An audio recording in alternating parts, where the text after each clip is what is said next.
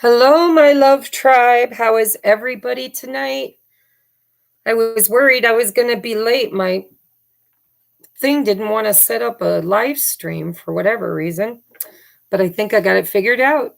Let me know if, don't forget to hit that thumbs up on the way in the chat room, please. How is everybody tonight? Settle in, bring yourself a cup of tea, cup of coffee. Whew, mine's hot. And yes, I am in kind of my jammies. I got a hoodie on, my jammies. I didn't do my hair or makeup for you guys. You only get that in collaborations. Hi, Zach. Aw. I saw your pictures of you with your nephew. Oh, so cute. Are you going to karaoke Friday night? I'll be there. Hi, Tammy. How are you? Hi, Shauna. So we got a big live tonight because I'm going to offer $15 energy check-ins for Super Chat if you guys are interested at the end of the broadcast or the, channeled message and tarot and all that. Oh no, Tammy, you got COVID? Hi, Dawn. Hi, Kristen. Are you enjoying the morning affirmations that we're doing with the deck that you donated, Kristen? I hope you're following along. Hi, Sam. I know, Tammy, I lost my sense of smell and taste. It was awful because I love my food. Hi, Beck. Me too, Kristen. I don't know. I've been getting pretty vulnerable with you guys. I feel like you're right there in the room with me, huh? Virgo Empress, look at my feed. It's 222 on the feed. And it says that there's only 4 people in the room, 4 thumbs up. And I know there's more than 4, unless you guys are saying hi and then skipping out. Yeah, Tammy, I'll tell you though, it comes back. It took about a week for me. So how many days did you have symptoms of COVID before you lost your sense of smell and taste? Because mine was like 5 days into it. And then I lost my sense of smell and taste. Just as I was feeling better too and wanting to eat, then I couldn't taste anything.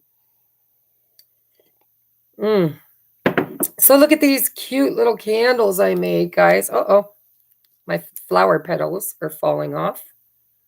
Aren't these cute? I made that.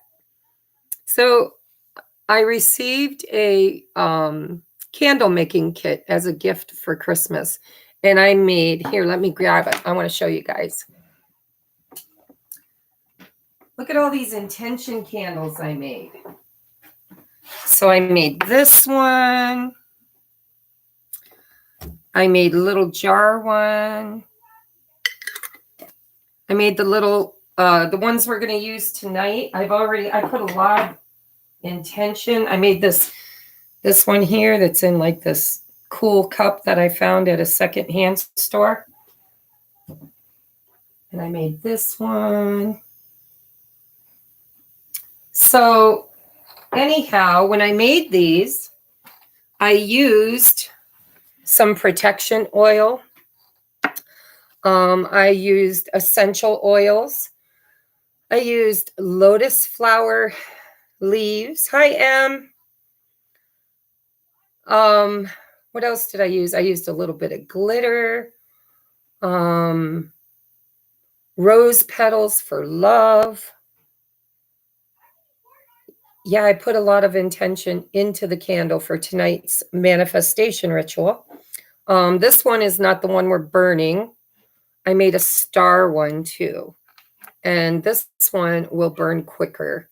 I don't want it to have to burn all night, because for a ritual, you want to be able to have it burn all the way down during the ritual. So this one should probably burn maybe an hour. And I also have another one, which is a standard. spell candle that we will be carving our intentions into. And so it ought to be fun tonight.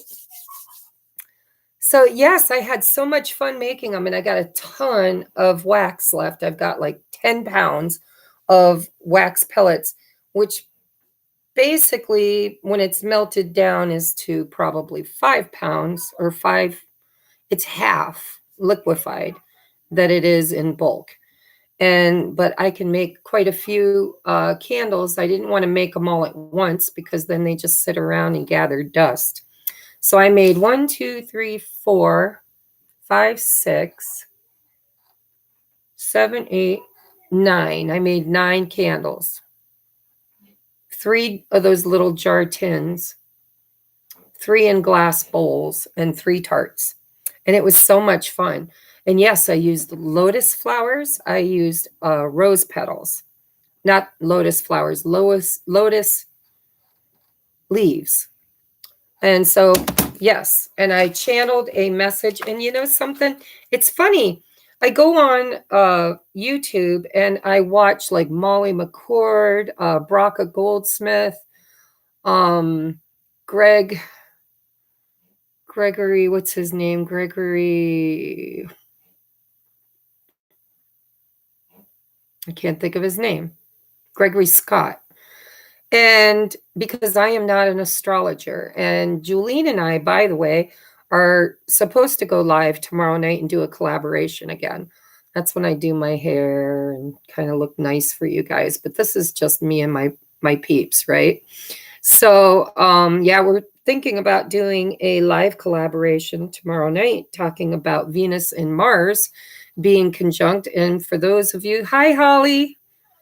Did I say hi to you, Dawn? Hi, Dawn. So this is kind of a big deal, union energies. And it's funny because I got a strange channeled message I wasn't expecting. A lot of times when I watch the astrology, it gives me, I don't know, a little bit of knowledge about what to ask spirit when I'm doing my channeled message, which really isn't necessary because they're usually only too eager to talk. Sometimes I have to kind of wind it up with them or else we would be here all night. But anyhow, yes, I was very surprised by the channeling that I got. And then I saw it actually playing out in my life, which was even more profound. Right after I got done channeling the message, the very thing I channeled started happening. And so I'll be curious to know if for you guys it does the same thing. All right, so we've got 14 people in the room. How awesome is that? Only 8 thumbs up though, guys. If you could exit out, hit the thumbs up and come on back. Now, if anybody wants an energy check-in, please wait until the end of the channeled message and candle service and tarot before sending the super chats, because otherwise, while I'm channeling, sometimes I miss them and I don't see them. And so I don't want to miss anybody. And other than that, I'm ready whenever you guys are. What are we going to do first, the channeled message or the candle service? Anybody care? Some people come in and they're like, you know what? I just want to do the candle service. I'm not really interested in the rest of the stuff. And so, and then others of you I know stick around for almost the entire thing, which can get pretty lengthy, huh? So my Palo Santa that I bought this time came in a pack of like 5 or 6. And I'm telling you, it is so hard to get to burn. And then once it starts burning, it's hard to put out. I usually just let it burn until it wants to go out. So we're going to clear some space. Hi, Antonia, however you pronounce it. Okay, we're going to clear some sacred space. If you guys don't mind, let's do a prayer. Dear Mother, Father God, please come into this space and bless it and make it holy ground. Surround us in the white light of love and protection. Cast my ego to the outside so that I may be a clear channel for spirit messages and a conduit for spirit messages and channeling. Only of the highest and best in love and light. We ask for blessings upon all those who will view this, all those that are in the room. And we also ask for healing and release at the full moon, which is all about releasing any binds or resentments. And so we're gonna ask that we are capable of letting go, cord cutting if we need to, any lower vibrational resentment or anger. And we ask to be led and guided on this journey. And we thank you, thank you, thank you. So it is. Well, I guess it's already done burning. So we cleared sacred space. Okay. So I didn't get anybody to say anything. So I think I'm going to do the candle service first for those who want, to get that done and then go. All right. So I am carving into both candles. I like to carve the Vesica Pisces for union. And I'm carving a heart. And I'm carving I don't know what that was, my phone, I guess. I thought I silenced it. Oh, and we need a money sign.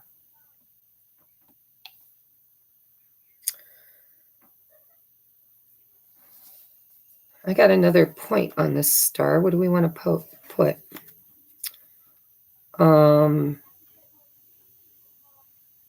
Yeah, I think we're good.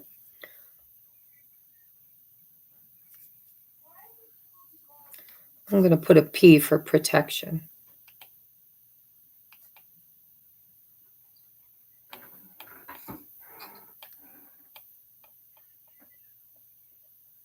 Okay. Now, even though I put anointing oil in this, I'm going to put a little bit around the top. See if I can put a drop without dumping a whole bottle.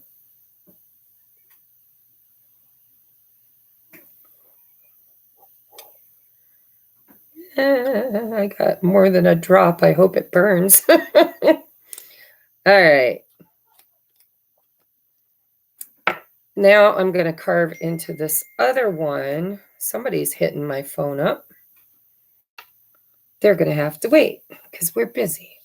So also I am writing union.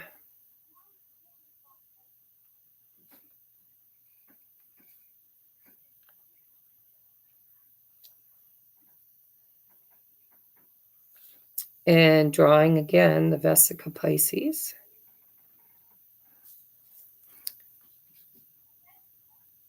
And I'm writing forgiveness on this one. Because the full moon really is about forgiveness. And the channeled message that I got from Source or Spirit, or actually, I think Venus, which is weird, but it's the way they wanted to sign off, was Venus. So we might have even channeled a message from the Divine Mother Goddess herself. All right, I'm going to put some love oil on these. Put a little on me.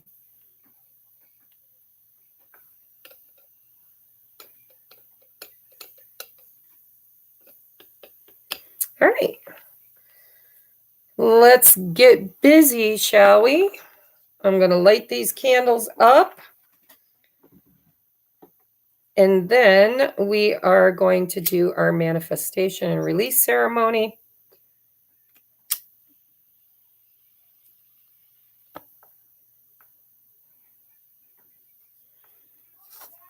And then we'll do the channeled message.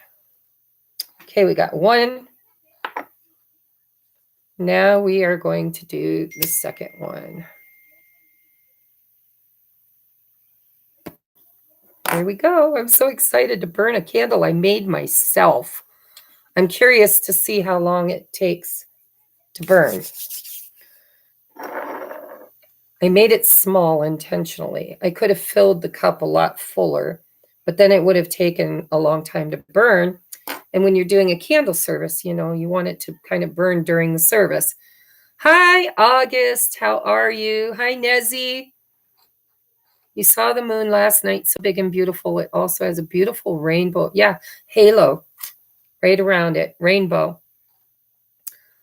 You're in Middletown, New York. Hi, Angela. Did I miss anybody? Hi.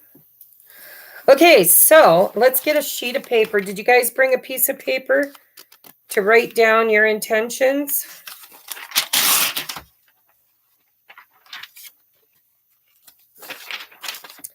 All right.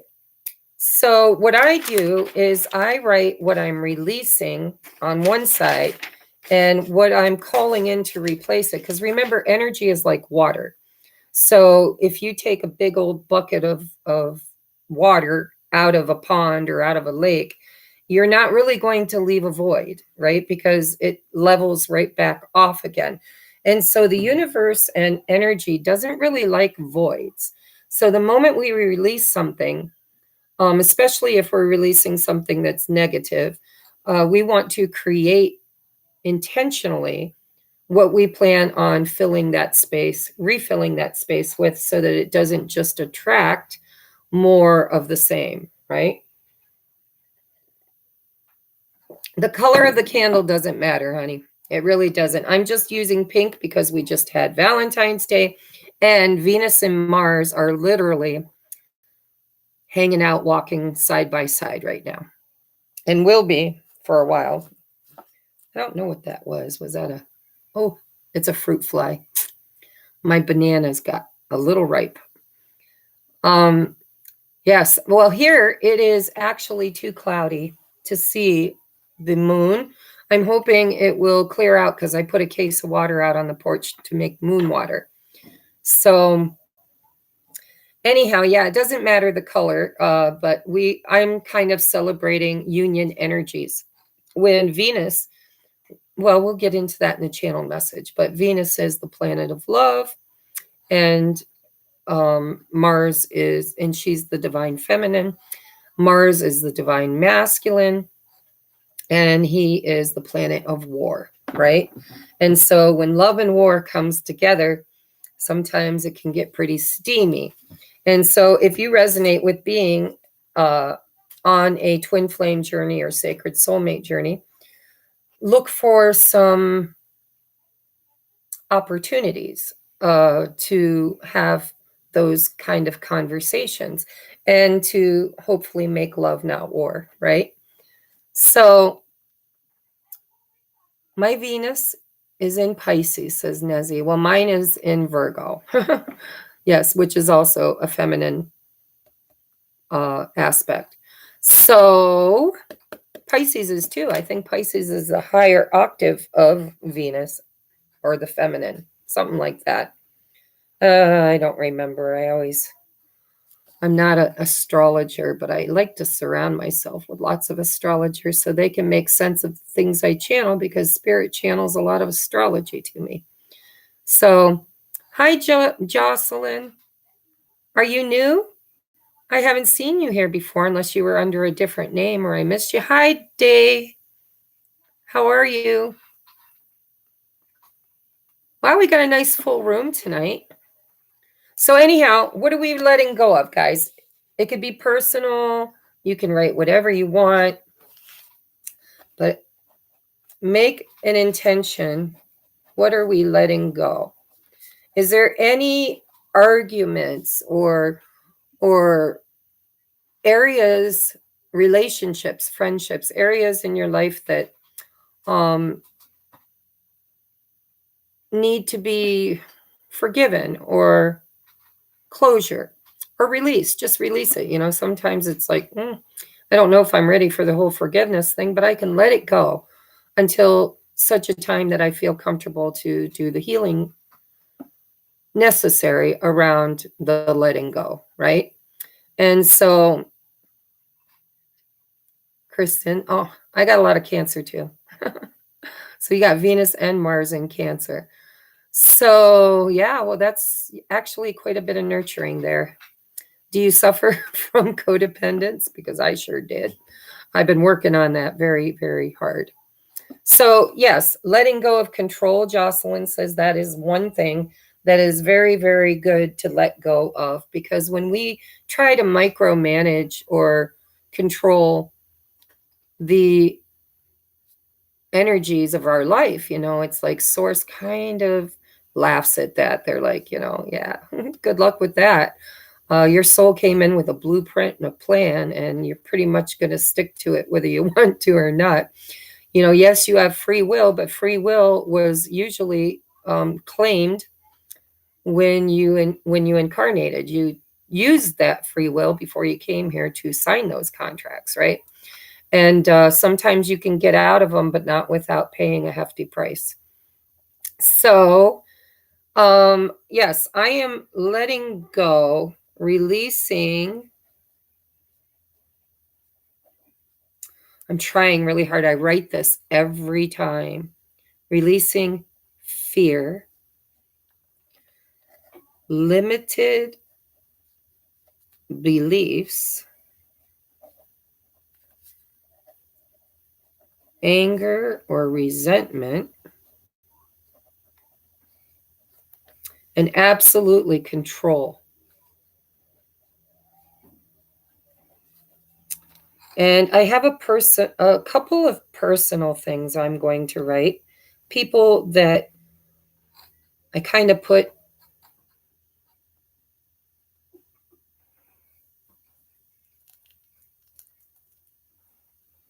over there, like way over there, that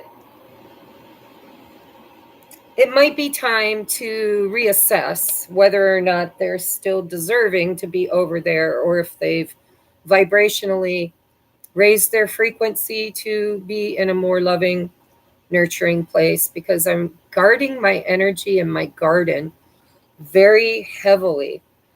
I worked very hard to get rid of anything that made me feel like I wasn't good enough or like I wasn't worthy. And that included a lot of friends that I loved very deeply. Hi, August. You're still here, huh? I love you. August is my brother in law, and he's a fabulous guy and very spiritual. He doesn't like to admit it, but he is very spiritual. So, welcome in, August. Play nice with the ladies, okay? All right. So, yes, I have a few personal things I'm letting go of.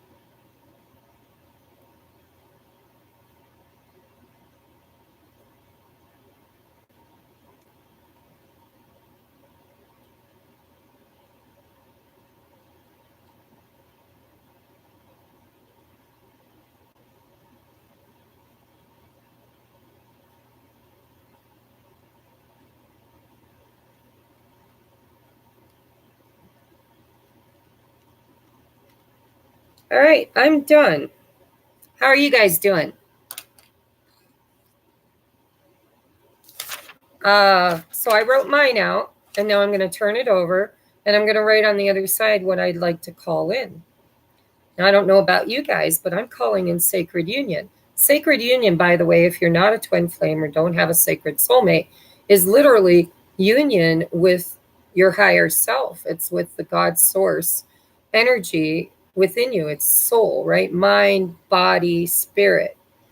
And a lot of us have kind of segregated and moved away from source energy. And when we do that, it's like the fall of the angels, right? We get farther and farther away from our source, our creator source, and we start falling down timelines into very low vibrational spaces. And those timelines are conditional upon our frequency. So if we find sacred union with source within us, that's self-love in an honoring way, not in an egotistical way. It's kind of going back to that 0 point energy, right? Of like a newborn child. Does a newborn child worry about what it looks like? Does it worry about whether or not it's acceptable? Does it worry about really anything other than when it's going to be fed and held and cuddled? And so, you know, we came into this world very whole, and we need to go back to holistic living. Hello, I can't pronounce your name, but welcome to our candle ritual. So, yes, I am calling in Sacred Soulmate because I have one.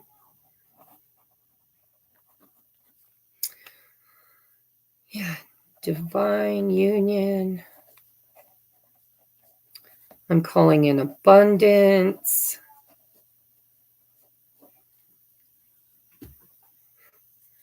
Confidence.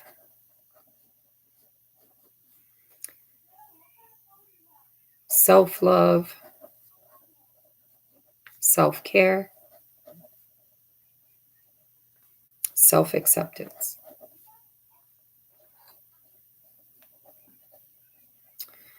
And I always put perfect health,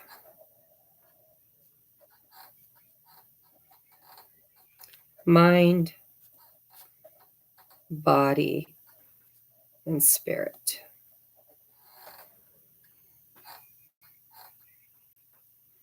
And I'm writing tribe. I'm always calling in my tribe. August, you know, that goes both ways. Thank you. We've been through a lot over the years, haven't we? So my brother and I have known each other like almost our entire lives. I met him when I was 12 and he was 14, right? Maybe 15. And he married my little sister like many years later. She was 8 when I met him and he was 15. Dirty dog. Anyhow, I love you very much, DJ. And I'm hoping you're going to karaoke with us on Friday because my new friend doesn't want to be the only guy going. So he was hoping you'd go to dinner with us and play some pool with him. So think on that. All right, guys, are we ready? Everybody ready?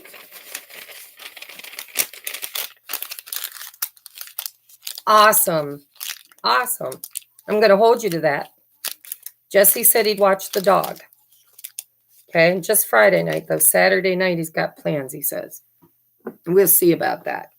All right, are we ready to burn these suckers? I'm going to use a candle to burn mine. Here we go. Let's hope my smoke detector don't go off.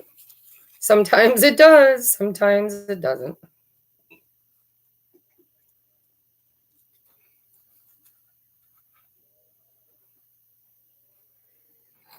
Let it burn, let it burn. Now later, after the show, I will take mine out and scatter it beneath the full moon. And don't forget, guys, if there's any crystals that you use often, make sure you set them out in the moonlight tonight to cleanse them. Even if it's cloudy, they will absorb the energy of the moon, and it does clear all negative energy and recharges them. And I also put out bottled water and make moon water with it. Okay, so that's also something you can do. I use them, I drink a bottle of it a day. I put 30 bottles out. I buy a big 30 pack, put it out on the porch and let it sit under the moon. And then I drink one bottle a day, and it really makes me feel like I'm creating with intention, right? Everything that we are creating tonight with intention is also put into the intention of the moon water. And then it's a daily reminder to create that in my day-to-day reality. Remember, you're a powerful, conscious creator. Okay? You create with your thoughts and intentions, with desire or emotion and action. And the rest is all faith. Okay? Faith of a mustard seed moves mountains. All right. So, are we ready for the channeled message? Did you guys get your candle service finished?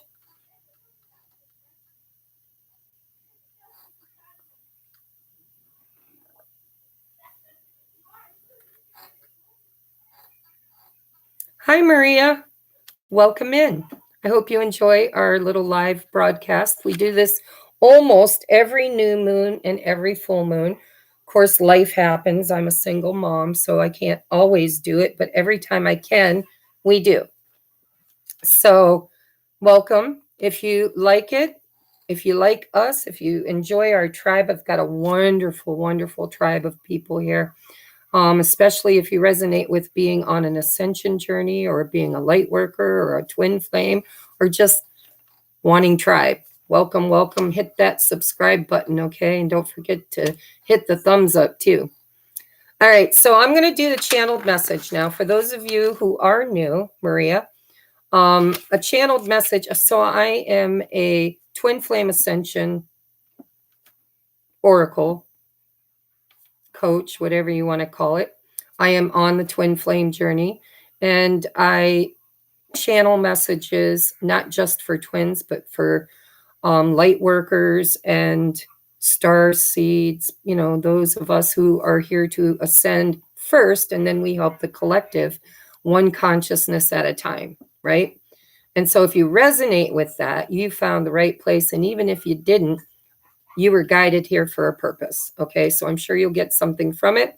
So what I do is I do automatic writing. I sit down with a pen and paper and I channel a message, and I never know what I'm going to get. So sometimes it surprises even me. All right. So the channeled message around the energy of the full moon in Leo, we got to keep in mind. And like I said, I'm not an astrologer. I kind of learn these things as I go. And I also channel astrology from my guides, my higher self, and sometimes other, entities that are of the light, always, always, always of the highest and best. But I'm not into astrology so much to where I understand it. And so I do a little research around what I get, and then hopefully I'm right. And if I'm not, then you guys can check me, right? But anyhow, the energies that are really prevalent right now is the moon is in Leo. Now, remember, Leo is the sign of heart, brave heart, right? Courage and bravery and heart and passion. And then we also have the North Node, which is in Taurus, and the South Node, I believe they're both still in, I believe the nodal change is still there. So I don't know a lot about that, but I know that the research or the channeling I got was that the South Node is in Scorpio and the North Node in Taurus. And I did confirm that with Julene last time I talked with her. And as far as I know, they haven't switched. So, the sign of Scorpio, South Node, that's where, we're leaving. North Node is where we are aspiring, the energy that we are meant to embrace and kind of create from. And so, of course, Scorpio is all about death and sex and all the scorpionic, really taboo, esoteric, mystic stuff. And then the north node is Taurus, which is also feminine energy and very opulent. Hold on, please. Jesse! Jess! Close your door and turn it down. He's deaf. He's like you, August. Everything's got to be super loud. So, anyhow, we've got Venus and Mars, the planet of love and the planet of war. And they literally are counterparts, right? It's the light, the dark, the top, the bottom, it's opposition, which is also beautiful when it's in balance and harmony. He's a good boy. Yeah, he's a loud boy, just like you. And so I'm going to read the channeled message, and then I'm going to toss some cards, and we're just going to get on with the program instead of me yelling at my kid. He's got something laughing in there. Sounds like demonic laughter. All right. So my channeled message for the full moon in Leo. This full moon is all about the heart and tapping into the courage and strength and self-mastery. If you are one who is being highly affected by this full moon energy, consider yourself to be amongst the lucky ones. This energy, combined with the change in the nodes, Scorpio South versus Taurus North, and the fact that Venus, divine feminine, and Mars, divine masculine, are actually taking a stroll together for the first time since last year, around July 12th. Spirit tells me that there is great significance in the alignments currently occurring. Look for surprise reconciliation energies and soulmate contracts, not just the romantic type, but soul family, friends, tribe. It is a time of making amends in order to decide if we will reconcile and celebrate a homecoming, or will we have the big talk around amicably finding closure. Venus, the planet of love, is having conversation in a positive aspect with Mars, the planet of war. This energy, when mixed with the energies of Leo, the sign of the brave heart, Leo in its balanced state is love and courage, but can also be fiercely protective and defensive, even dangerously so. The lion is the leader of the jungle and at the top of the food chain.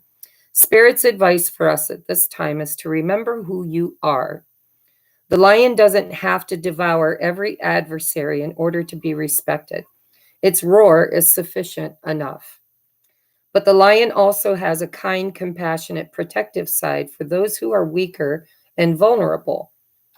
So not if, because it will happen in some way in your life at this time, but when we are approached by, or even make our own approach towards someone with whom we have been warring or defensive with, this energy Spirit shows me in the vision of the Judgment card, the Strength card, the World card, and then the Justice card. It will bring love and war back to the table for either reconciliation with a fresh new contract or closure and concession that the contract has found its completion. If you use this energy wisely, justice can be had and balance can be found. But know this, says Spirit, it will require courage, self-mastery, honesty, and empathy to choose wisely. If the lesson was not learned, the debt still holds. What is this lesson, you might ask? Well, of course, it's love. Love is always the answer. Wars are created through fear, which is in direct opposition of love. Love, the opposite of love is not hate. The opposite of love is fear. So courage in the face of fear is self-mastery. And if you can take it even an octave higher, you will find peace. Another octave, and you will find empathy and compassion. and 1 octave more, you will reach love. So how will you choose? So it was a short channeling, and I want to actually free channel a little bit more around this and give some examples. So if you resonate with being a twin flame or sacred soulmate, and you have been at odds or in separation or working on finding that middle ground, right? Expect conversations at this time, for most of us.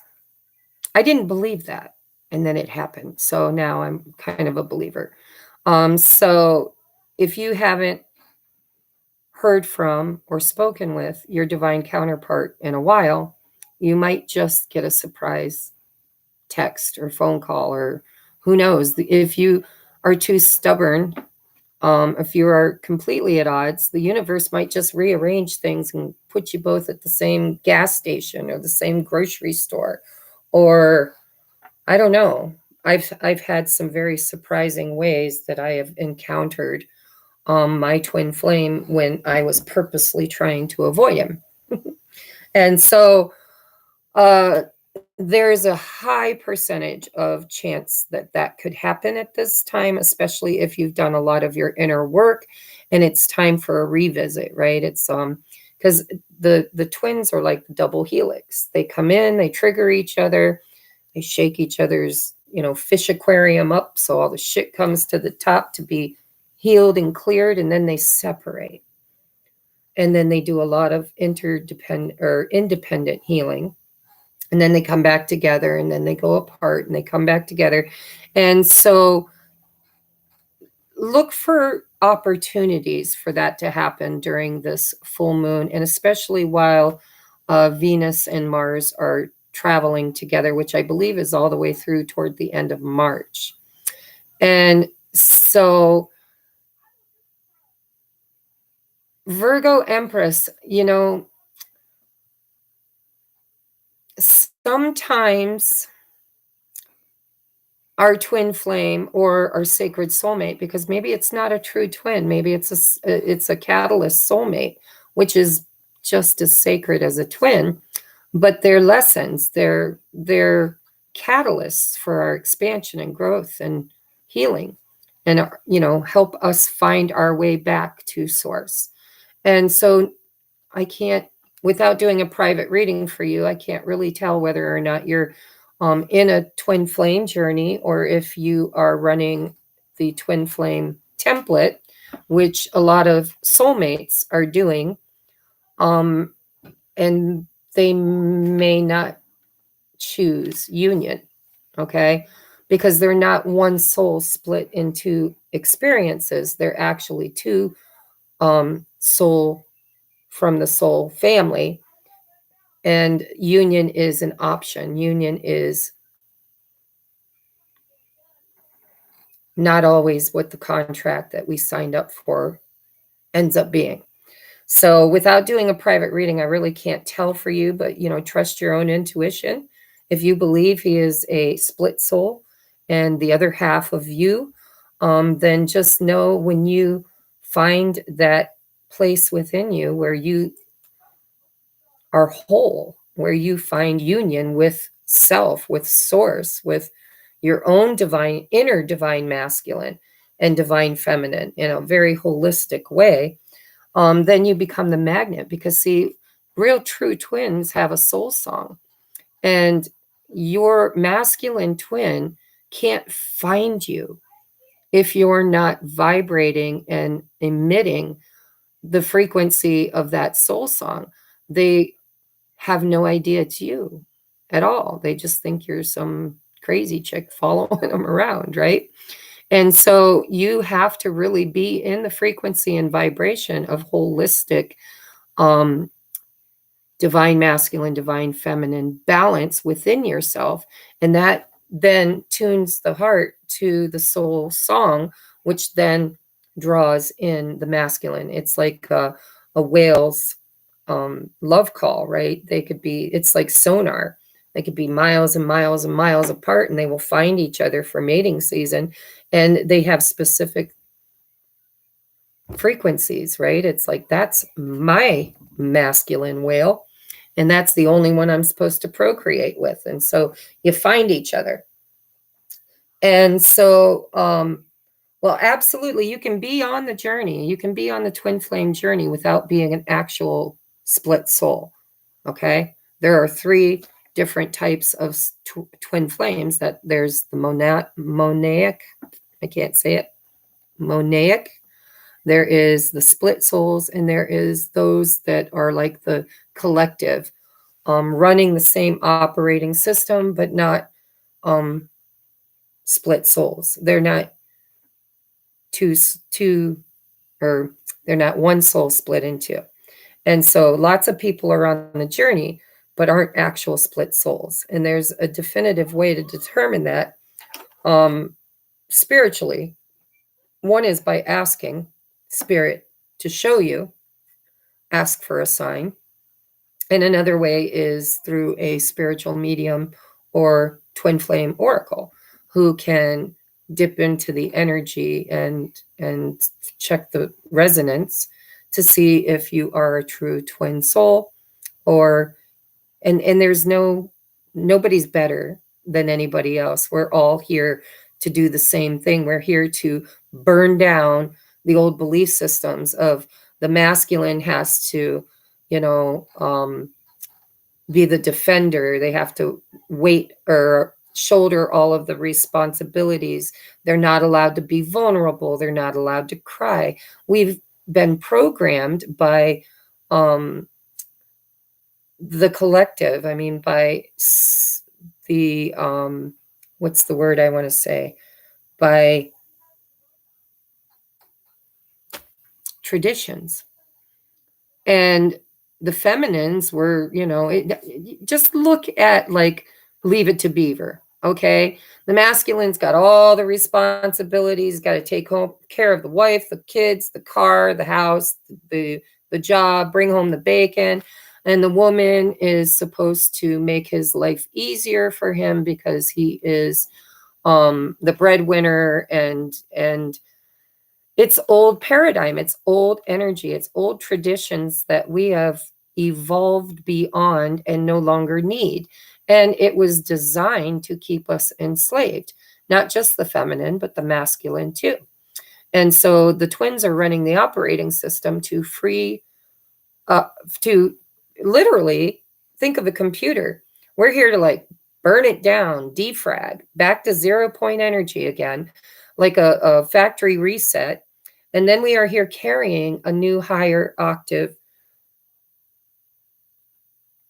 operating system. So it's like going from Windows 7 to Windows 15 or whatever.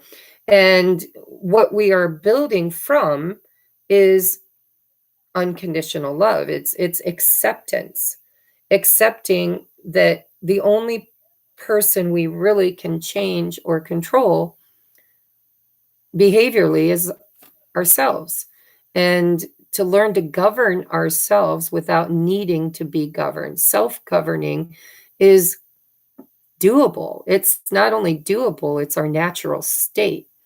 And we have been conditioned to give that authority and power over to others who really don't have our best interest in mind. So the light workers, the twin flames, the sacred soulmates, we are all here. Oh, hi, Maria. I always forget that you're Virgo Empress. Damn. So yes, I know your story very, very, yes, and you are a twin flame. Yes. I forgot that your name was Virgo Empress. So here I'm preaching to the choir. All right. So anyhow, that was just a little bit of information that apparently Maria didn't need, but maybe Nezzy or some of the others that are new here might.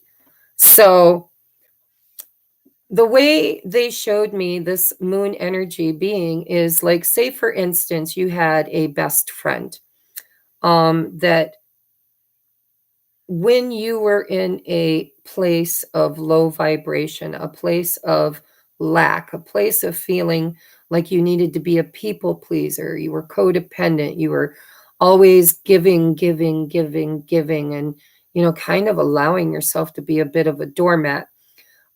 Those Hi, Jar Sacred Hearts. Hi. Those traits are programmed traditions that kind of got a little out of hand. And so during this moon, expect it. So on my journey, I had some friends that I loved dearly, but they didn't respect me.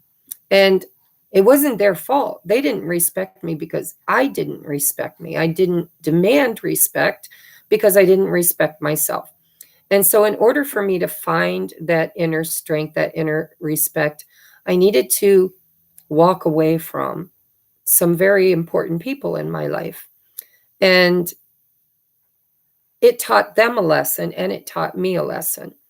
And during this full moon, look for soul family that's meant to be in your life, that's part of your tribe, part of your team, that actually signed a contract with you to be that person, to teach you that hard lesson, and to, kind of be part of your story and be the one you walk away from, just to maybe later come back together and talk it out and find, either common ground where you can forgive each other and grow from the experience and respect. Now that I have a newfound respect for myself, they need to have a newfound respect for me as well, or they're not in vibrational alignment to be in my experience. And because I'm becoming a conscious creator, I choose who I co-create with. And so these kind of contracts can come back around for you to have a talk and to decide, have we found common ground? Can we let bygones be bygones? Can we be in each other's space and respect and honor one another? Or do we need to continue our journeys on separate paths and just find closure and wish each other well and just, kind of let the resentment and anger go and just choose to love from over there, right? You can love somebody without having to break bread with them. But absolutely, it's an opportunity to heal that so that you can sit at the same table and break bread together and find a newfound sense of respect and love for one another, in a higher octave, right? Because everything is sound and frequency. And so vibrational alignment means you draw in people that will treat you the way you believe you deserve to be treated. And then we get angry because we think they're treating us poorly, but really our frequency and vibration is what created that. And so, the universe will always pay us what we believe we're worth. And so if we don't believe that we are worthy, then we will create external validation to prove we're right. And so careful, because when we're asleep in the matrix, we forget that we are powerful or unconscious creators, that we are creator beings from a creator race, from an original creator. Oh, thank you. Thank you. Thank you. You're so welcome. 1111, my favorite number. I've been seeing it a lot. And the new one for me has been 444. For a while there, it was 1, 2, 3, 10, 10, and 1111. Now it's been 711, 911, and 444, which I haven't looked up, but I'm sure it means I've expanded or grown or changed frequency and now have to focus on something new, right? So yes, during this moon, if there's anybody that you have wronged, and it's been weighing heavy on your conscience, when Venus and Mars comes together, it's a good time to kind of work it out, right? Love versus war. You get to choose. You can show up in love or you can show up in war. But when they come together in an amicable way, it really is the universe's way of creating a safe space for the big talk, right?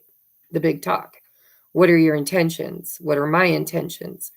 What do we need? Are we hearing each other's needs? Are we willing to work together as a team? Or is it best that we just find closure and send each other on their merry ways in a more loving, less combative, less warlike fashion? And so it's already showing up in my reality. And if you've been doing a lot of your inner work, it very well should and could and should show up in your reality too. Opportunities to make amends with people that you love, people that maybe triggered you and were a sacred mirror for you, a mirror to show you what you were creating and giving you an opportunity to look at why you created it and where it was created from. And look, it was 5555 on the counter, just as I said that. So we're almost an hour in. We've done our candle service. We've done our channeled message. And now I'm going to toss some cards. I'm going to start with a collective read. Knock, knock. Who's there? Not you, then who? The collective. That's who. The collective. Spirit, clear, concise messages for the collective. During the full moon in Leo energies. So if you resonate with being a twin flame, don't be surprised if you've been doing a lot of inner work to find that your masculine has too, or your feminine, depending on who you are. Everybody here is a feminine except for August, who married his twin, so he's good.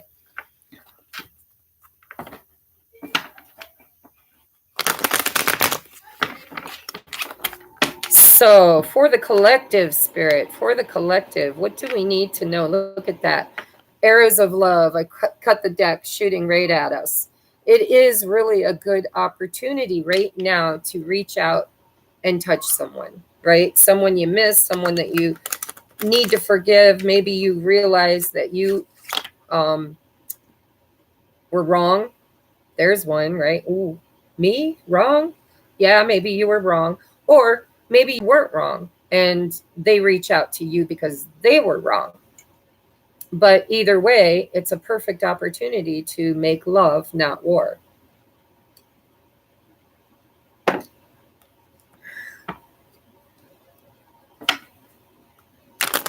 All right, for the collective, Spirit, what do we need to know? For the collective, what do we need to know? For the collective, what is your advice currently, energetically, for the collective?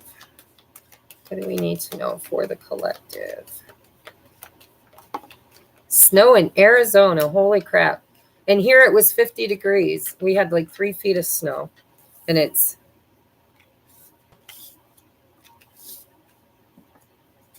Can you give me more, Spirit? One more card for the collective energies. Ooh, too many. Collective energies, please. Hi. Ooh, I like that.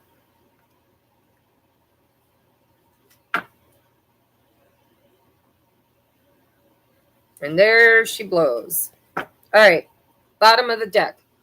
Ace of Swords, clarity, communication,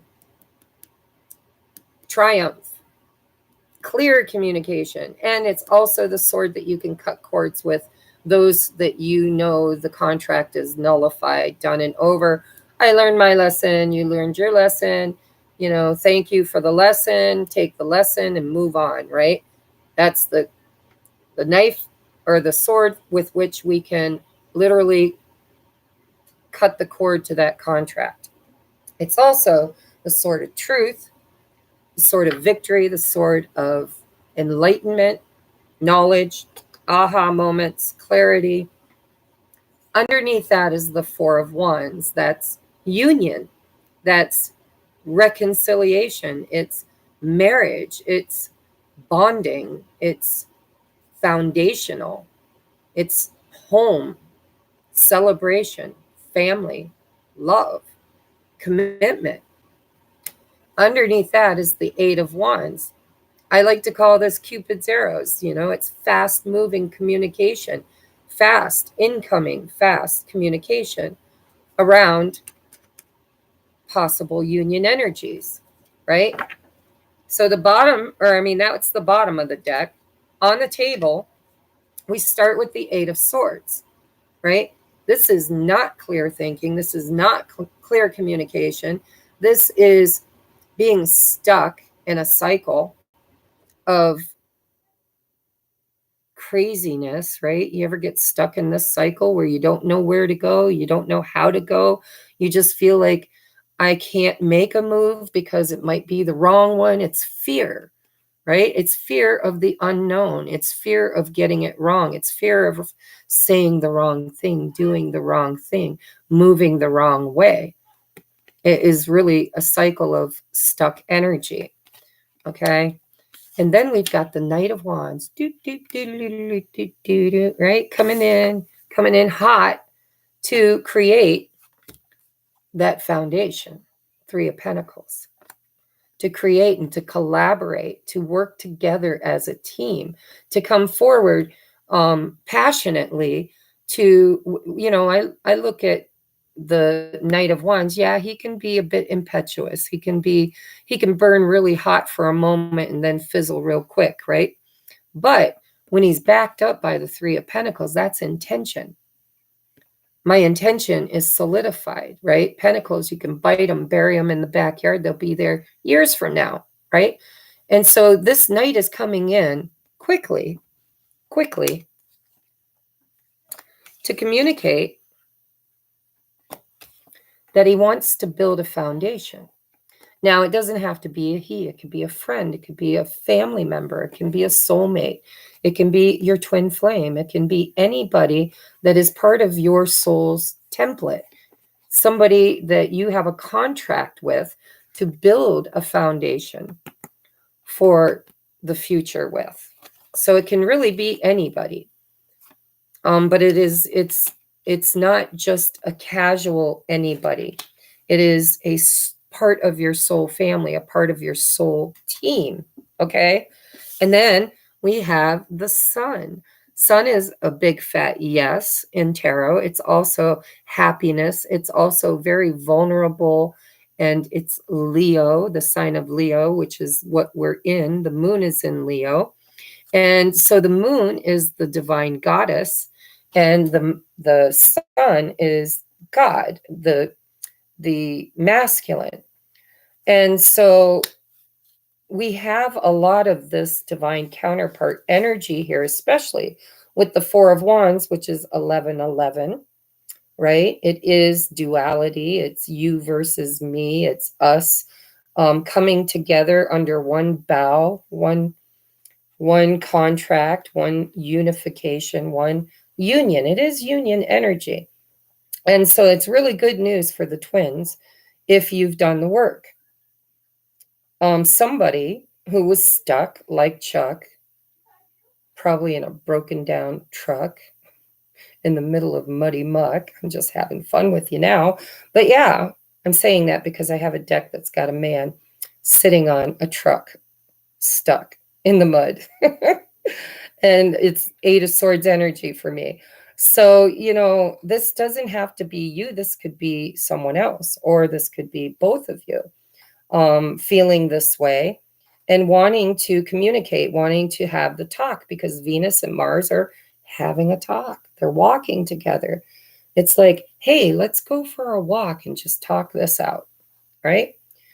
No promises. We find common ground or we don't. But it certainly looks like the intention is to find common ground and to build something for the future that brings a lot of joy and happiness and illumination and growth. Nothing grows without the sun. So underneath that Eight of Wands, I have to say, because I noticed it, was the Nine of Swords and the King of Cups. Ooh, and the Seven of Swords. So the Seven of Swords, a lot of times, is the liar, the cheater, blah, blah, blah, blah, blah. But in this reading, I feel like it's trust. You know, we're just going to name that Seven of Swords trust. Can I trust you? Are you trustworthy? What happens when two warring sides come together and talk about a peace treaty? There needs to be an element of trust.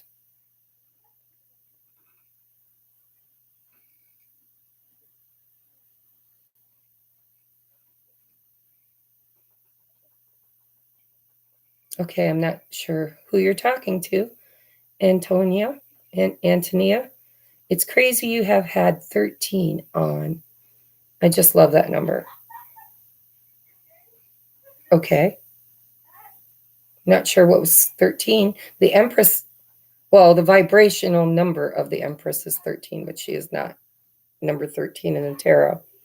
But number 13 is the number of the divine feminine, which is also why it was villainized, because divine feminine energy has been villainized, and it's been the patriarch rule. We won't go down that rabbit hole tonight.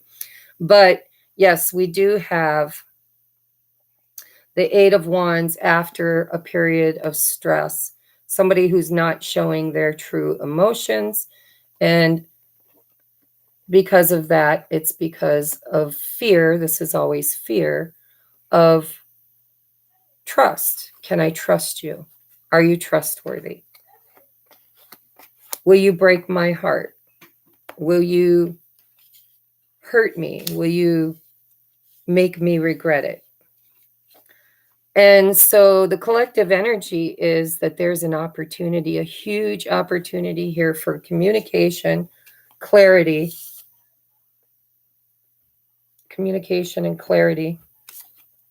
union and happiness, and the opportunity to build a solid foundation for the future. But remember, as in all energies, free will plays a part and you always get to choose.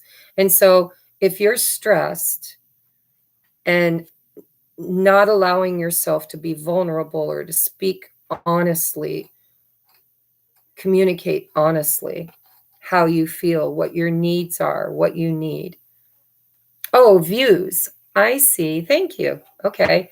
That's fear. So the Seven of Swords is a guy who has been hurt and is scared and fearful of being hurt. So he sneaks into the enemy's camp and he steals their weapons because he's fearful that they'll use them against him.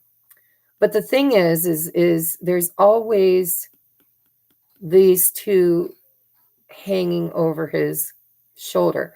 When you're in Seven of Swords energy, you're not operating from truth and honesty and vulnerability because you're scared and you're a runner. You're running away from your fears, trying to manipulate and stack the deck in your favor. And the bad thing about experiencing this kind of fear and reacting in this kind of way is you always have to look over your shoulder because you haven't acted in integrity. You've acted out of trigger and fear. And so if you're going to be triggered and in fear and not speak your truth or be vulnerable with confidence, look at that holy hot diggity dog. We've got the King and the Queen of Wands with the Ace of Cups, the Judgment, and the Wheel of Fortune. Holy shit.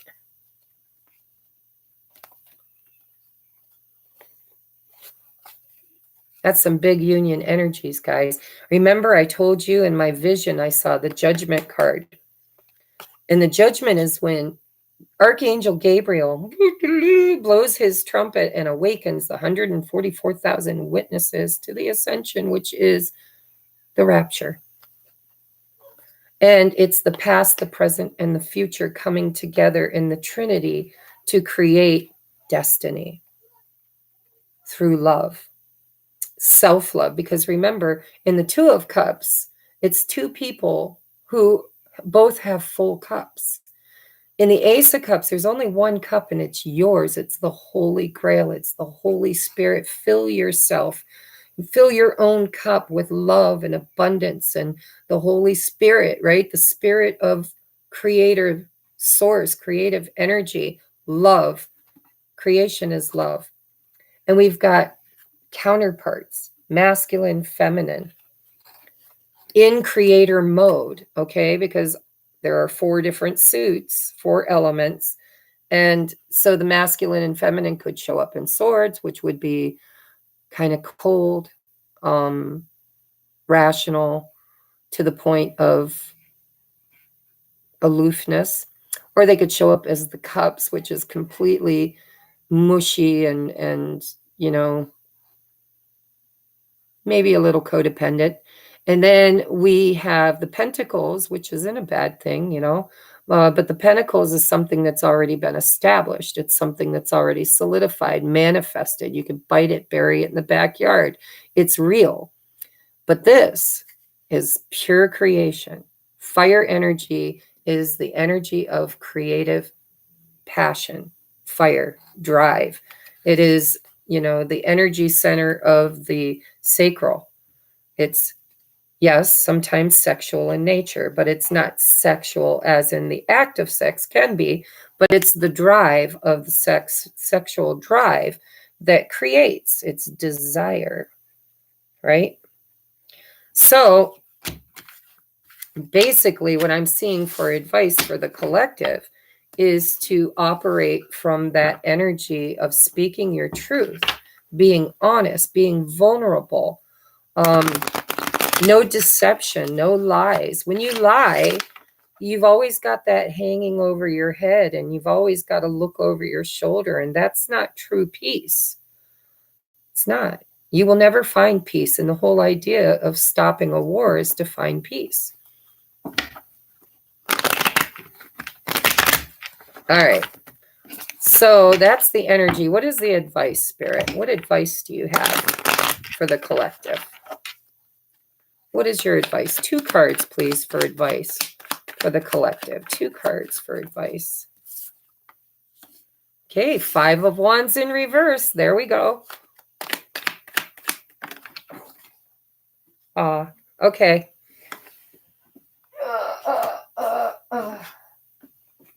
Does it get any clearer than this? Make an offer, a solid offer, one you could take to the bank of peace. No more defensiveness, no more fighting, no more arguing, no more battles. White flag. Solid offer of peace. Only, might I add, in a healthy way. I mean, if obviously the person you're wanting to offer peace and love to is in the 7 of Swords, 9 of Swords energy, with compassion and empathy, you can say no thank you to eating at your table. But that doesn't mean you can't find closure and say, well, I was hoping that we could co-create a future together, but if the timing isn't right, if your vibration isn't right, I can care without carrying, and I can love you from over there. And that brings you peace. And peace is what ends the war, right? We don't want this inside of our head all the time, constantly combative and fighting and arguing and trying to one-up each other and worrying about whether or not you're going to get a knife in the back, right? So a solid offer of peace, if it's possible, and apologies if they're needed or necessary to bring peace and happiness and clarity. All right, now I'm going to look at the light workers. Knock, knock, who's there? Not you, then who? My light workers. Most of you, if you found me, so August says the war cannot stop. In a 3D matrix, the war will never stop.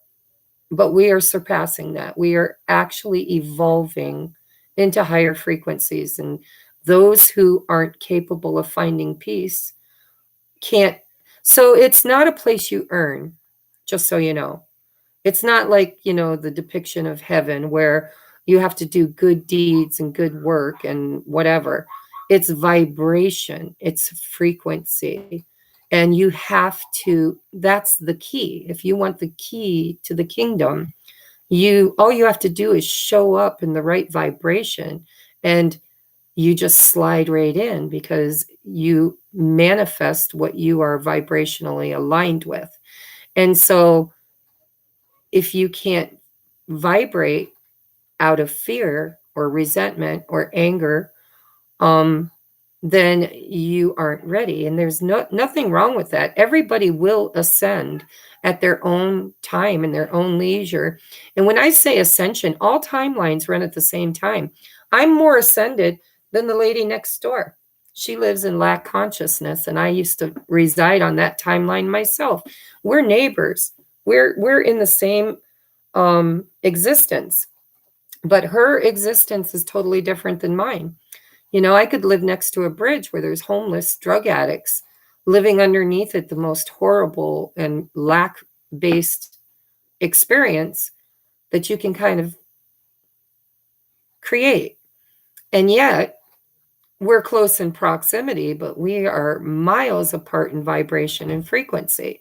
And so my experience in the same neighborhood that they live in will be extremely better, extremely different. And so we can be in the world and not of the world. And we create our own experience by the vibration that we are willing to emit. And love is the highest frequency, other than joy and empathy. And yeah, joy and empathy. And so, I mean, there are octaves, right? It's like a musical scale. They're all on the same damn sheet of music, and they're all playing harmoniously together, but they're very different.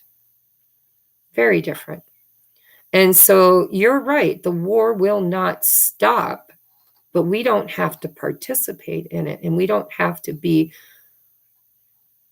experiencing it. And there will be duality. There will be those who are living in the middle of it, dying from it, tortured with it.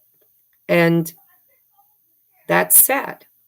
But that does not mean that everybody will have that experience. And it's not because of where you were born or how you were born. Yes, a lot of Canadians today.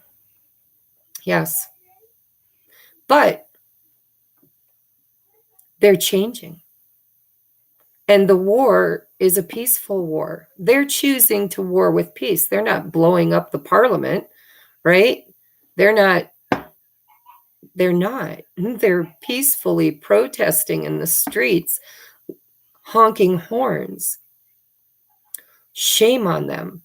Shame on them. Come on, guys. Haven't you ever watched the little kids movie Ants? Right? It's the few against the many, and yet the many just don't realize the power that they have. And it doesn't have to be shooting and killing and maiming. It just has to be showing up in enough numbers that tips the scales. Because united we stand, divided we fall. And they've been trying to divide us for eons. And so I don't want to get into politics, okay? But the light workers are here to change the dynamic, change the dialogue, right? War is created through fear. Fear is created through trauma. Trauma is created through our childhood, our ancestral patterning, our experiences. People like me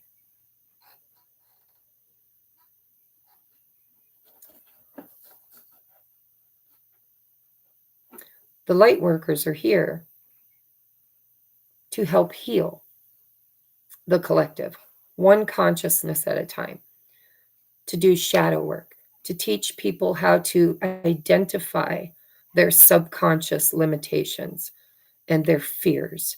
And once you identify them, you become aware of them. Once you become aware of them, they're not so frightening. And once they're not so frightening, you can face them, you can dance with them, you can kick them to the curb. You can do pretty much anything you want to once you're aware of them. But if you're not aware of them, they run you, they rule the roost, right? And we all create wars through fear, and fear is not real. Nothing exists but love. Fear is the opposite of love. It is the farthest octave away from creator source. And so, yes, duality will always exist, and there will always be the extreme low negative frequency, and there will always be the extreme high, and there will be various octaves in between. Their timelines, right? They're all running at the same time, but the one you're on is the one you will experience. I could put a mirror in my bush or tree right outside my window, and I can take another, I can break it in two, put another piece right here under my candle, and they're within 10 feet of each other in the same space, the same time. Well, not the same time, but they're having different experiences. The piece in the tree will never, ever know what it's like to be the piece under the candle. They can't, because they've never had that experience. That's where empathy comes in. It's like, I don't understand where you're coming from or the experiences that you've had, the trauma that you've endured. But I can have compassion and empathy because I've had my own experiences. And just because we're different doesn't make us enemies. It gets very deep, guys. All right.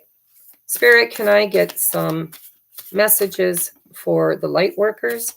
What should they be working with? What energies should they be working with at this time?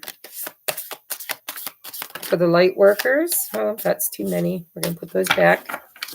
What energy should the light workers be working with at this time? What is their job? What are they working on? What is the mission? What's the next step? Ground crew, ground orders. All right. So the first one out, ooh, perspective. What did we just talk about? The piece in the tree will never, ever know what it's like to be the piece under the candle because of perspective. And that glare is not going to show perspective. Look at that. They're way over there, and we're way over here. And the way we see things is not the way they see things. But it doesn't mean we have to be at war because we don't understand each other's perspective. None of this matters. Zoom out. Common ground. I did not pick that card. That card picked me. Next, we have messenger. What did I say? We're going to get messages from tribe, from soul family, from source. We're going to be divinely guided. How are we going to be divinely guided? The courageous peony. Leo energy. Serious. This one says messenger. Serious energy. Bringing harmony and balance. I told you, the light workers, if you're still here, August, I don't know if you're still here, but if you're still here, the light workers are here creating, literally creating harmony and balance and an opportunity, okay? So we have duality. We've got lower octave. We've got the lowest octave, fear. We've got the highest octave, love. They're overlapping, and there's the yoni, which is the center. It is the bridge that bridges the gap, right? And so the messengers are the light workers. They are here to spread the message. Jesus was a messenger, right? Bringing harmony and balance. The teachers, the way showers, the trailblazers, the ascended masters, those who came in with Christ consciousness, or it was embedded in the DNA to awaken and become Christ consciousness with the frequency right? Because numbers hold frequency. And why do you think all the light workers were sound asleep in the matrix? And then all of a sudden they start waking up and they start finding mission. They start clearing and healing and releasing those trauma tethers, right? Think of a hot air balloon on the ascension. What holds it down? Anger, resentment, fear, harm, trauma, grief. And we all experience it in our own perspective, from our own point of view, from our own experience. And so you can experience the same kind of childhood as somebody else, but you can come out of it much differently. And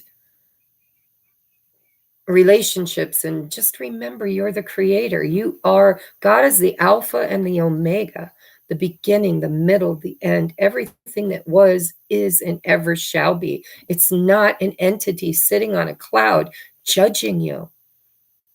It's what animates you. It's what animates and brings life and consciousness to everything, right?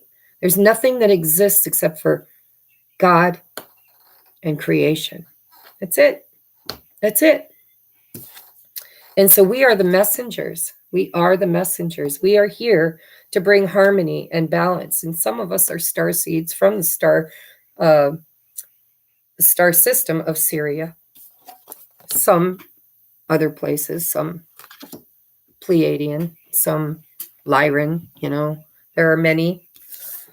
And then we have the courageous peony, because it takes a lot of courage to show up in love when there is so much hate and fear. Hate is just an expression of love. It's all it is. It's a lower octave of love. If you hate somebody, you love them enough to hate them. If, indifference, complete and utter indifference, is probably the least amount of love that you can show, but it's still an expression of emotion, and emotion is love. Fear is a motivator. It's a fire that creates, it spreads like a disease, and so doesn't love. And so, the lower octaves of God, the devil is the opposite of God, right? It's duality. We have to have both to have balance. But when one spreads faster than the other, we need a little bit of common ground. We need some balance to be restored. And that's why the Lightworkers volunteered to incarnate at this time in order to, bring balance back to the world, to bring love back, to make it trend. It's trending. Love is trending. Peace is trending. So isn't revolution. Yeah. So isn't war in a peaceful way, right? We're standing in numbers in peace. The false flags, those out there that pay other people to go in and shoot somebody in the middle of a peaceful protest, that's all program. That's all done with intention in order to create chaos. The Lightworkers are here to create order out of chaos, and not by creating a solution not by creating the chaos and thereby creating the solution to it so that it's a win-win stacked, right? Stacking the odds in your favor. But no, they're here to literally balance the scales, the 100th monkey, right? It takes, look up the term 100th monkey. It's a psychological term of creating conscious change through belief systems. It's reprogramming the hive mind. And the hive mind has been programmed to war, programmed to hate, programmed to fear.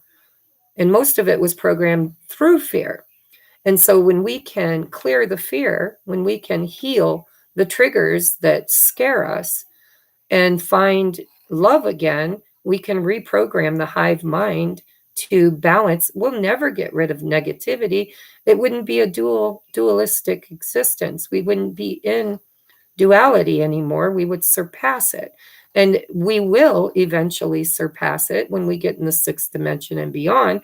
But right now we are co-creating a 5th dimension, which is a much higher octave of the 3rd dimension, which we are still in duality, but in a sense of balance and harmony, where free will is honored and slavery doesn't exist. Right now we are slaves to the program, the story, the beliefs. And so we are finding our freedom. We are being,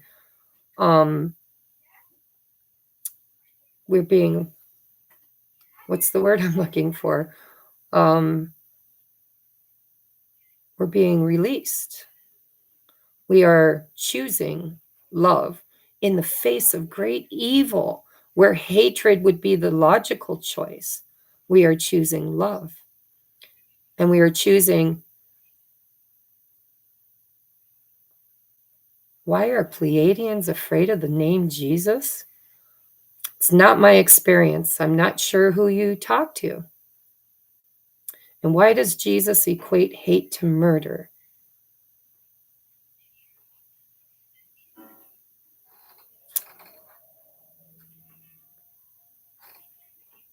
You know, I'm not sure what you're referencing, and I know my Bible pretty good. Jesus was a teacher, and a lot of the teachings of Jesus have been extremely hijacked and changed. And we were programmed not to question the Word of God, which is basically written by man. And so you have to use discernment when you are listening to the program. And Pleiadians, there are good and bad Pleiadians, just like there's good and bad humans, right? The name of Jesus, Jesus was a carpenter. He was like so many of us light workers, just a normal, everyday person, born in a normal, everyday family. And we came in with a calling. We came in with a purpose. And yes, our lives are extremely blessed and protected while we're asleep. And when we get the call, the calling, when we are awakened, then we become the teachers after becoming the student. You have to become, first you're the initiate, then you're the adept, then you become the teacher, then you become the master. And yes, you can even become the master teacher. And so I'm not sure what you mean, Captain of a Starship, but it's a very fine line when you start talking about biblical text, because biblical text is man. It's a story told through the lens, through the perspective. Where did it go? Through the perspective of a flawed consciousness. And so Jesus was a teacher, a master teacher, an ascended master, right? And Jesus has been on this planet many times in many forms, not just under the persona of Christ or Jesus. And Christ is a title, not a person. I've got a fruit fly that just likes me, probably because I've got tea, fruit tea, or yeah, fruity tea. Jesus has been here many times, the consciousness of Jesus. And so the return of Christ is not the return of Jesus. It is Christ consciousness. You know, we were in the age of Pisces, which this was the fish, the fisher of men, the teacher, the seed planter. Now we're in Aquarius, or we're approaching Aquarius, I'm not even sure. But Aquarius is the water bearer, right? The one that waters the seeds that found fertile soil.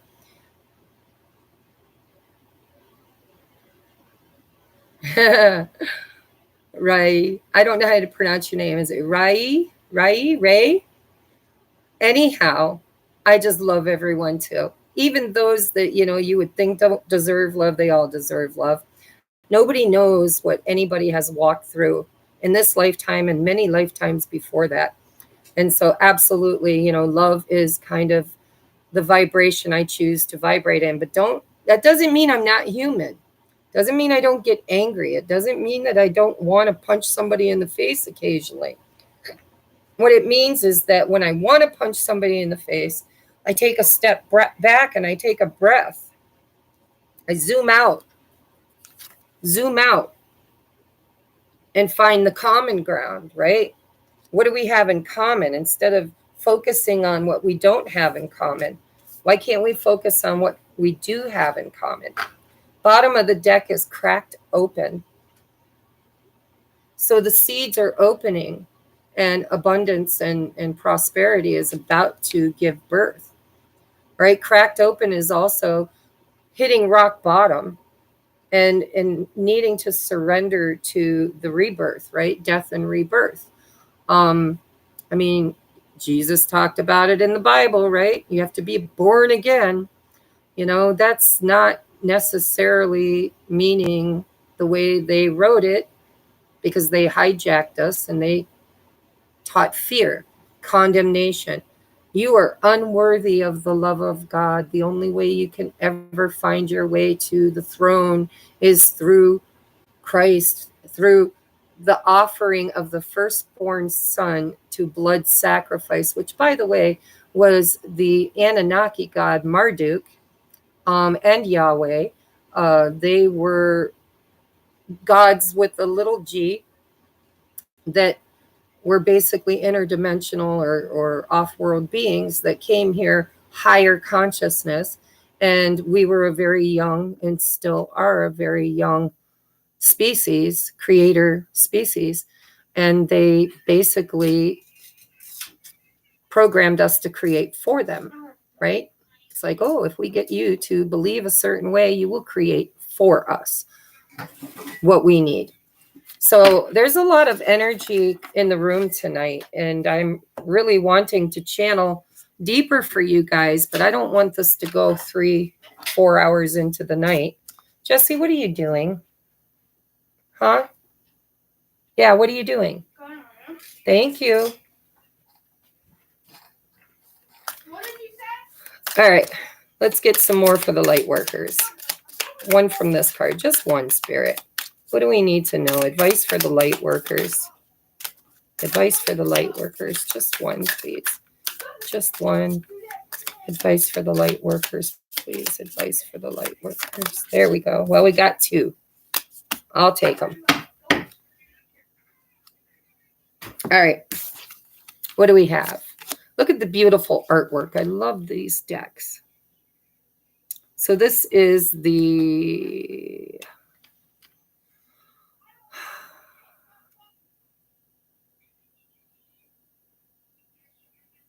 I don't remember the name of them. You guys can tell me. I'm sure you know. Because my deck is way over there, the box for it, and I can't see it. This was donated by Stephanie. Trudy doesn't understand. Trudy actually understands a lot more than you think she does, and she's awakening. Be careful, because she's quick. She learns fast. She'll be catching up before you know it.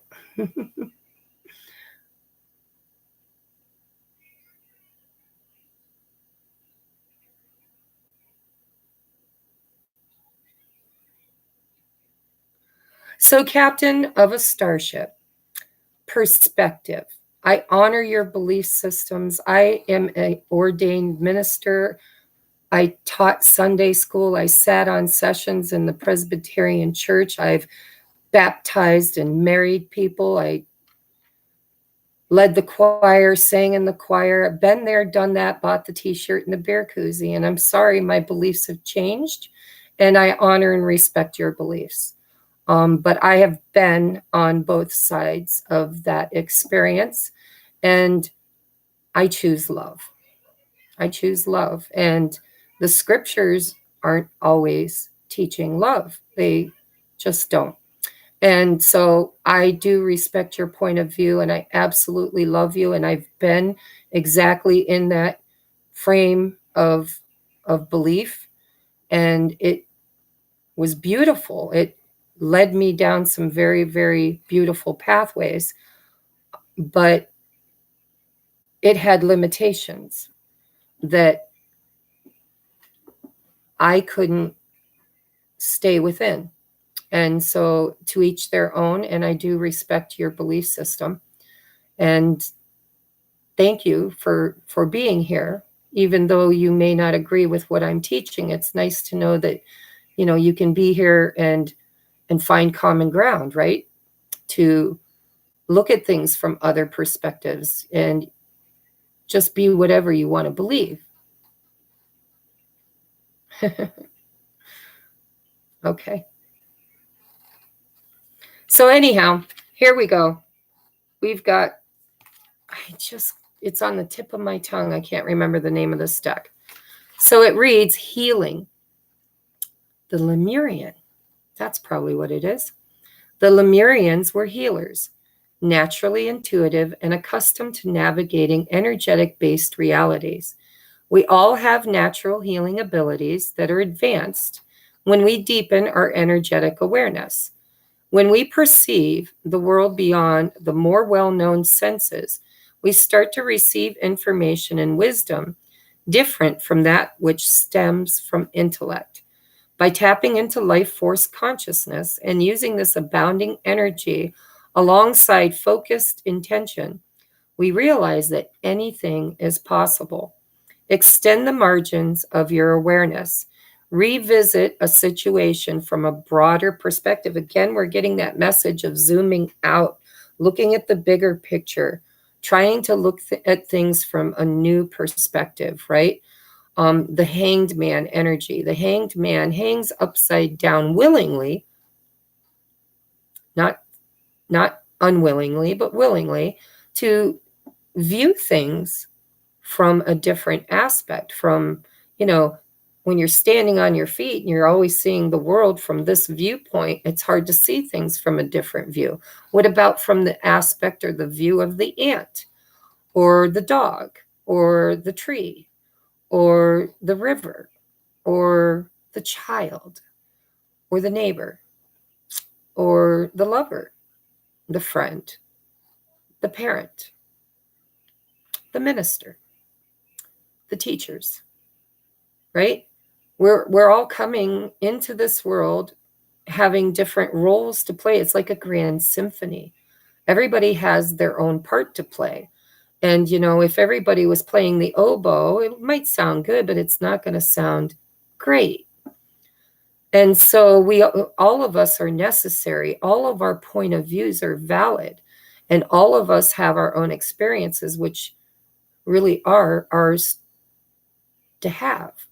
And we get to choose those too. And sometimes we don't believe that. Sometimes we let other people choose what our experiences are going to be. And there is a way that you can actually create externally the experience that you want to have by first creating it internally. Vibration match, right?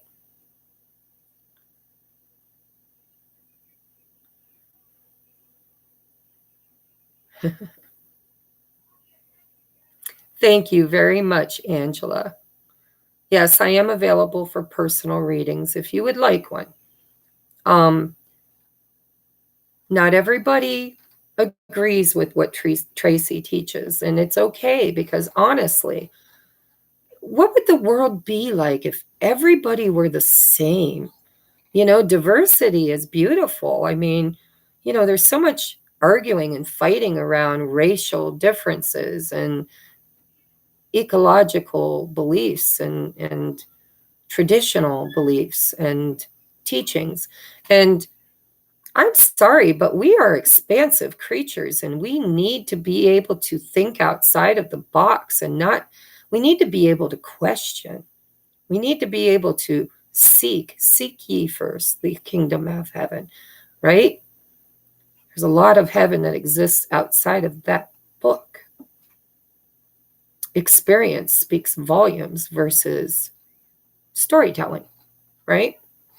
So by tapping into life force consciousness and using this abounding energy alongside focused intention, we realize that anything is possible. Extend the margins of your awareness.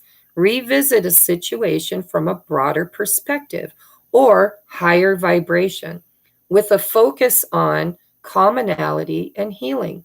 Perhaps the issue is simply an outdated or limiting perception placement. You have the ability to align to a fresh new timeline inspired by love and wholeness. Doesn't that, now, there's 54 cards in that deck. What are the odds that we would get a card that's exactly what we've been talking about through this whole thing? That's how we heal. That's how we create conscious awareness, right? Awakened awareness, which is on the bottom of the deck, right? Awakened awareness. There are many levels of awakening. Keep learning and putting yourself into situations where you can grow. Stay aligned with your inner guidance and do what you love to keep your vibe high. Seek not instant pleasure, but substantial and sustainable joy. Eat healthily, keep your body active, and have life goals, but with enough space to hear the answers to your prayers. Find your unique way to connect to the divine inside you, not as an external seeking, but as a receptive allowing. Be inspired to see the question at hand with a different perspective. Again, perspective. Look between the lines for a deeper interpretation. Sometimes black and white isn't always the deeper interpretation. There's a lot of significance to what's not said. Reading between the lines. And then we have transformation. Go inwards and be present with wherever you are at in your process. Feel whatever you need to feel. It may be hard to be present with some parts of yourself that are hurtful. Bring them into a cocoon of gentle self-love and reflection. Insight will come, shadows can be released, and your heart space will soften. Cry if you need to cry. Be angry if this is what you're holding on to, and laugh at the irony and the divine perfection of it all. Journey beyond your constructed outer self, where you can delve into the beautiful abyss of your inner beingness. Revel in the twilight before the dawn and let your wings unfurl. How beautiful is that? How beautiful is that? So that's for the light workers. Geez, I got this little fruit fly and he's like, listen, I want to be on camera. I want to hang out with y'all. All right. Now I'm going to do twin flames now. So for those of you that don't resonate, hi, Julene, I just saw you. I don't know how long ago you posted that, but if you're still here, hello, I love you.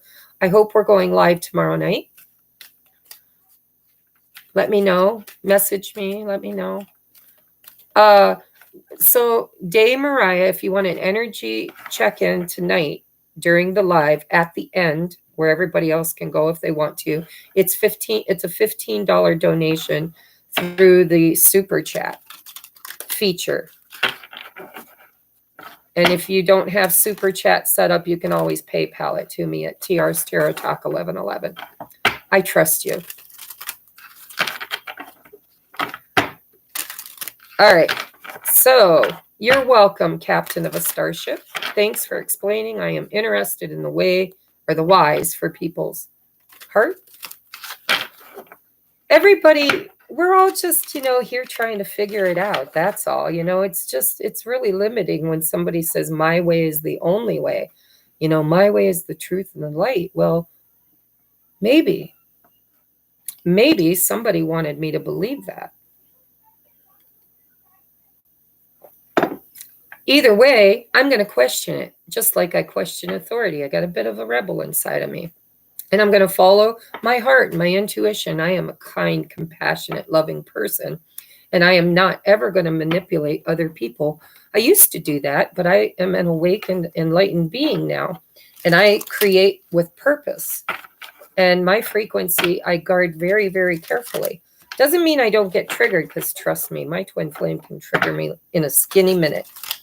And, but most other people really don't trigger me much anymore, because I've faced those demons and I've done a lot of healing. around my trauma tethers. Trauma is what makes us reactive. You know, I want to start a clothing line or a merchandise line just for fun with you know, dead button, because once you do your shadow work, those triggers aren't hot buttons anymore. They become red flags, right? Thank you, Day. I'm going to write you down.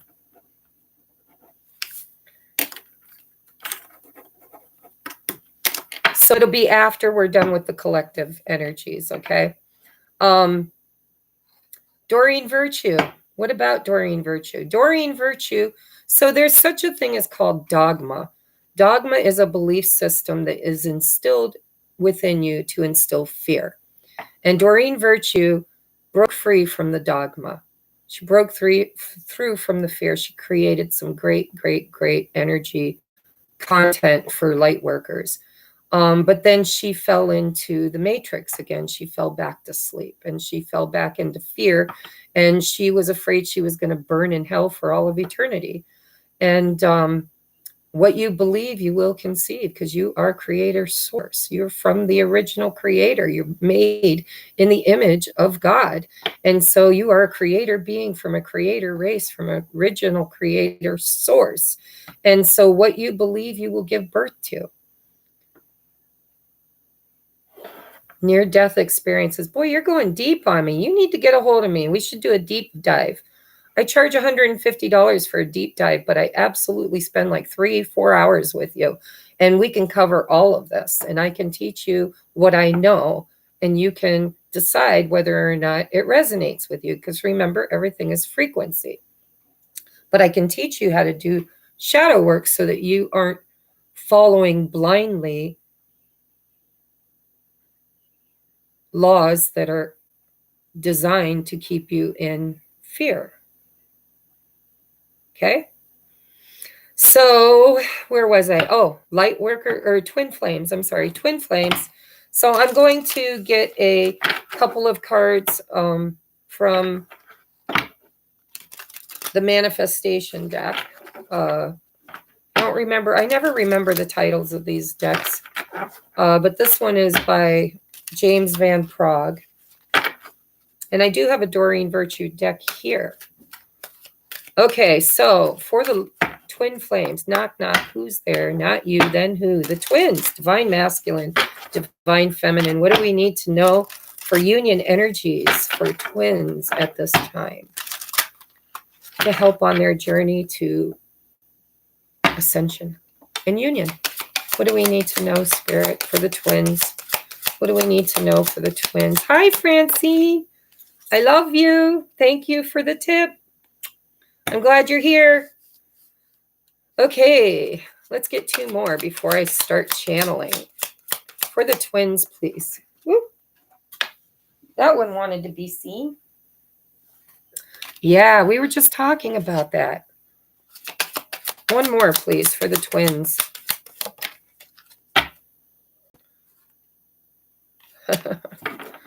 All right.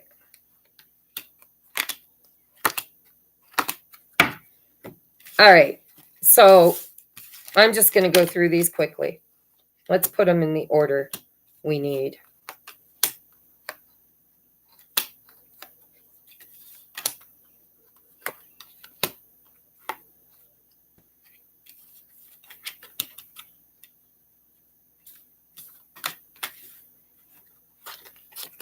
All right.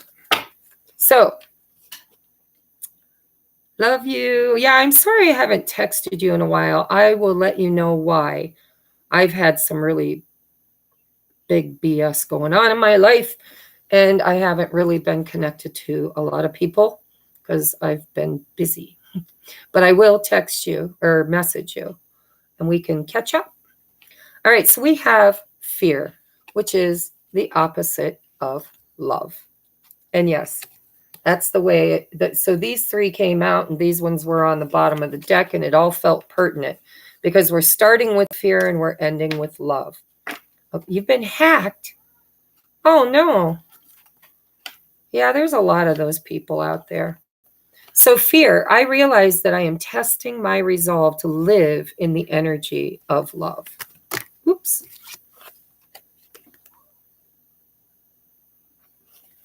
And then comes grief. Okay. We create grief through fear.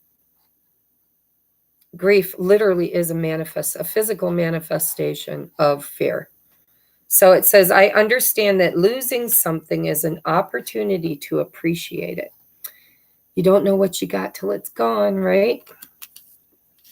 Grief. We grieve things that were sacred or special to us that we didn't value and weren't able to continue creating in our experience because of fear.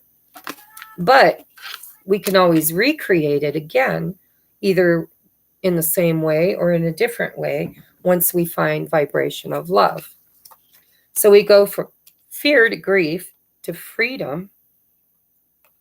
I possess the power and the free will to create my own happiness, which brings us right to the next card, which is happiness. I am aware that being happy means that I am on the right path.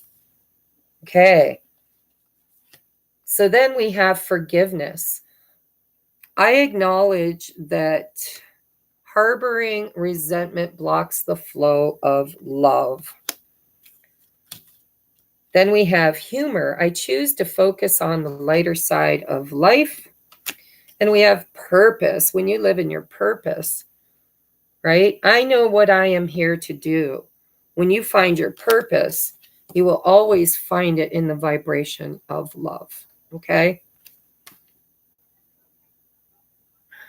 So we have, I commit to the practice of seeing the good in all people and all things. Okay, that's for everybody, not just the twins, but I did draw those for the twins. All right, next I'm going to get some tarot for the twins. Knock, knock, who's there? Not you, then who? Divine masculine and divine feminine. So I'm going to first take a look at the masculine toward the feminine, then we're going to look at the feminine toward the masculine, and then we're going to look at common energies between the two of them. All right, Spirit, let's take a look at the masculine's current energy, current life experience, current lessons, what is currently in the awareness and lessons of the masculine. What is the masculine currently experiencing? Did you see that?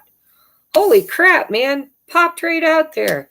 Queen of Cups, compassion, empathy, love. Thank you, Virgo, or Maria. So twin flame check-in for Maria, which is Virgo. I don't know, Jess. A while. Okay. Which one?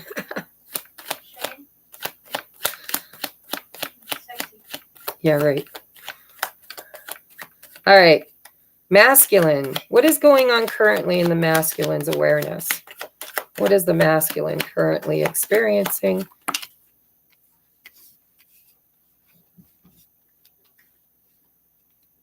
How do you want to receive?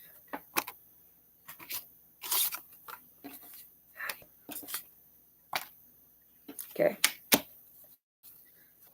One more, please, for the current energy of the masculine.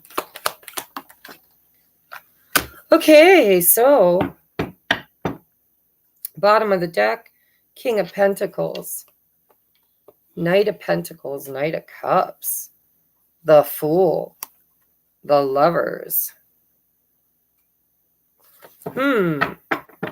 So what I'm seeing here on the table, we have the Queen of Cups in the upright, the 10 of Pentacles in the upright, 2 of Wands in the reverse, and the 6 of Wands in reverse.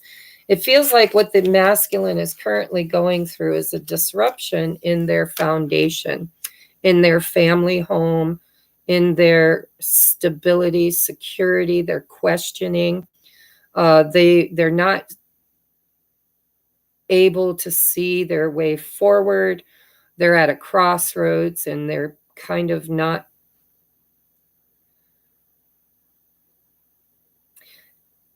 No, that's not true. So I was thinking the Two of Wands in reverse would be that they're not choosing, but I'm actually feeling like they've chosen. They've made the choice for the future. That's why we've got the King and 2 Knights with the Fool and the Lovers. After a period of rejection. Oh, look, how sweet. So it does look like they are learning how to overcome their fears of rejection, which is still lingering in their outcome card. The fear of not being good enough, of not being worthy, of not being successful or honored, or, you know. So they're in their current experience, it looks like they're going to go for it anyways, right? They're going to take that leap of faith toward love by bringing in an emotional and solid offer of commitment. But there is this fear of rejection. All right, so that's where they're at currently energetically. Let's see where the feminine is currently energetically. Let's see if you're mirroring each other.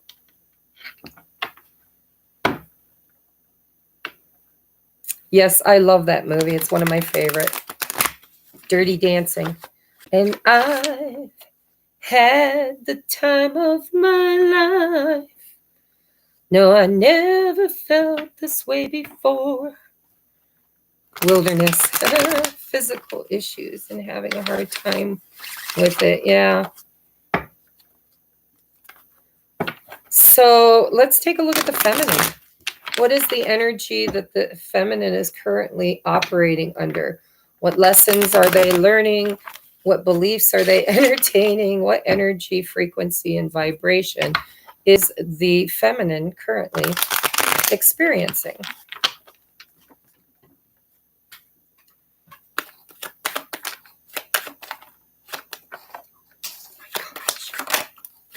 Well, the feminine is sure popping.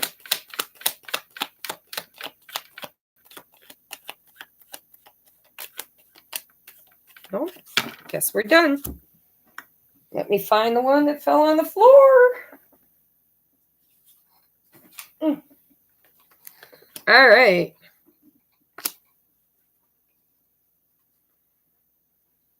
How do you want to receive?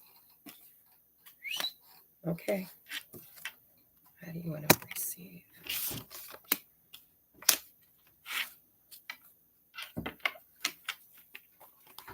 Oh, look at all the stuck energy. Okay, so the feminines are working on fulfilling their own wishes at this moment. They've kind of given up on the idea of union and collaborating. So they're working on fulfilling their own happiness, their own goals, you know, taking the masculine role away from the masculine and kind of integrating it within themselves and saying, I can do this with, without, or in spite of my masculine, because I am worthy of wish fulfillment and I will work hard to create this for myself. But it is a bit of stuck energy. And it's because there's probably been a lack of communication between the feminines and the masculines, or clarity. There might be communication, but not with truth and honesty and clarity, right? But we do have the Chariot with the Strength and the Three of Swords and the Ace of Wands. Again, with the Four of Cups and the Sun in reverse. Ooh, hiding under that sun. So what you don't see, feminine, is union. It's what you don't see, right? The light isn't shining on it. The sun is in reverse. It's the clarity that is, it's the secret knowledge that's hidden from you, is that there will be movement and strength, self-mastery. Look at this, is self-mastery, okay? You have to have a lot of self-mastery. Hi, Kristen. Did you want a reading, darling? Or are you tipping the cook or the chef? Yes, I'm saying that for those who are in vibrational frequency alignment with union, you can absolutely create it. But you got to be in the frequency of love. What I really predict as a psychic is I predict a big talk around some authentic feelings and authentic communication, right? Creating a new beginning and an opportunity to heal. But I feel like the feminine is closed off. She's like, no thanks, I don't trust him. He broke my heart, right? And if the masculines come through right now and communicate, it's going to be the Ace of Wands or the Ace of Swords. It's not going to be the Ace of Cups, because we're in Leo energy. We're in fire energy. And so they're fired up. Everybody's fired up. And so they're not going to come in all ooey gooey chewy. They're going to come in all hot and bothered. And that is a trigger for the feminine to go right back into that closed off, no thank you, I don't want your cup of love, because it's not really love, it's just desire. But what she doesn't see is that it has real intentions, right? He has real intentions. He's the Knight of Pentacles with the Knight of Cups. So there is, for some twins, the collective, I'm reading the collective, there is some opportunities for breaking free of old traditions and creating an opportunity for your ship to come in. But there's so much energy here of fear. Fear. You're just, when you move on and think it's over, here they come in a more balanced, equal giving and taking way, because the seeds were already planted and they're cultivated and they're not stuck anymore. They've dropped their burdens and they've heard the call. So the only way this is going to happen is if you're in vibrational. So the thing is, okay, we can become a magnet to union simply by setting our intentions that we are going to create our happiest and best life. It's going to be my twin or better, right? Knowing with faith and clarity that you will get exactly what is meant for you, exactly what is for you. And so when you detach from the outcome, when you finally just get in that space of flow, like it happens or it don't happen, and whatever, I'm done, poke me with a fork, it's like I'm just letting those burdens down, I'm laying them down, and I'm creating my own happiness. I'm finding my own inner masculine ability to create for myself. And the moment you do that, you literally flow into that higher state of conscious awareness and vibration of self-love. Self-love is the first union. And so you will magnetically call in with that heart song, that soul song. When you recognize who you truly are in this, the scheme of all things, that you are the creator in fragments, having multiple experiences in order to expand and grow in love and awareness. When you finally get that memo and you're like, I'm now the magician, I'm now the high priestess, I can create my own abundance, my own happiness, my own wish fulfillment. I'm going to put work into that first union.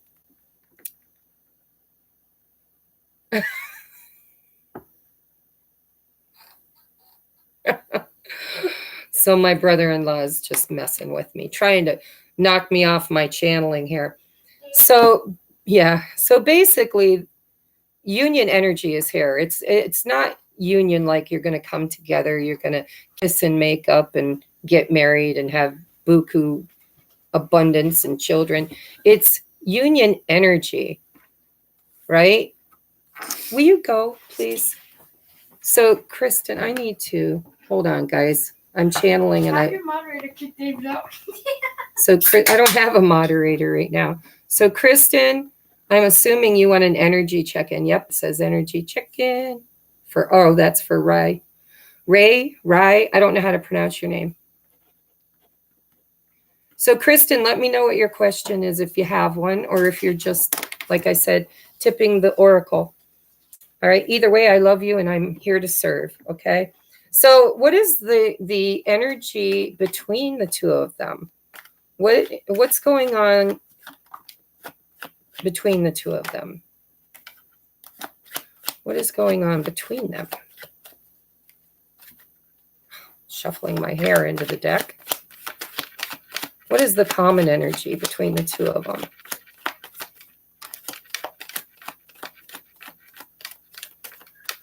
Okay. Looky there. I'll be damned, Shazam.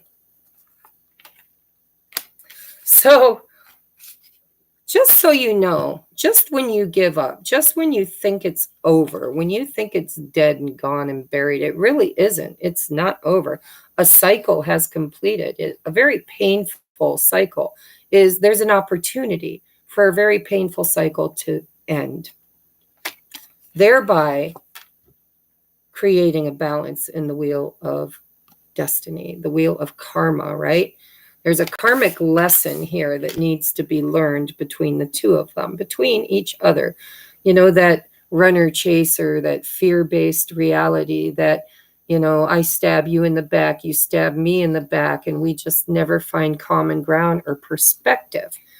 The moment we clear that energy and release it, 10 of Wands, we learn a lesson and end a cycle of karma between the two of us. It's ending that old contract. It's what this Venus and Mars coming together is there for, with intention. It's there with purpose to create an opportunity for us to come together and have the big talk and decide, do we want to build a foundation? Do we want to work together? Do we want to be friends? Do we want to be enemies? Do we want to stay in separation? Some won't show up at all. They're not ready, right? But for those that are ready, a cycle is ending, the wheel is turning, and the seeds are coming to fruition. You know, it's like we've been here planting these seeds, tending them. We've been doing the work. We've been waiting for, with faith, for the outcome that we are trying to create. And there's that Leo energy, strength, courage, Braveheart, right? Self-mastery again. Hi, Zara. So that's the common energy. Bottom of the deck, by the way, was the Queen of Cups with the 9 of Wands in reverse, the Star in the upright, the 4 of Pentacles in reverse, and the High Priestess, in the upright, the World in the upright, the 2, you know, it just goes on and on. So basically, if you let your guard down, if you let somebody in, if you don't continue the war, because this is somebody who's been through a battle and who is still defensive, right? If you drop your defenses and get into your heart space and intuition, there is a healing opportunity at this time for those who come together and work on it. You know, not everybody's twin is going to show up. It's just the way of it. You know, there are waves. You know, last year on July 14th or 12th, was the last time Venus and Mars came together in a positive aspect. And so think back. Were you in contact with your twin at that time? And did you have an argument? You know, did you come together and decide to keep warring? The universe is going to keep moving things to get the two of you to really find that common ground. It's not the only opportunity you get. Some of us will get this opportunity, and I know that I'm in that group because mine reached out and we had a conversation, and I don't know if we'll have more conversations, but I think we found a little bit of common ground. So again, open up, open to receive. Don't be stingy, right? Open your energy up. This person really, you know, holding things down tightly, all folded in on themselves. It's in reverse. Let it go.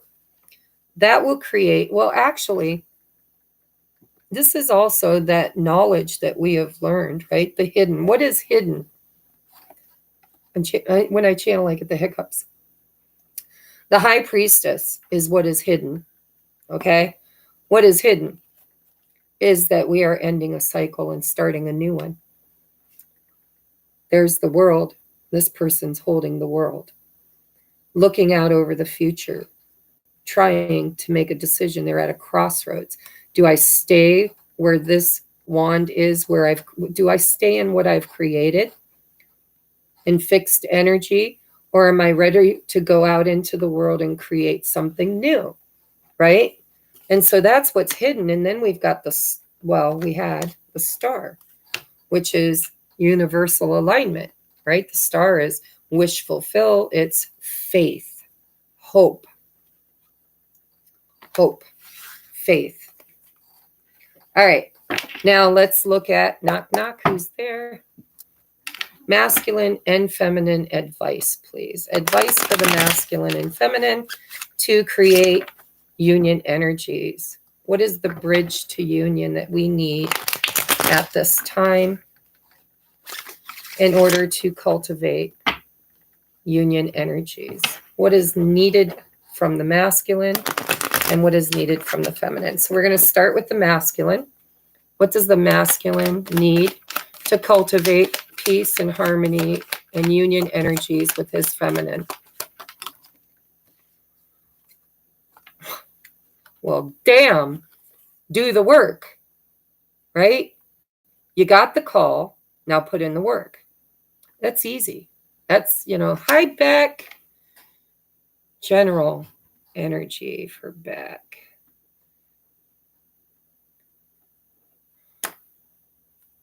And okay, Rye, you didn't say twin flame energy. Do you want twin flame or just your energy? And Kristen, energy check-in, please. Is that for twin, honey, or is that just for you? All right, what does the feminine need to do in order to cultivate union with her masculine? What does the feminine need to do to cultivate union with her masculine?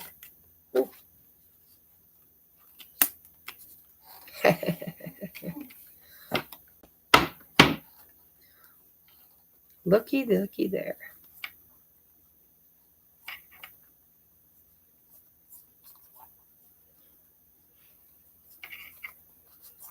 Oh my goodness. Got a lot of kings and queens going on under here. We got the King of Pentacles, the King of Wands, the 10 of Wands in reverse, Page of Swords in reverse. That's a lesson learned right there. Hi, Rita. Thank you, darling. Thank you so much. I think that's just a tip, right? Because if you want to energy check in, it's $15. But I love you. And I am grateful for that. Thank you so very much. So we've got the King of Wands, King of Pentacles, the 10 of Wands in reverse, Page of Swords in reverse. That's a lesson learned, guys. The Page of Swords is a student. It's Curious George. It's the little spy. It's somebody that needs to know. Then we've got the 8 of Wands. We've got the 2 of Cups. We've got the Queen of Pentacles, the Queen of Cups. The 9 of Wands in reverse, 6 of Pentacles in the upright. See, the whole thing's here. And then the 10 of Cups and the Victory card.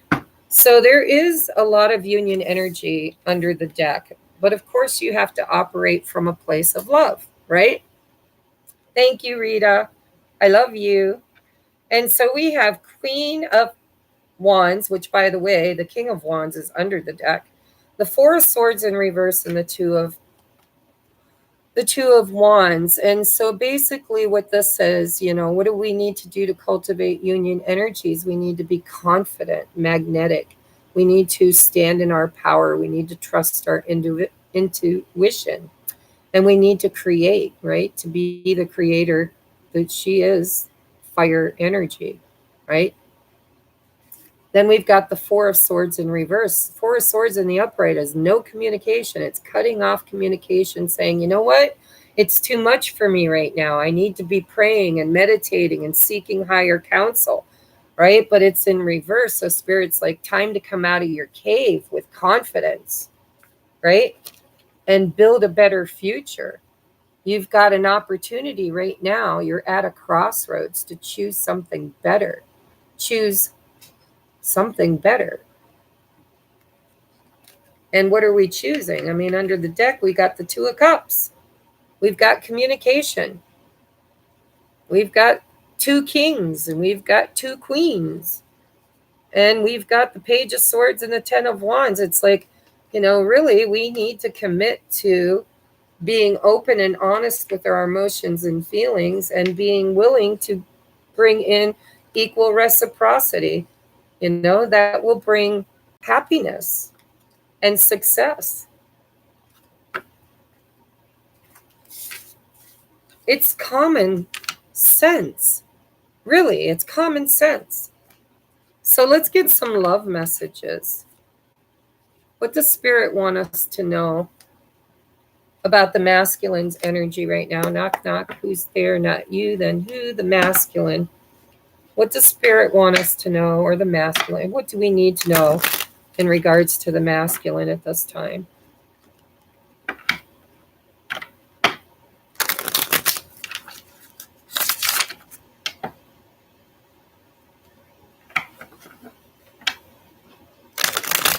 You know what I didn't do before I get into messages? I want to look at intentions.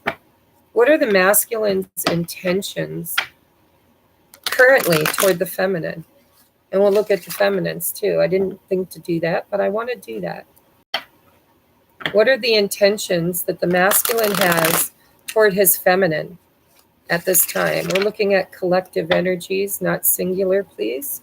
The collective, what is the highest collective octave of the masculine's intentions at this time?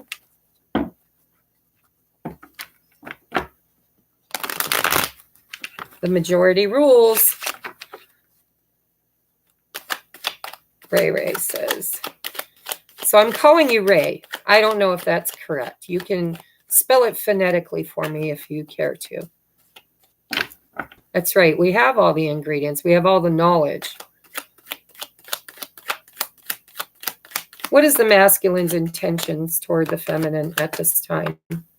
What is the masculine's intentions toward the feminine at this time?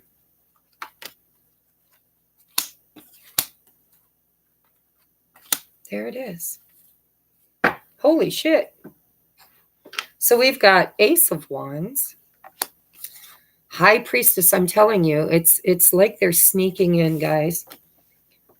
It's like going from no communication to really abrupt, fast communication. This is fear, by the way. When the Knight of Swords shows up in a fast manner like this, it's rather impetuous. It's a fear of losing you, a fear of losing something, and really wanting to rush in and say whatever they need to say that's going to kind of break the silence and create healing and end a cycle, right? A new beginning, looking for a new beginning, wanting to turn the wheel in their favor.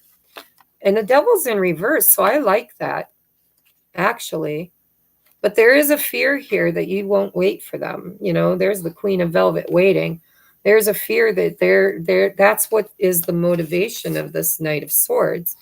With the Ace of Wands, is they're rushing in passionately, breaking the silence, and maybe even coming in under the radar because they desire hope for a new beginning,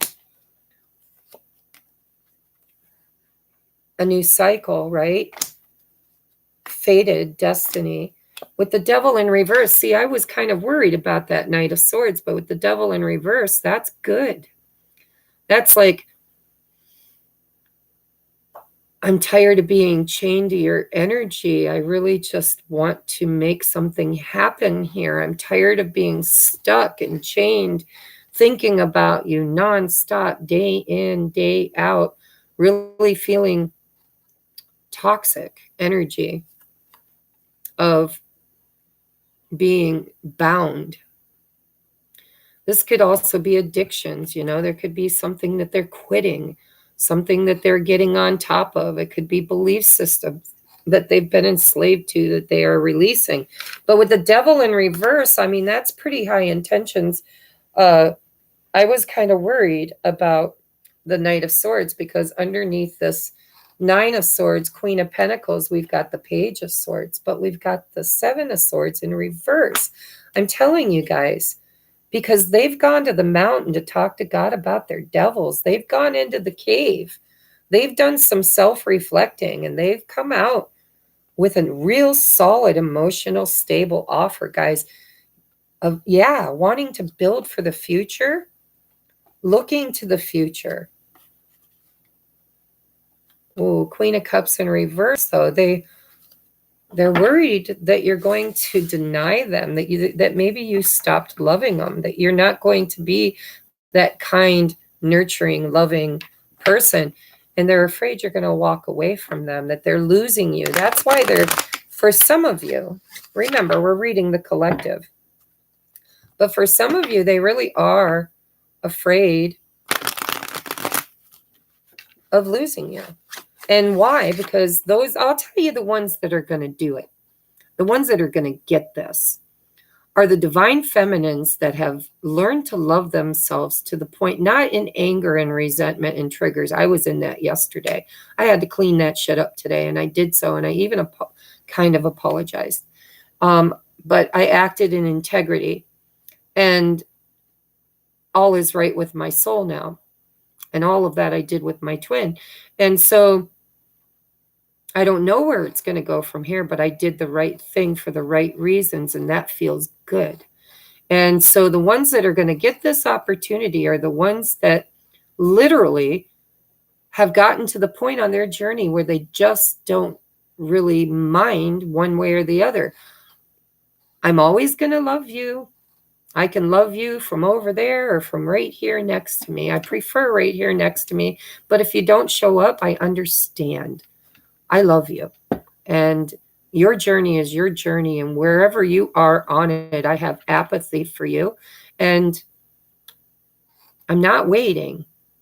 I'm not going to be the queen of velvet waiting. I'm going to live and fulfill my highest and best life.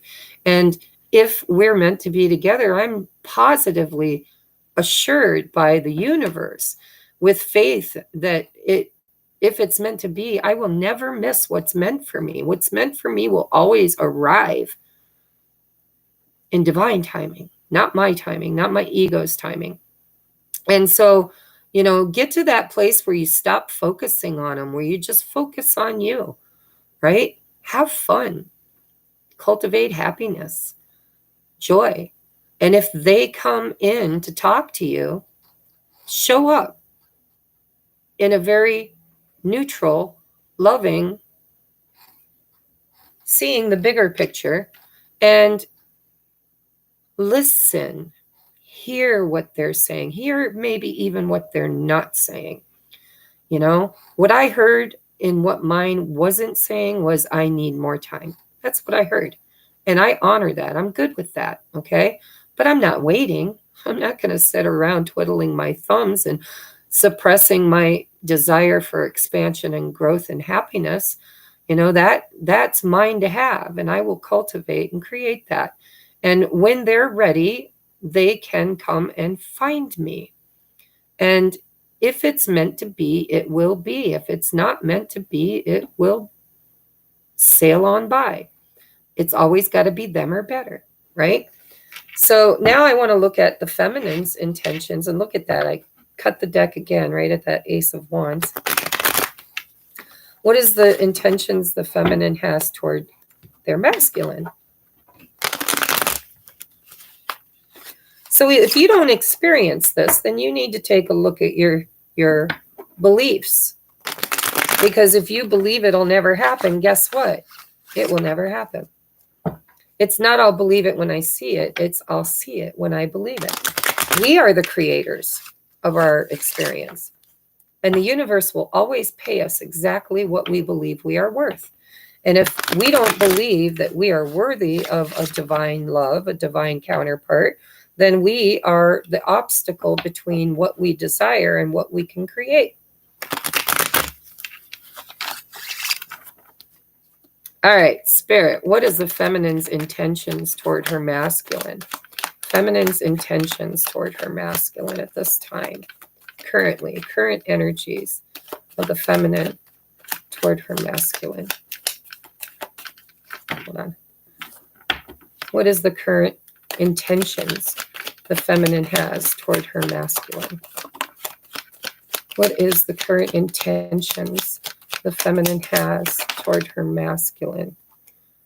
What is the current intentions she has toward her masculine?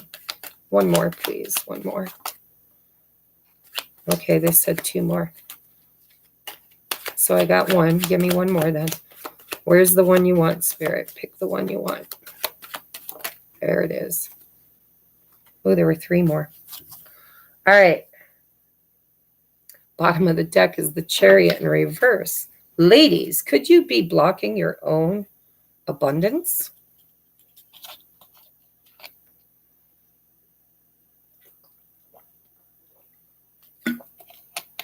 Yes, walk by faith, not by sight.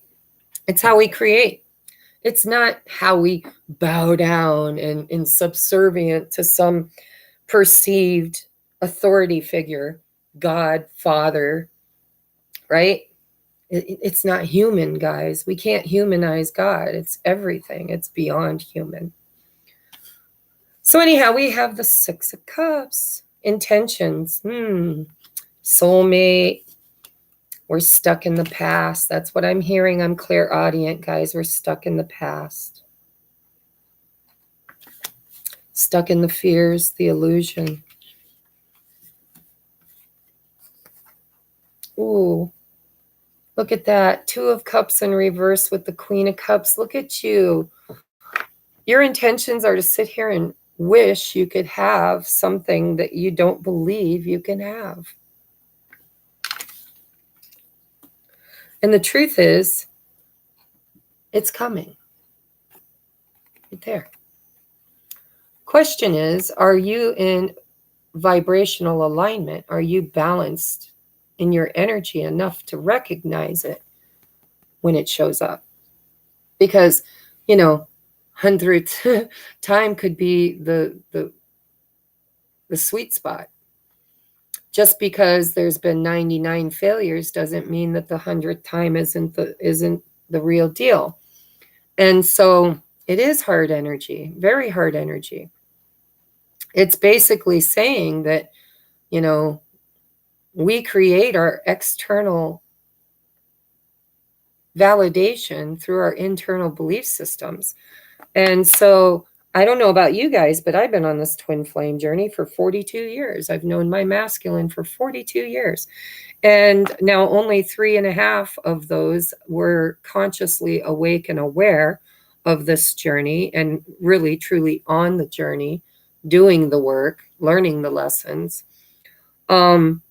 But I have been disappointed time after time after time, not just in a relationship with him, and yes, many times with him, but also with other relationships. And so we get a little disillusioned and we start believing that we aren't good enough.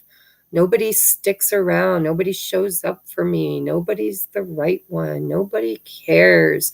Everything is fleeting. Nothing ever lasts, And when you believe that, you absolutely are right. It's this and that, like Julene likes to say, this and that are true.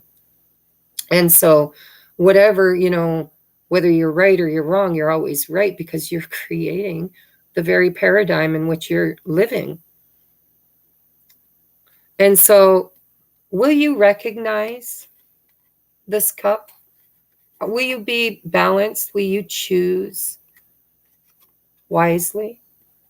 Because it looks like there's a solid offer. It looks like there's a commitment coming in, a choice that's been made, a desire for the masculine to balance things out. But it's like you're here at this crossroad You're weighing your options. Do I accept? Are they committing? It's like, if you're not committing, I'm not accepting. If you're not committing, I'm not accepting. It's not an all or nothing. We're still on this journey. It's not the outcome that's the amazing miracle. It's the journey itself.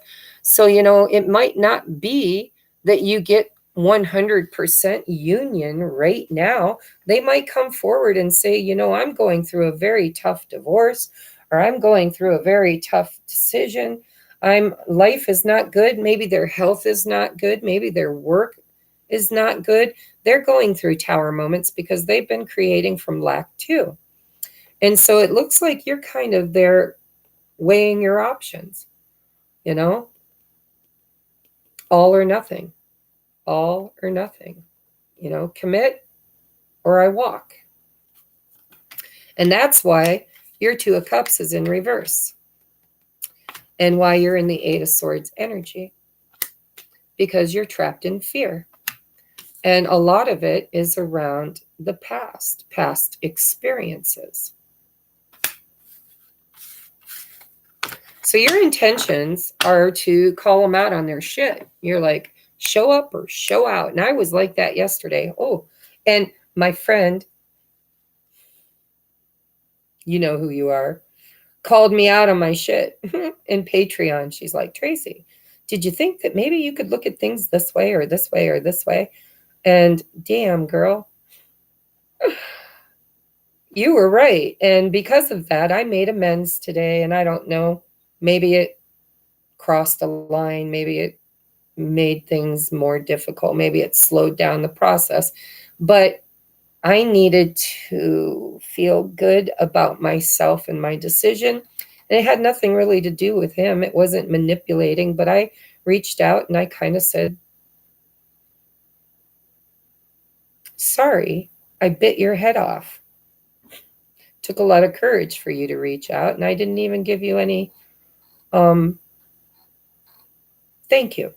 And so thank you. I didn't throw no bones or chase or say, now what do we do? No, I was just like, hey, sorry I was a bitch yesterday. Sometimes I feel like the things you do are hurtful. Maybe you're aware of it, maybe you're not. Now you are, because I made you aware of it. And so, but I wanted to do the right thing, the integral thing, and I found the balance for me. For me, I feel good. I feel I can sleep. I don't have any guilt or regret, and I'm not feeling angry and triggered. I found my masculine, feminine balance. It's like, I want you, but I don't need you. I love you, but I can love you from over there. I want you, but I want you to be happy with or without me. As long as you're happy, that's all that matters. And so, that juggling, if you're going to show up and say my way or the highway, guess what you might end up with? And so, we need to be in that middle ground, that alchemy. We are the alchemists now, right? We are taking the masculine and feminine energy and creating something totally different. And it's better. And so, yeah, clean it up.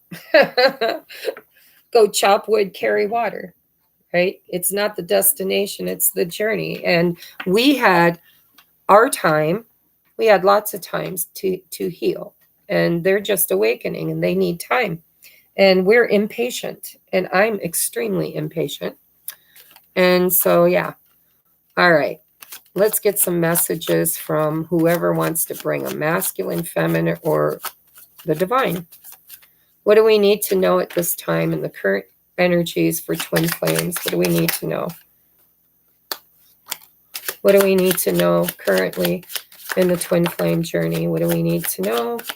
What do we need to know? What do we need to know?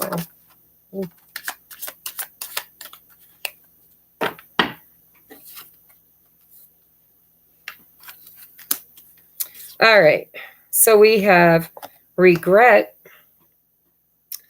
Someone feels remorse for the way they treated you. That could be both of us. I felt regret for the way I treated him yesterday. And really, I didn't like the way he showed up. And I don't like the way he answers a paragraph with a letter, K or O. Not OK, just K or O, right? I don't like it. It feels like breadcrumbing, but that's a me problem. That's not a him problem. I don't know what his intentions are, and I have to stop reading into them. I need to clean up my own energy and not worry about his, right? He'll figure his out. All right. So we have regret. And I think that it says time apart, some distance will help bring clarity. I think that's what we did. I think we energetically pulled back from them when they walked away. Most of them went stage left to have their journey, to have their experience, to learn their lessons, to go to the mountain to talk to God about a devil, and to go into the cave to slay some dragons, right? We had to do that. What would we have done if they were chasing after us the whole time we needed space to do that? Right? We might have liked it, but it would have greatly hindered our progress. And so time apart is what brought clarity. The distance brought clarity. And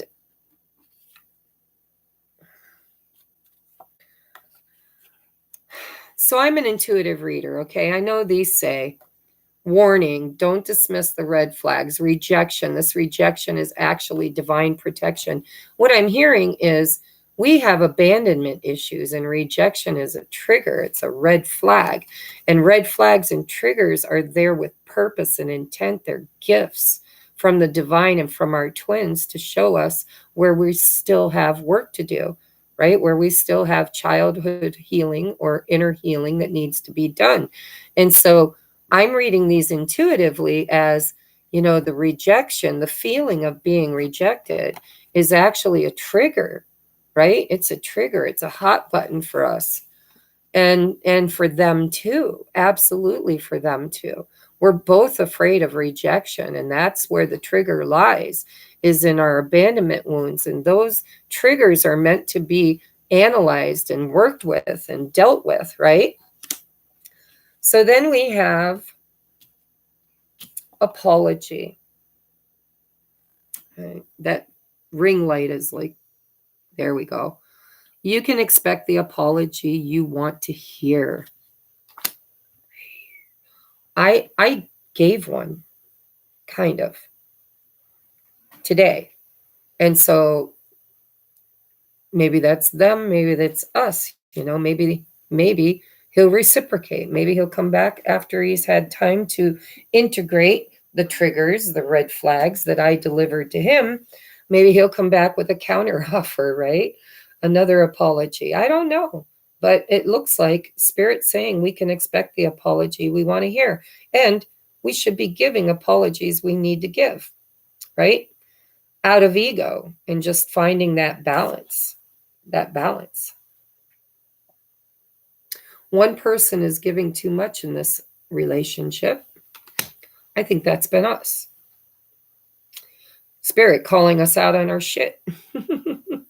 And then we have acceptance. Everything happens for a reason. We have chemistry. This attraction you feel is mutual. It's just, it needs time to grow, right? It's still in a very tender stage. And then we have play hard, find time to laugh, goof off, and enjoy each other. So I do think in this union energy, if we do come back together and apologize, have the big talk, find common ground, look at each other's bigger picture and perspective, and then just take it out of that really serious tone, and bring it back to lighthearted, back to friendship, talking, light.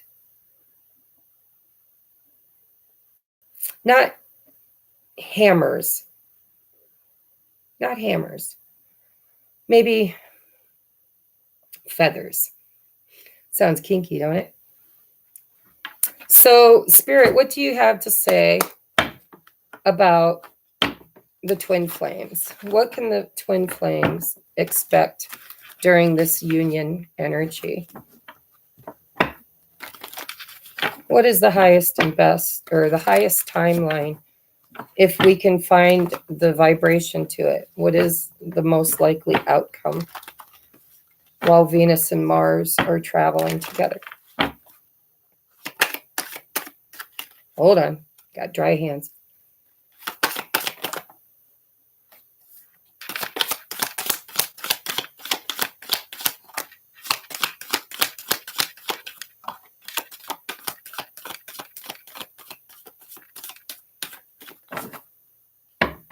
Well, that's obvious. Past life relationship. You've known each other before, of course, because you are each other.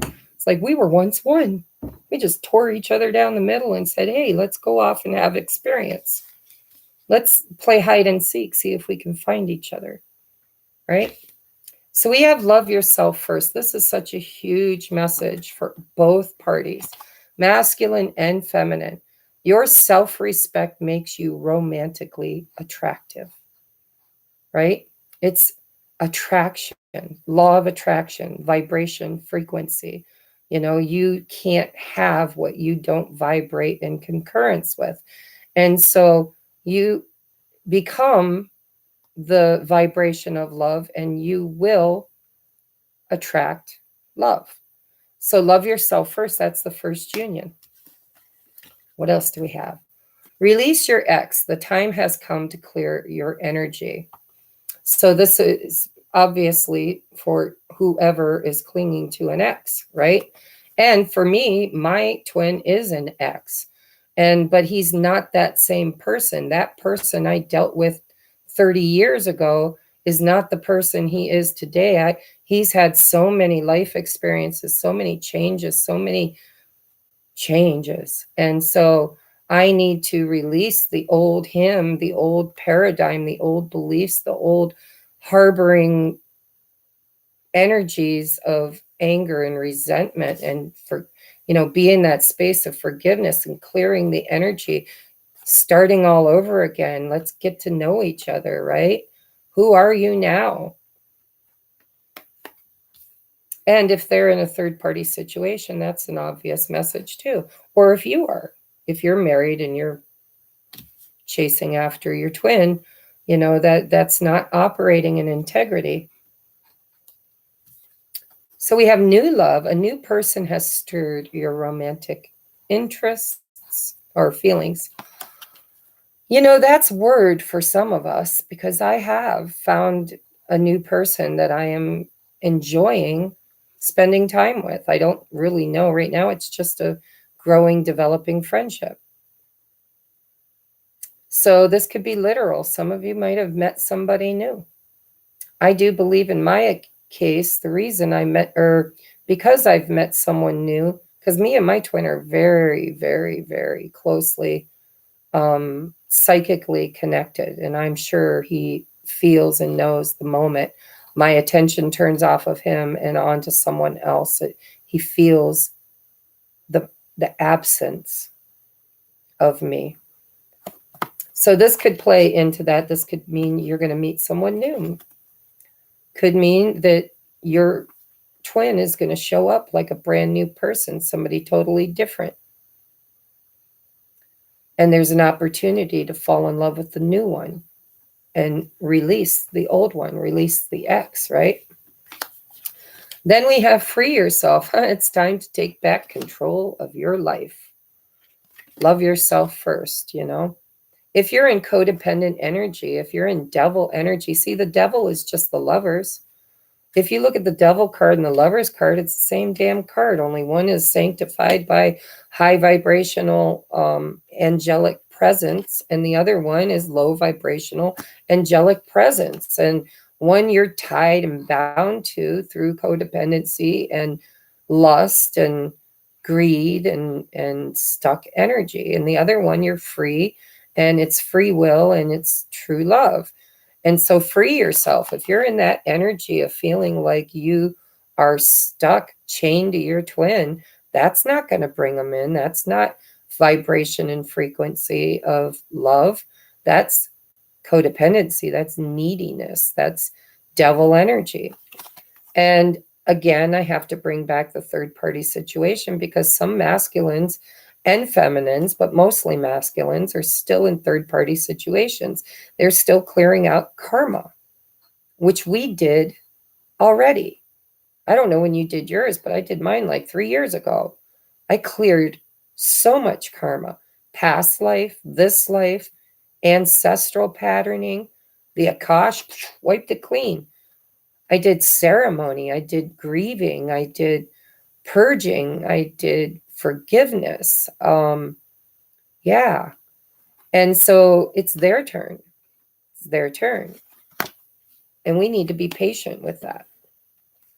So what can we expect? We can expect new love to cultivate by loving ourselves and releasing the need to be loved. Stop looking for love out there. Stop expecting your masculine or your feminine, whatever you resonate with. Stop expecting them to rescue you and to make you feel lovable. That's your job. That's an inside job. And when you can do that for yourself, you will create external validation for that.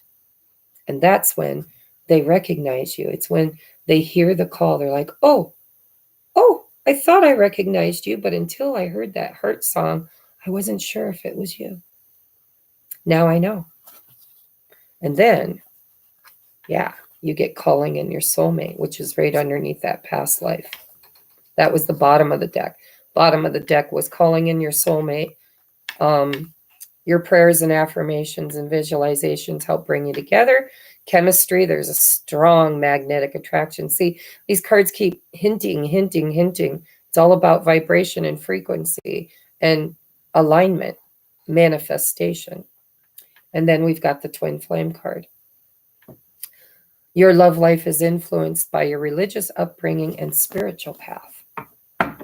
I'd like to say, or spiritual path, right? Because it is our destiny. Our spiritual path is Christ consciousness, the crowning, right?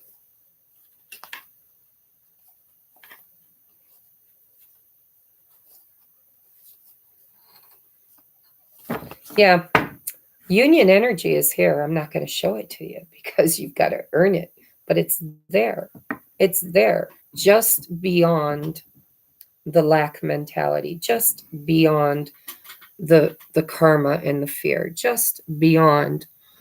Once you are in alignment with self-love, because see, they have to love themselves enough to break free from the old programming of being responsible for everybody else's happiness, including yours. Masculines have huge piles of shit on their plate. Got to make the wife happy, got to make the kids happy, got to make the boss happy, got to make the neighbors happy, got to make the house work, got to make the car work, right? Got to balance the budget, got to make sure I provide for everybody, got to be everything to everyone, got to make everybody happy, got to be everybody's savior, everybody's stone, everybody's safety, security. And in that, they get lost. The twin flame journey is about them finding themselves again, choosing love, choosing self-love, self-respect, showing up for themselves just once, to not feel guilt and shame and remorse for thinking of themselves first. And we like to hammer them with that guilt, don't we? Where have you been? Why don't you make me feel good about myself? Why don't you show up? Why don't you fix me? That's an inside job, and I'm learning. Oh my God, I did everything I just talked about, I did yesterday. Absolutely. Just hammered him. today, I made it right. And I don't know if that was the right thing to do, the strategic thing to do, but it's what I felt was the right thing to do, and I can sleep at night for it. So I feel much better on my own journey. And it doesn't really matter whether or not I delayed union for a little bit, because I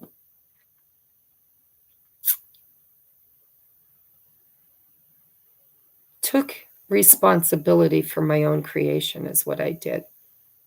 And I feel good about it. And so, yeah, there's that. Okay. So that was it. Hi, Nacho Mama. I missed you.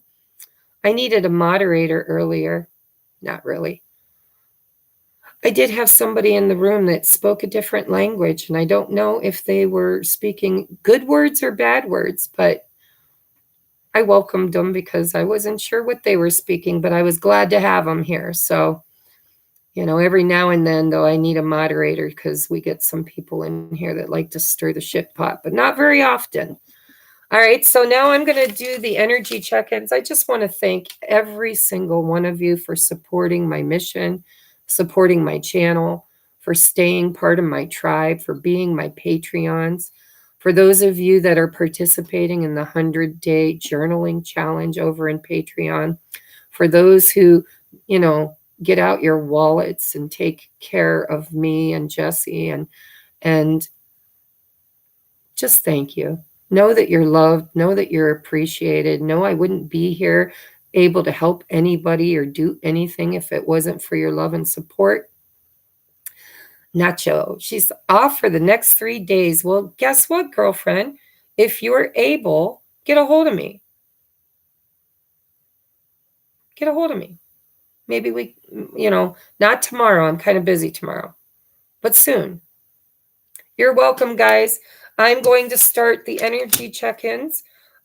We start with Day. So Day, if you're still in the room, please say you're still in the room. I'm going to take a look at your twin flame. Maria, you are number 2. Kristen, you are number 3. And I don't remember, Kristen. Please let me know again. I know I've asked you a billion times what kind of reading you want. And then Ray wants twin flame, and Beck wants general. So that's the order. So Day, Maria, Kristen, and Ray, and Beck. Hang out. Everybody else, you can hang out if you want to. Don't have to. But I love you, and I am grateful for you, and I can't wait. Oh, by the way, I didn't confirm it with Julene, and she was in the room earlier, but I think her and I are doing a collaboration tomorrow night for the full moon in Leo, astrology. And also, we'll probably talk a little bit about the Mars and Venus conjunction, what it could mean for soul family. And, soul family isn't just your twin. It's soul family. It's family. It's friends. It's soul tribe. Thank you, Nacho Mama. I didn't even notice, but thank you very much. I appreciate that. How did you know that? Maybe you saw something I didn't. I missed it. So, Day, yes, you're still here. So let's look into your twin flame journey. Okay. Knock, knock. Who's there? Not you, then who? Day's masculine. Let's look into the energy of Day's divine masculine. Day's person. What do we need to know about the current energy of Day's person? Jesse. Jesse. Oh, he fell asleep on the couch, little booger. It's past his bedtime.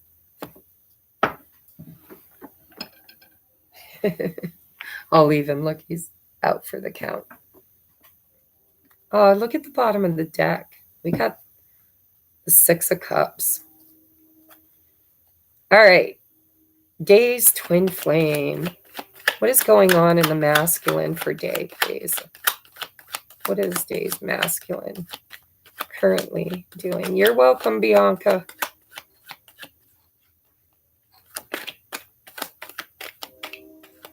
Is karmic twin flame and twin flame same person? All twin flames are karmic. That's the very nature of what we're here to clear and create balance in, is karma. So all twin flames are karmic in nature. We've had many lifetimes together. Ooh, Day. What is Day's masculine's current energy?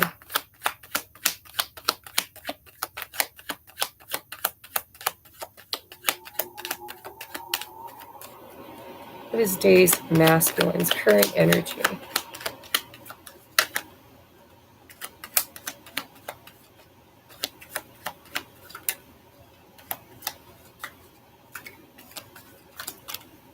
No.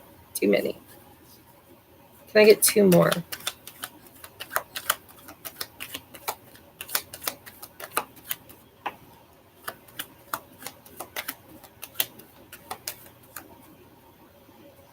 All right, so Day, I just got to be honest, man. He's not in very good energy right now. He's a bit triggered, and he's not trusting his divine guidance. So we've got the 7 of Swords with the 3 of Swords, but what does 7 plus 3 equal? The 10 of Swords, okay? And then we've got Judgment on the bottom of the deck. So your masculine is going through an awakening, right? Judgment is the clarion call. It's the awakening to end old cycles. But there is something, whether it's you or maybe you're in a third party situation. There could be lying, cheating, backstabbing. This could be him with somebody else, possibly a Pisces or a Cancer, high Pisces energy. But that doesn't necessarily have to be. This is fear. We talked earlier, if you were listening, about why the man in the 7 of Swords does what he does. Everybody looks at him like he's a coward, but he's really not a coward. A coward would never have the balls to go into the enemy's camp and steal their weapons. This is a man in desperation who is afraid of being killed and hurt. And so they're stacking the deck in their favor. Okay? So I don't know if this is him with you or if this is him in a situation in his life. If you know you're dealing with the third party situation, this could very well be that. This could be what they're experiencing. But they're very, very afraid at this time of being hurt. And so this is the wake-up call to end that cycle, to do the healing. But they're running. If you resonate with him being the runner at this time, this is my runner card.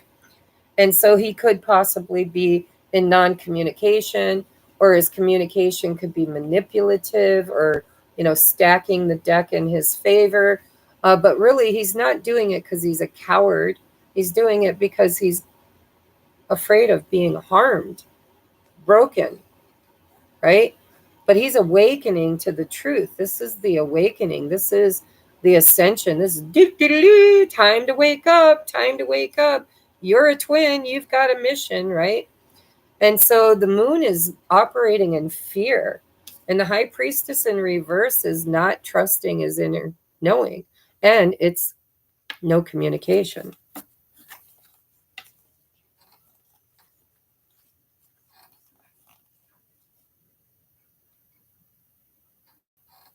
Sometimes the high priestess in the reverse can be incoming communication. But I'm not seeing it. I'm seeing a lot of fear, a lot of stagnant and defensive energy. So my guess is that your masculine has been, sitting in karma is what it looks like. So you said he's dealing with a third party. So his third party is really, really not healthy. There's a lot of pain. And it does look like a painful ending is coming. There's a judgment that is coming in for this karmic relationship. And, the moon and the high priestess is hidden knowledge. It's what's hidden in the dark. So what's hidden could be the fact that this person is ending a cycle with the third party. But if he is, it's not going to end anytime soon. There's a distance that needs to be traveled here for him. It's like you might get a message from him, but he will not apologize if you're expecting one. He's not ready for that.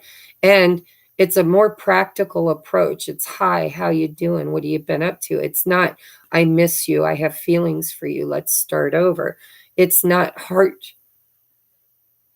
space. It's practical.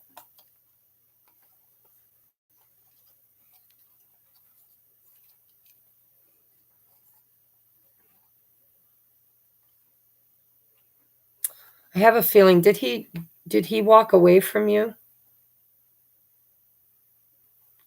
Who walked away, you or him?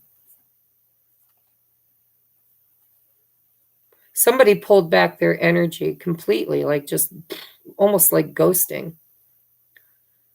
But there was intention to always come back. There was intention to come back in the future. He walked away. His intention was not to walk away forever, right? Just for now. Just for now. Just for now. This is a waiting period. This is until my ships come in, until things change for me, until things get better. I'm just leaving while I clean up my shit, right? Because my marriage or my relationship or my home life is falling apart. And I'm constantly having to defend myself. His hope and faith is really dim right now. He doesn't know how to move forward, and he feels like a failure. That's some really deep energy. So, knock, knock. Let's look at potential. Okay? Spirit, we'd like to know about his intentions toward Day. What are his feelings toward Day? What are his current feelings toward Day? His current feelings for Day.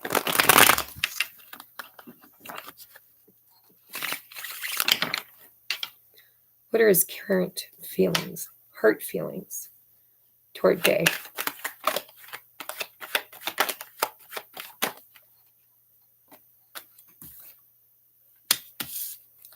What are his feelings toward Day?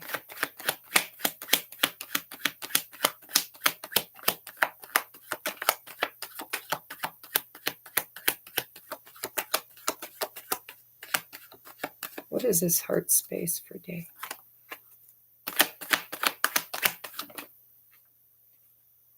What is his heart space?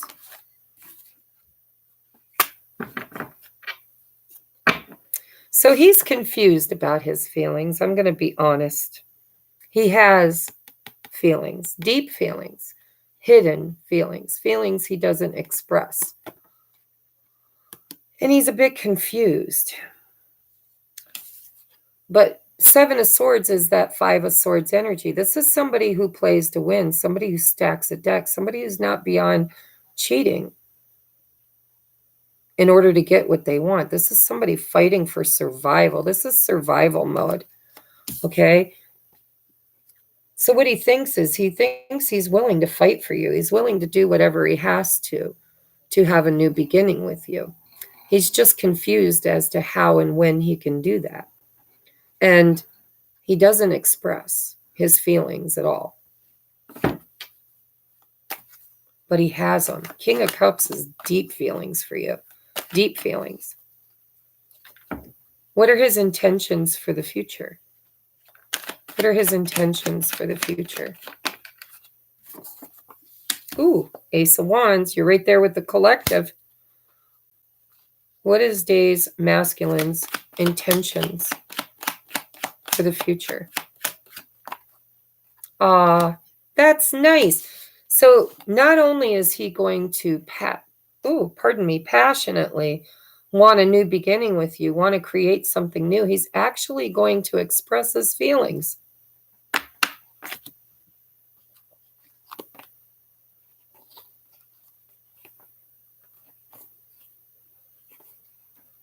There's the return. So he can't. Is he married? You said he's in a third party, but you didn't say if he's married. But if he has a conventional marriage, right, he's not able to leave right now to have this new beginning. But there's a lot of fighting. There's a lot of internal and external struggle that's going on in order to get out of that, to want to walk away, because again, 8 of Cups to the 3 of Wands, he absolutely didn't intend to walk away forever. He just never. Oh, and it's 11:11, hot diggity right there. Thank you, Day. I saw it the same time you did. Actually, I saw it on my clock and then saw that you posted it. So yes, he didn't intend to walk away forever. His intentions are to create a new beginning with you. But he is stuck in another energy, another karmic energy. And so what is the highest, well, what can Day expect during this Venus and Mars conversation? What can she expect to happen in her twin flame energy with her twin at this time?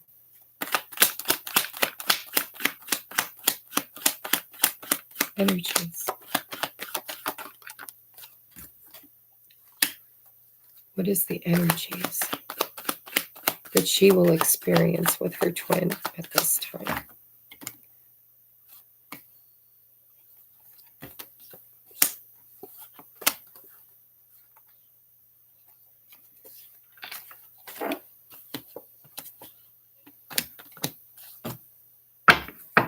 So again, I don't know if this is what's hidden from you, because the High Priestess is hidden knowledge. It's also intuition.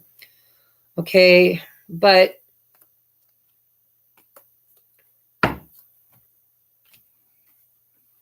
we've got the 9 of Swords. This is worry. This is fear. This is stress. We've got the 10 of Wands, worry, fear, stress, burden, heavy energy. And then we've got the 8 of Cups, walking away, the Hierophant from old belief systems, old structures, marriage, commitment. And then we have the Ace of Wands with the 2 of Cups and the Queen of Wands. And so this could be hidden from you, that the waiting is over, that the healing has begun, that a steady offer might come in, that you can trust it because a choice was made.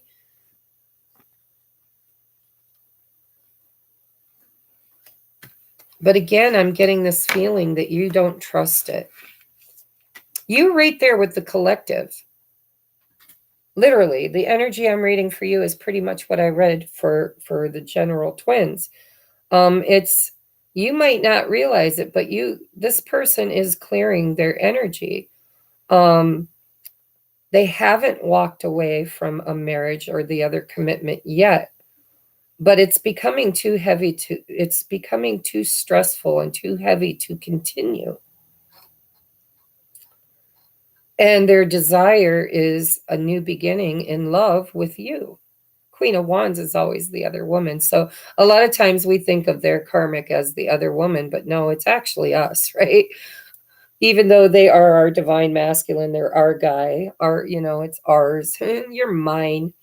But in the eyes of the law and in the eyes of society, we're the other woman. We are the Queen of Wands. They're the Queen of Pentacles, right? But his desire is obvious here, that he desires you. He loves you. You are his perfect match, right? The person he wants to be with, the person he finds attractive and, magnetic, person that he wants to be with. But he can't until he chooses to release and walk away from whatever contract he's currently in. But when he makes that choice, you can trust it, because this is him stopping the running.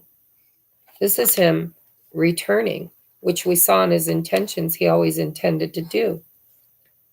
dropping the third sword, the third person. And it can be hidden from you that this waiting period could be coming to a completion, right? He's tired of giving to the commitment he's already in. He's not giving to this other third party anymore. It's in reverse. He's not fighting for it anymore. Look at that. What is hidden? What is hidden? He never intended to stay gone forever. I don't know. You might hear from him. I don't know. He's got a lot to clear out. You know? Look where I split the deck, though. You might hear from him. Even if it's just in 5D. You know, sometimes I don't hear physically from my masculine, but I dream of him. And he'll come into my dreams and say something very profound, you know? And I wake up and I'm like, balls, why didn't you say that to me in the real 3D? And, you know, it's like, well, because their higher self is still working on their lower self. So I'm going to get you a couple of oracle cards, and then I'm going to move on to Maria. So what advice do you have for Day and her twin at this time? What advice for Day and her twin? Ooh, look at that. Hot diggity dog. Very soon. Clearly decide what you want so that it comes to you now. That's creation. You create union by clearly deciding that you believe in it, you have faith in it, you know that's what's meant for you will never miss you. This is alignment. Go to bed, baby. Jesse. Jess. He's out. What else? One more card. Oh, ooh, child. Things are going to get easier. Reconciliation. Someone from your past is returning to your life.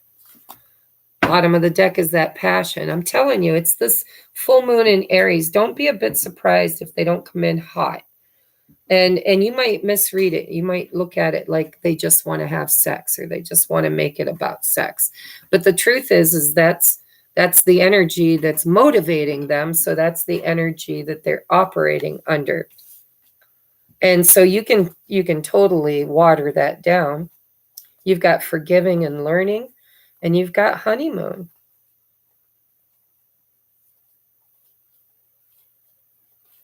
Heart-to-heart conversations, true love, separation, flirt, pretty much the same energy as the collective reading. So yeah, I would say you're right up there in the wave of people that have the potential of this happening if you just call it in. Right? I'm calling it in. Our candle's still burning here. You know what's burning? Is the glitter and the flowers are still burning. And those will probably burn for a while because they've got a lot more substance to them. But it's almost pretty much done. And I set my intentions for all of us. So thank you, Day. Thank you very much. I hope you enjoyed your energy check-in. Thank you for supporting me and my mission, and I love you. Hi, Nacho. Welcome back. Honey, right now I'm just doing energy check-ins for people that paid me with a donation. So welcome back. We're glad you're here today. See, I don't know. This is the one I was talking about. I wish I understood your language. I don't know what you're talking about, but it looks like a website with the dot in there. So I don't know. Nacho, do you know that? I hope you're a good person. I hope you're not a shill. You're welcome, Day. Thank you very much. Thank you. All right, we're moving on to Maria. Are you still here, Maria? Virgo Empress, is it? Thank you, Nacho Mama.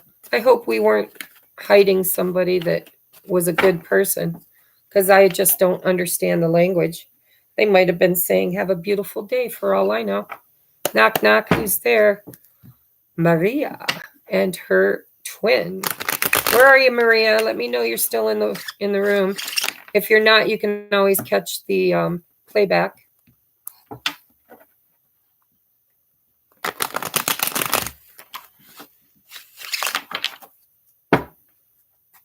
Virgo Empress, are you still in the room?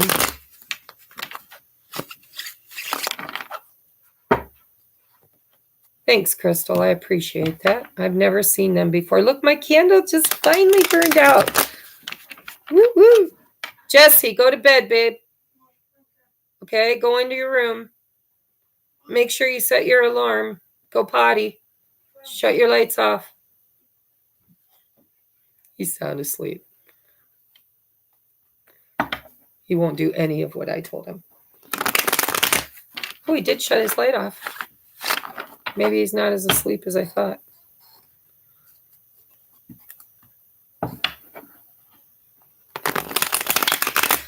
Okay. So, Maria, I am hoping you're still here. I'm going to do your reading.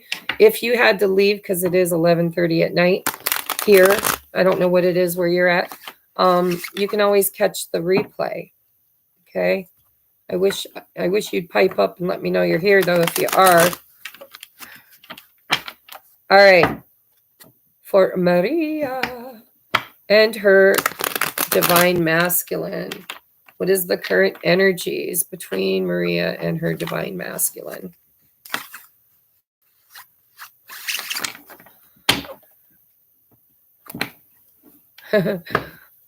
Okay, have fun.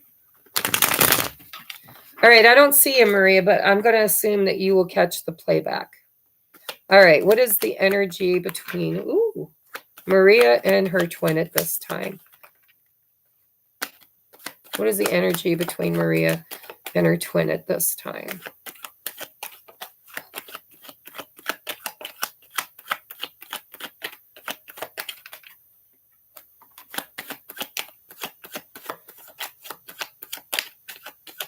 All right. All right. So,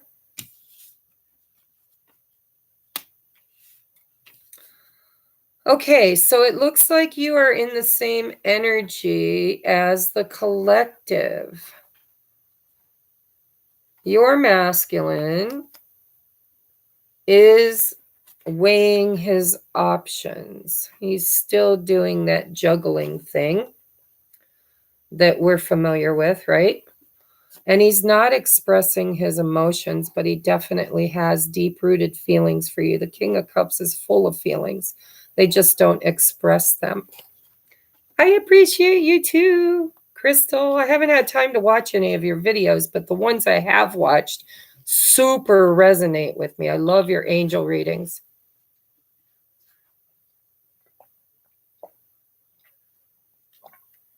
Oh, I was thirsty. All right. So, Maria. So he's kind of off balance. He's still juggling. He's not expressing his feelings, but he truly wants a new beginning. He's willing to fight for it. He's willing to get on his chariot and come toward it, but he's not quite the emperor yet. He has some more. He's going to show up, but he's not going to show up in the way that you, we're not at the end game yet. But there is justice as your first card on the table. So that was the bottom of the deck energy. The energy on the table is justice and happiness or clarity, or I'm feeling clarity, right? Because we had the 7 of Cups and now we got the Sun card. I think that your person is finally seeing things for what they really are instead of illusions and fantasy, right? They're finally seeing things for what they really are, seeing things in a very balanced, fair way, and wanting to contact you with a really practical, grounded contact, right? Hi, how you doing? Where you been? Or sorry, I've been gone, or how have you been? But it's the slow-moving knight, right? He's not the emperor yet, but he is kind of wanting to do the right thing. This is wanting to do the right thing, wanting to come forward because he's had some kind of clarity about his feelings and wants to do the right thing. And then we've got the Three of Cups. That can be friendship. It doesn't have to be romance, but it is union energy. It's, I've missed you. How you been? Let's talk. Let's hang out. Let's whatever. But it's definitely very friendly. It could be let's go out for drinks. Let's just be lighthearted and friendly with each other. Right? Lighthearted and friendly. Let's do the right thing.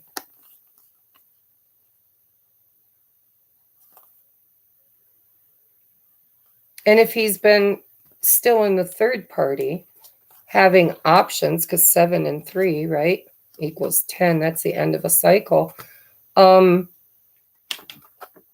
He definitely is moving toward you. Because I was asking about you. I'm not asking about her. I'm asking about you. And so, yes, I like the energy. Oh my God, my cat. She needs food in her dish, and she's like literally trying to eat the bag. And she does nothing but eat all day long. She is not starved. Trust me, I've fed her like twice today. So I like this energy. Let's take a look at his intentions. What is Maria's twins'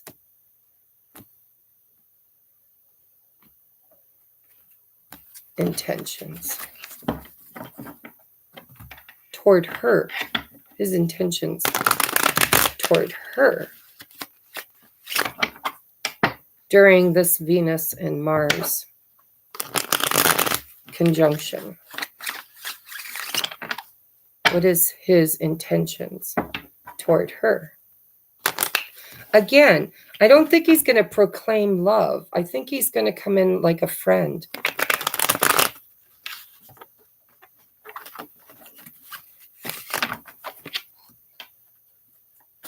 All right, what is his current intentions? Hold on.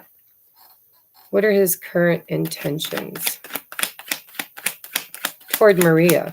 What are his current truest intentions toward Maria at this time? Too many. Let's try that again. Spirit, clean it up a little, please. What are his truest intentions at this time toward Maria?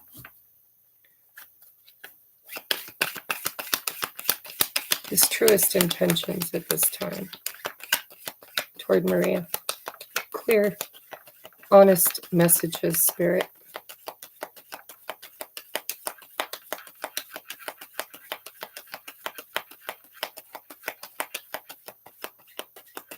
Oh my goodness.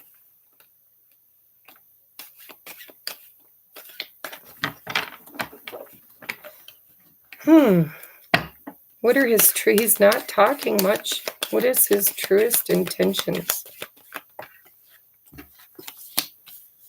The King of Wands in reverse with the Queen of Pentacles. Queen of Pentacles for me is the one he lives with. It's the one he's been with. It's the other woman.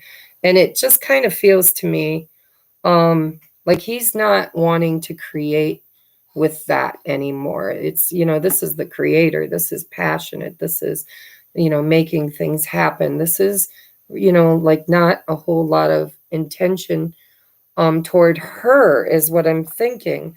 I was asking about you. So I suppose it could be you. You could be the Queen of Velvet Waiting, and he could be not taking any action at this time. But for me as a reader, the Queen of Pentacles is usually the live-in. It's the one they've committed themselves to in their current situation. And now we've got the Three of Cups in reverse, and it feels to me like there's a situation going on there. So you asked if he is awakened. We do have the Judgment card. That's my awakening card. But I think what he's actually awakening to is the fact that his marriage or his live-in or his karmic is ending. There is a cycle completing or needs to complete. It hasn't completed. It's still in operation. He's still hanging out, trying to figure it out, kind of stuck. But his intentions toward you is to do the right thing. Do the right thing. So let me ask, just let me ask, is he awakened? Is he following? Because I know he's being guided, but is he aware of the guidance? Is he aware of the connection? Does he feel the connection? Does he feel strongly the connection between him and Maria? Is he awakened to the connection? Is he awakened to the connection?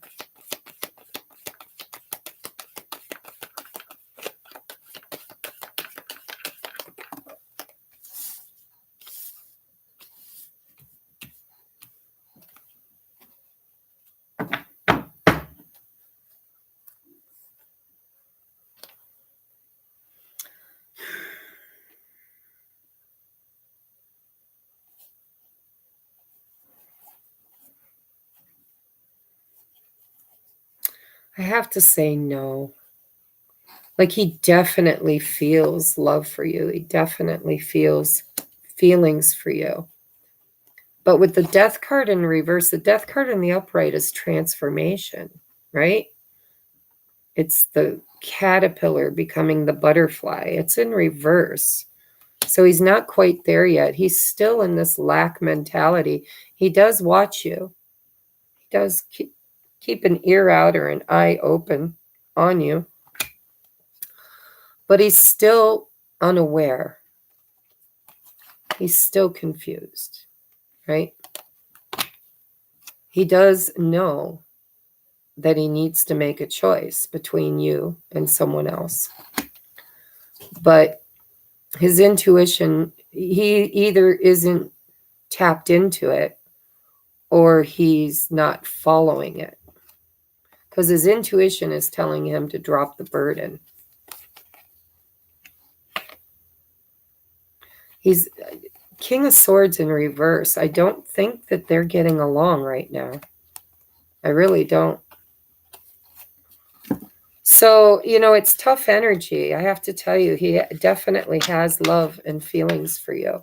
And he definitely doesn't understand why. I don't think he's awakened to the connection, to the fact that he doesn't know that you're his twin flame. No, he doesn't understand. 7 of Cups. He's confused. He knows he has feelings. Cups are emotions. He knows he has emotions. He just don't understand them. And he doesn't understand why he thinks about you. He doesn't understand why you keep showing up in his energy. And the only thing he's really awakened to right now is the destruction of his current relationship. I see that is suffering. I don't see an ending in sight just yet, but it is definitely suffering.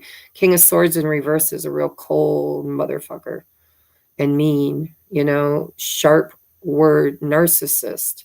But it's not you that he's acting that way toward. That is definitely in the situation that he's in. And so is he awakened to the point that he's chasing, or not chasing, but following the attraction to you? Not yet. Not yet. And that kind of sucks, because I wouldn't like to hear that, but I have to be honest. I can't lie to you. He's confused and he feels sad and abandoned and alone. Confused. He's looking for answers. He's looking for clarity. He's seeking. He's keeping an eye on you. And it's not over. This is Spirit saying it's not over. It's not over between you and him. Wish fulfillment is what he wants with you, but he's just not tapped into that inner guidance just yet. And he hasn't released the burden of this anger. He's angry. That's where temperance and healing needs to come in. You know, he's stuck. We got the Lovers in reverse with the Knight of Pentacles in reverse. He's not moving. You know, he needs to take control. He is your Emperor. He is. I mean, the Emperor right under the Lovers, even if it's stuck energy, it's Spirit saying, this is your divine masculine. It is your divine counterpart. You're just kind of, he's kind of in this energy of needing to complete a cycle independently from you at this time. And that's usually indicative of the fact that there's still cycles you're completing too, because you're mirror souls. So, you know, it's tit and tat, and we do mirror each other. And so, you know, I challenge you to take a look in your life at the cycles that you're going through. And, you know, have you cleared anger and resentment for your ex? Have you, are you struggling in your home? Are you struggling in your job? Are you struggling in your self-worth? Are you co-creating from love? Are you still, you know, because yesterday I was a hot freaking mess, girlfriend, and I'm the teacher and the guru. I'm not supposed to have moments like that, but boy, did I have one yesterday. So the Page of Swords for me as a twin flame reader is the student. It's indicative of somebody who's learning a lesson.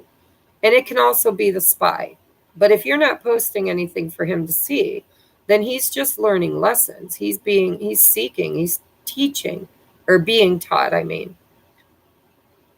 Good for you. I'm so proud of you, Crystal. I really am. I'm so happy that you're working. So, Maria, I want to get advice for you. Where is Maria struggling in her own life right now?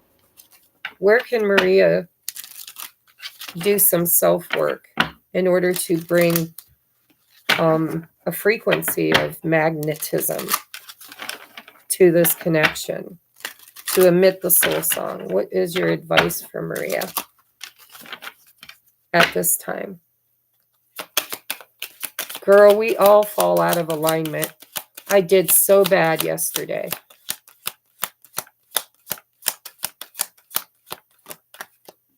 Happiness. Absolutely. I mean, frequency. We speak to the universe in frequency. And so if you want to attract your masculine, the best thing you can do is be happy and trust that you are on the right path, right? Standing in that power, be proud of how far you've come. I love myself and I see myself in everyone. So be proud of how far you've come. Spirit is telling me, Tracie, it's not her fault. It's not her fault. Kavita, it's $15, darling. So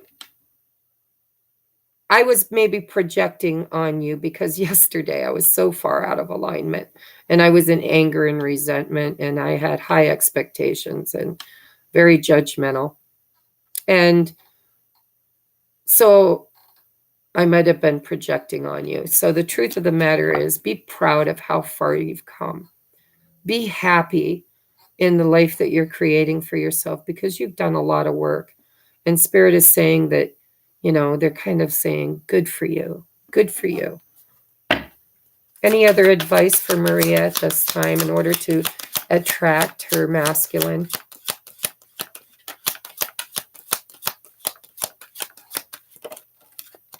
Growth. Look at that. You've grown so much, so much. But the thing is it's his turn now. And so as much as we miss them and as much as we want them to come forward, as much as we want everything to reconcile and happen right now, the truth is that growth is happening. And that growth sometimes takes patience and time, right? He needs to expand his consciousness and awareness just like you did. Bottom of the deck is purpose. I know what I'm here to do. So you need to be focusing on your purpose and having trust that when the time is right, trust and acceptance, right? Work on your health, work on your growth, be proud of yourself, be happy. So let's take a look at what is her twin's feelings for her. Unexpressed feelings. What are his unexpressed feelings, or what advice do you have? Whatever you want to tell us for Maria, please.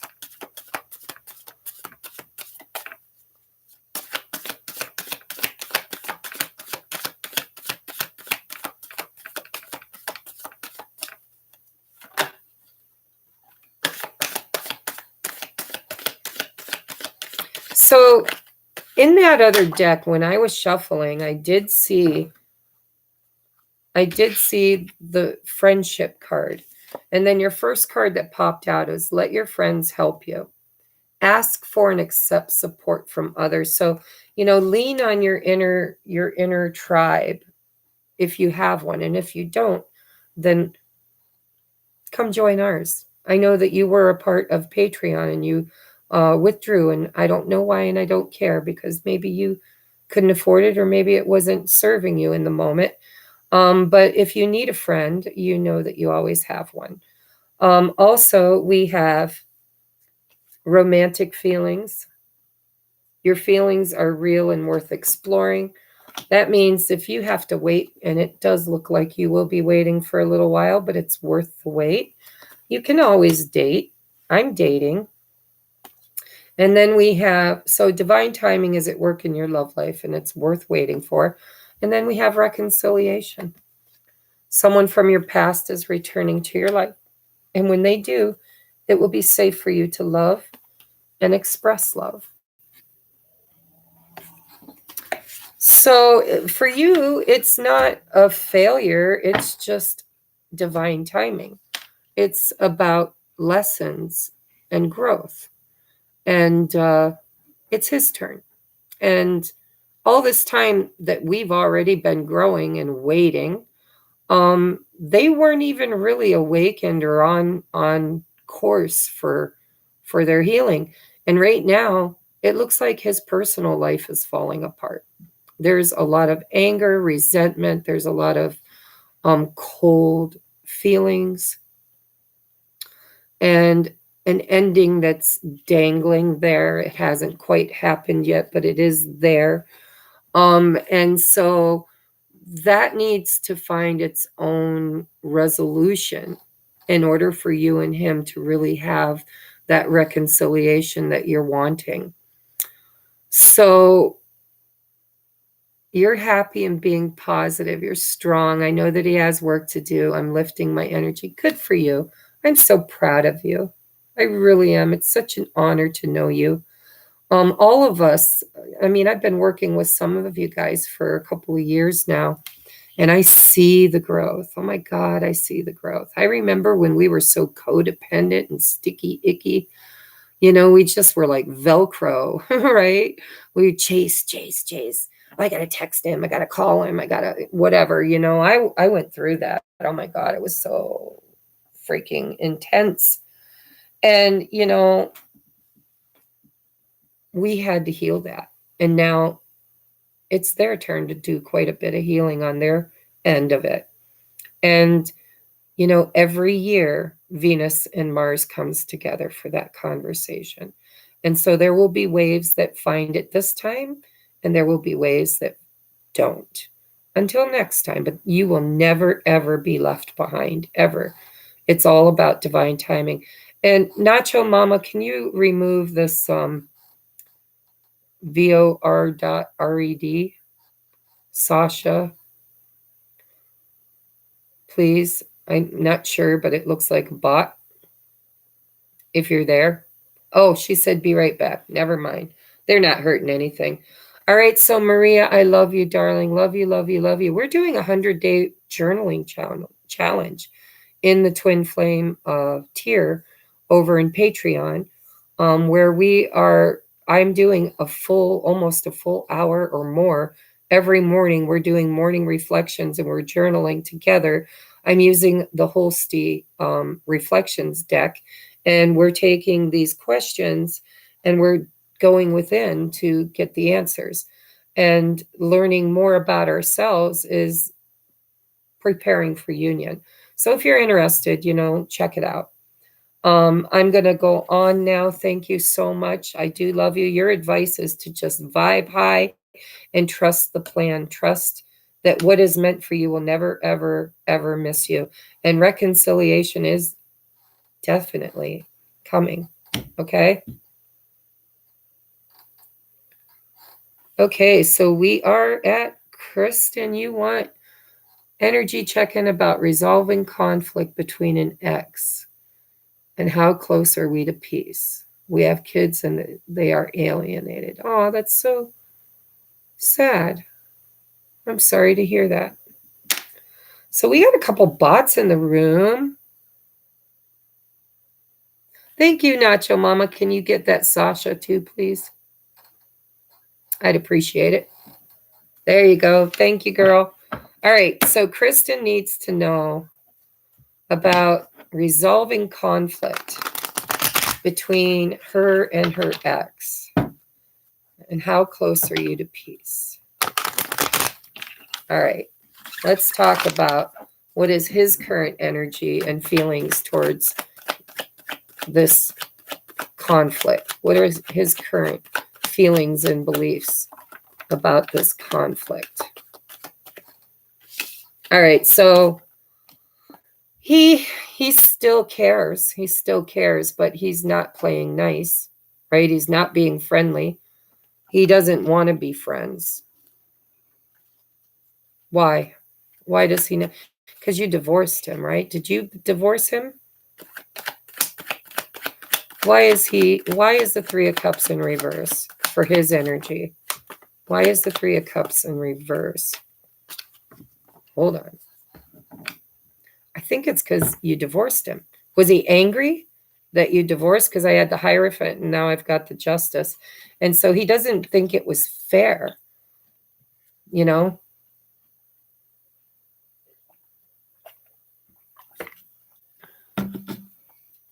Tell me about the Three of Cups in reverse. Yeah, he doesn't want to heal this. He's stubborn. Look how stubborn he is. So he's not wanting to communicate. He's not wanting to accept any apologies.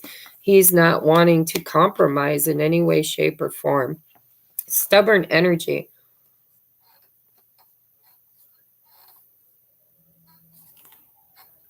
He's still holding on to the past.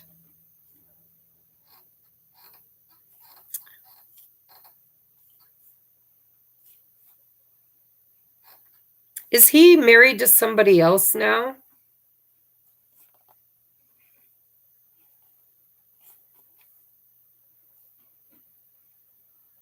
I know it takes a few minutes for your reply to show up, but I'm wondering, is he in another committed relationship currently?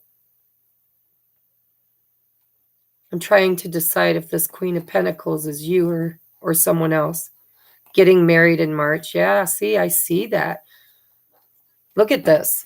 So we've got the Queen of Pentacles with the Six of Cups, with the Two of Wands, with the World, with the Six of Pentacles, and the Sun card.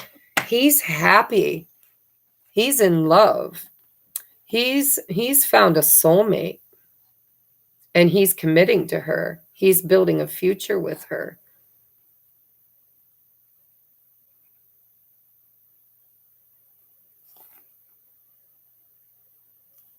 He feels like she's more fair with him. Now, I don't know. I'm not saying these are true. I'm just saying we're looking at his feelings, his perspective. She's more generous, more giving to him, makes him happy. They're building a future together. He's got the world in his hands.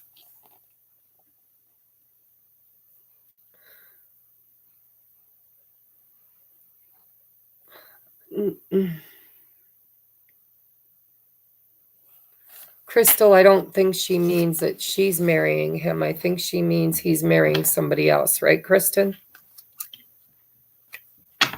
So what will it take for Kristen and her ex to find common ground, to find forgiveness, to kind of be friends for the sake of the kids, you know?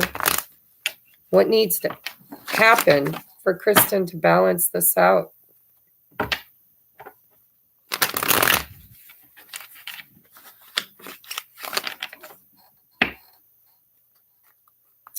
I don't think you're going to get him back.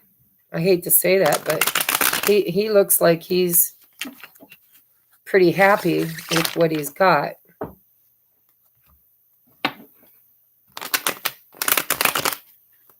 So what needs to happen for Kristen to find peace with her ex?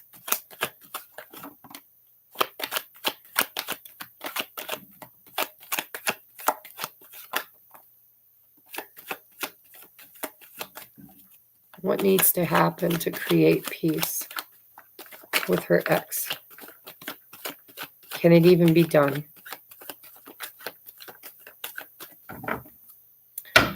Bottom of the deck. I don't know if you're going to get in.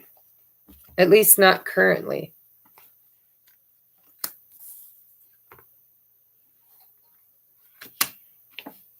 So in the future, I think you might find that peace.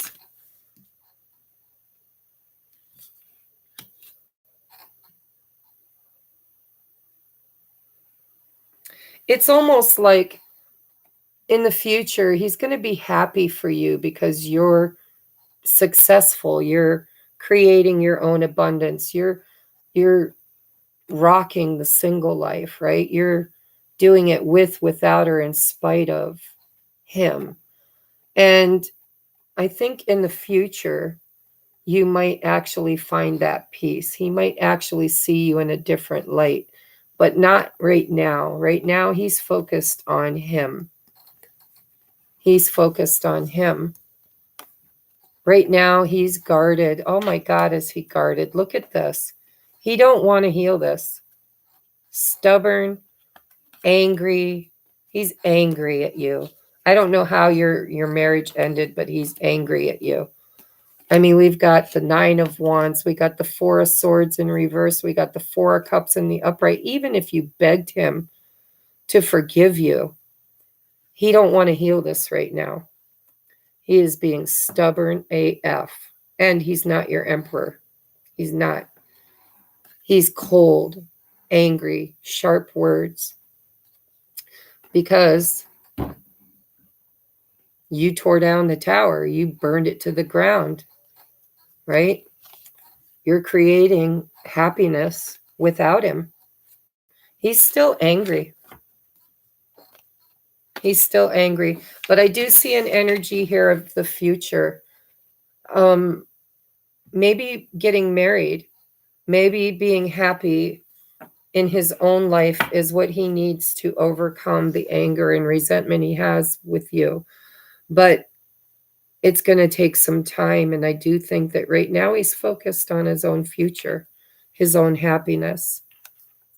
And I really do see him looking at you in the future and seeing how far you've come, how much you've accomplished. He's going to really see you in a different light, but it's going to be out in the future.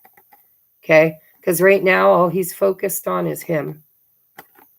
But in the future, he is going to see you differently. But, you know, fuck him. Sorry, I don't mean to be brat, but, you know, it's like the sad part is that your children and you are estranged. But I don't know the story there, and I don't want you to put it out in there in the chat room for everybody to know about. Is he lying up? Oh, I didn't see that. Is he lying about the kids?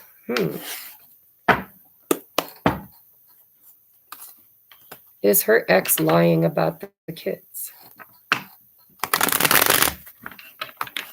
Is he lying about the kids? How old are your kids? Are they old enough to think for themselves? Or are they still very young?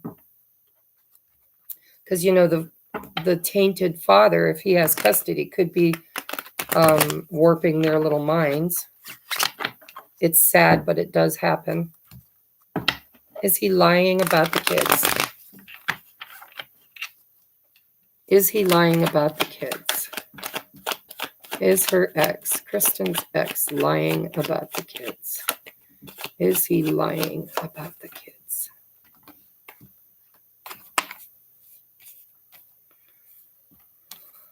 Oh, shit.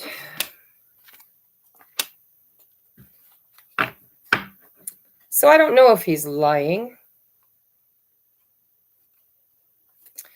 but he's angry. It's like his higher self is just saying, all right, I feel bitter. I feel angry. I feel like the divorce was not fair. It wasn't just.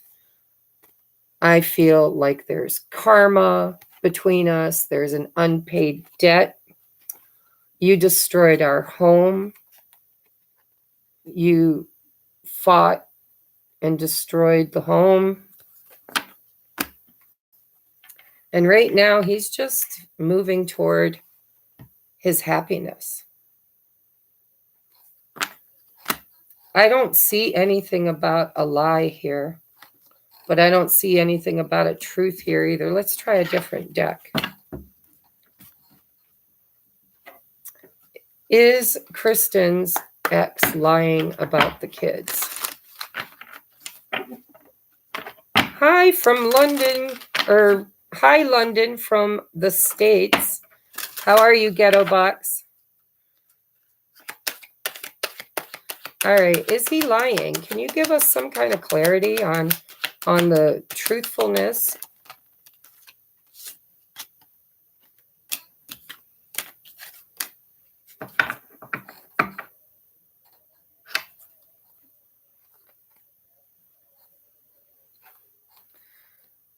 So, I don't know. I have denial. I acknowledge my fear, but I replace it with the insight of awareness. And then we have imagination. I embrace and nourish the creative aspect of my mind. And we have adversity. I accept the challenges are the best way to learn. Bottom of the deck is failure. I understand that a mistake is only an opportunity to learn. This was definitely a karmic for you. This was a karmic. This was not a divine soulmate. This was a karmic soulmate for you. And in the future, I do think that you will find forgiveness and peace and maybe even lighthearted energy with this guy. But I don't know if he's lying. There is denial here. I don't know if it's you being in denial. Did he say something that you suspect is true, but you're hoping it's a lie? Are you in denial? Are you creating in your imagination something that makes that, you know, assuages your guilt? Do you feel guilty? Do you feel like a failure? Do you feel like you're dealing with adversity, challenges? Because if this isn't your energy, it's his. And because we're only talking about the two of you. So it could be that he's living in fantasy world, in denial, feeling like a failure, liking the arguing and the adversity. But peace and happiness or forgiveness and humor, I choose to focus on the lighter side of life. And doubt, I release the need to know all the answers. I don't know how to answer that, Kristen. View is in denial. One about, you know, somebody made a mistake and they don't want to own it because it's too hard.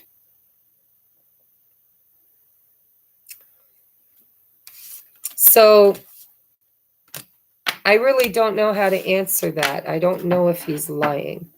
but he definitely is not seeing things for what they truly are. So that might be Spirit's way of saying that his perception of it is his perception of it. He might not be telling the truth as you or the outer world knows it, but he's telling his truth.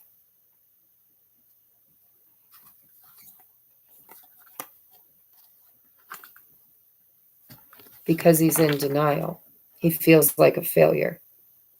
So, does that help? I hope I helped. It's kind of a bit of fuckery going on, but it was definitely a karmic lesson. I mean, there's lessons here, right? It says, I understand that a mistake is only an opportunity to learn. I accept that challenges are the best way to learn. I embrace and nourish the creative aspect of my mind, and I acknowledge my fear but replace it with the insight of awareness. I am a being of love, and I release all negative energy, and I acknowledge that harboring resentment blocks the flow of love. So I hope I helped. Thank you so much for supporting me in the channel and for getting a energy check-in. The money always works to, produce more videos. I got a ring light now. I got a new phone. I will remove it on up.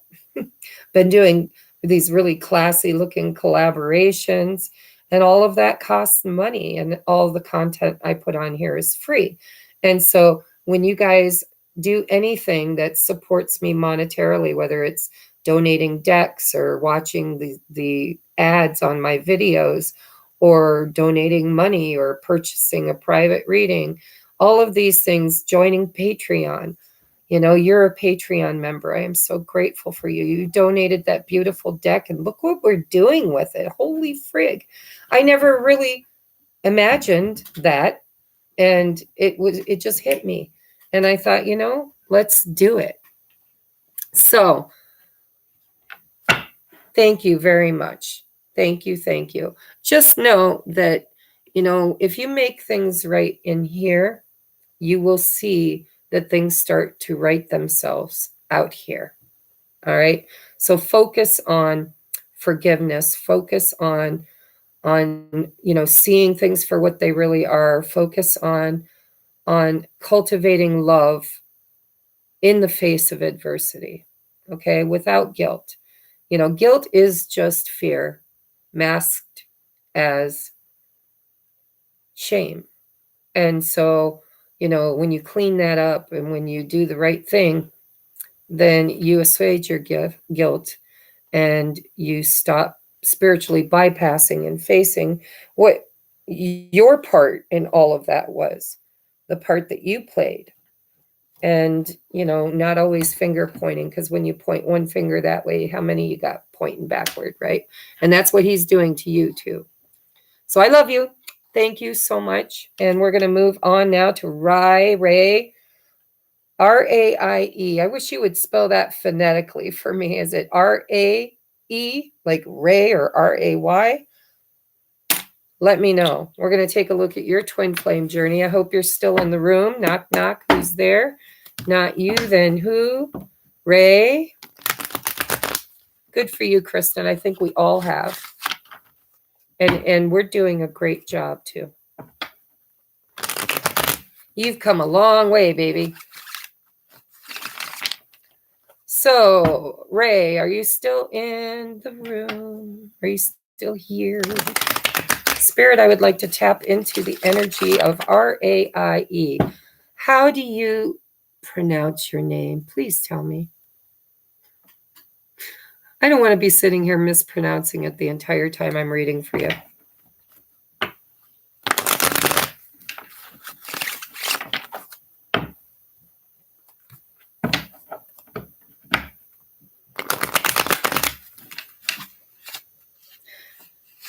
Everybody, welcome. That's still here. We still got 7 people here. Welcome, Ray. I think it's Ray, because she is a new member. Yeah, like Ray. That's what I thought. See, I am psychic, but I just wanted to make sure. Everybody welcome Ray, because she is the newest addition to our Patreon community. And she does believe she's on a twin flame journey. And she has been, I believe, have you been following along with the 100-day journaling challenge?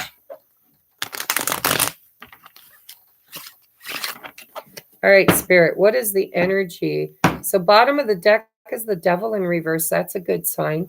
That's freeing yourself or freeing one another from toxic behaviors, belief systems, patterns, codependency. What is going on in Ray's twin flame journey right now? What is the energy of her and her masculine? What is, well, let's look at the masculine. What is the energy of Ray's masculine at this time? Too many, Spirit. What is the energy of Ray's masculine at this time? Energy of Ray's masculine at this time. Beck, you're up next. You're on deck.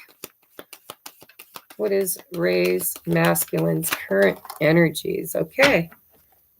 We'll take that because that was forceful. That tells me it was a real pluck.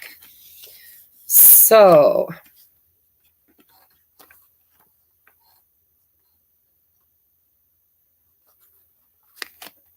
all right.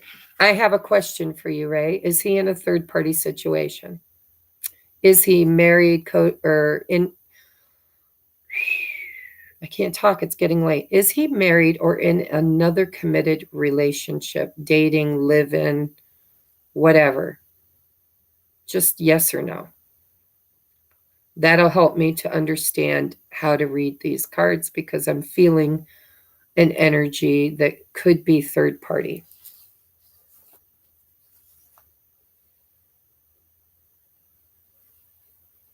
I don't know why it takes so long for the responses to show up.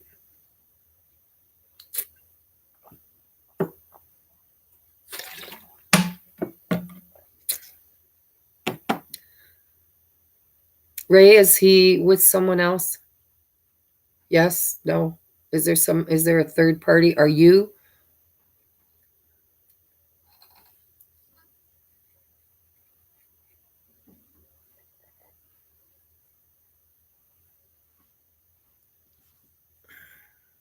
Back of my neck keeps itching because I used a new shampoo. I have such sensitive skin. If I buy new face products, I break out. I buy new hair products, I break out. All right, well, Ray, I don't know if you don't want to tell me, or if the responses just aren't showing up. Yes, Sarah, if you want an energy check-in, it's a $15 super chat.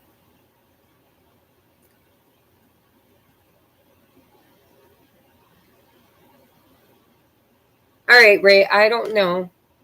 I don't see your answer, and I don't think you're avoiding me. I think it's just possibly not showing up. But so the bottom of the deck, and the reason why I'm asking, is there a third-party situation? It's because I got the Three of Swords with the Three of Pentacles in reverse. And so if there is a third party, this is very hard on your person, okay? It breaks their heart that they, don't have a stable foundation. They're not able to build with you at this moment. Now, this doesn't always have to be another relationship. It could be he lives too far away, or he's taking care of his parents, or you're dating. Okay, does he know that? Because what I'm seeing here is I'm seeing balance, divine timing. Temperance is all about healing. It's about alchemy. It's about the blending of two souls into one. Then we've got the Eight of Swords, which tells me that I'm asking about his energy toward you. He wants to heal this, but he feels stuck. He overthinks things. He's trying to get the courage to drop the burdens and end a cycle with you. But I want to clarify this 10 of Wands. What is the burdens? What needs to be dropped? What needs to be dropped? Why is the 10 of Wands here? Ooh, lying. Did he lie to you? Did he cheat on you? Did he run away from you? Did he run? Because he feels guilt. Guilt. And he wants to get the strength to come forward and end the cycle. Possibly ask for forgiveness. You know, maybe he was stingy with his affection and his emotions.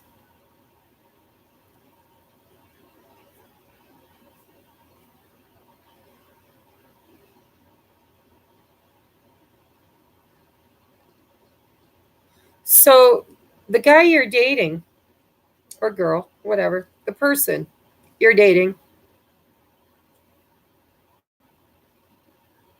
are you only dating him because you got tired of waiting? Because a lot of us are doing that. I'm doing that right now, dating, because I got tired of waiting. And I found somebody that gives back to me. Not my guy, though. It's just like a dalliance while you wait for your guy. So you're not communicating right now. He wants to, well, I don't see communication. What I see is guilt. He wants to do something to relieve himself of some kind of guilt. He pushed you away. So what do you feel with the new person you're dating? Because it feels to me like you're settling. Because they are more generous. They're kinder. They're showing up.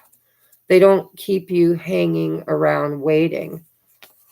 But it isn't your soulmate. It's not your person.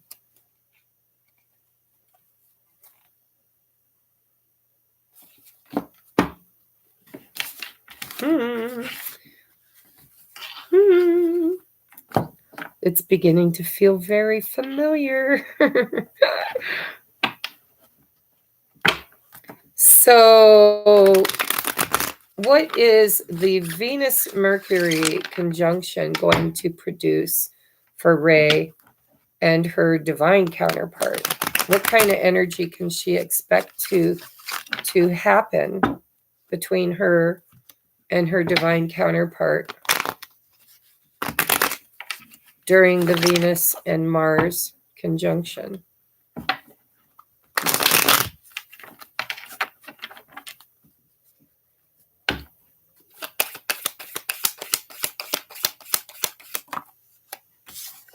Ooh, I like it. I like it like that. What else can she expect from her masculine during the time of this conjunction?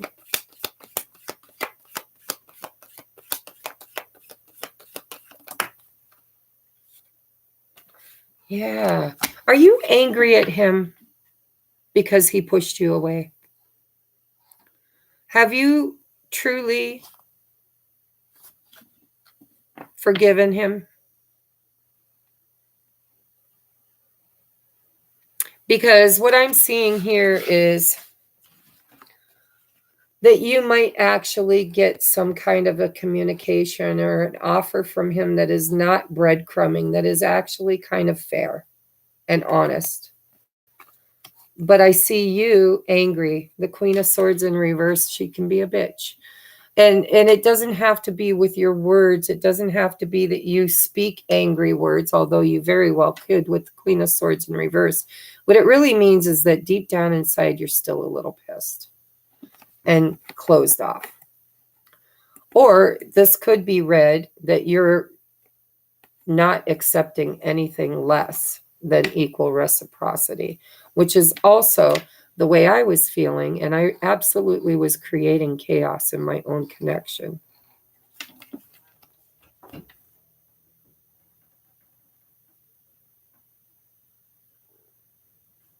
Let's clarify these.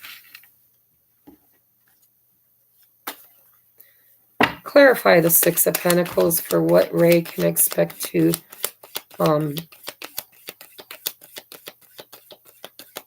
experience. Yeah, see, it's good energy. It's good energy.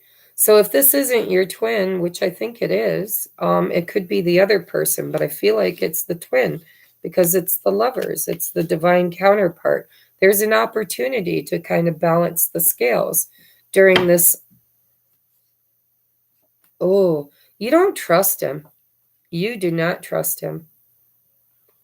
You do not. He's going to bring an offer and you don't trust it. You think it's bullshit. You're closed off, defensive. Is it legitimate? Yeah. Is it a legitimate offer? Will she hear from... Let's just pick these up. Will Ray hear from her divine masculine? Do you... So you said no communication. You're not in communication. Will she hear from her DM during this Mars-Venus conjunction? Will she get communication?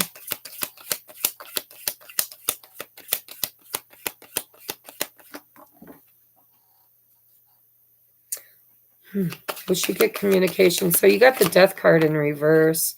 You got the Seven of Pentacles in reverse. Will she get communication? Will she get communication? Will she get communicate? Yes. Yes. Yes. It's not over.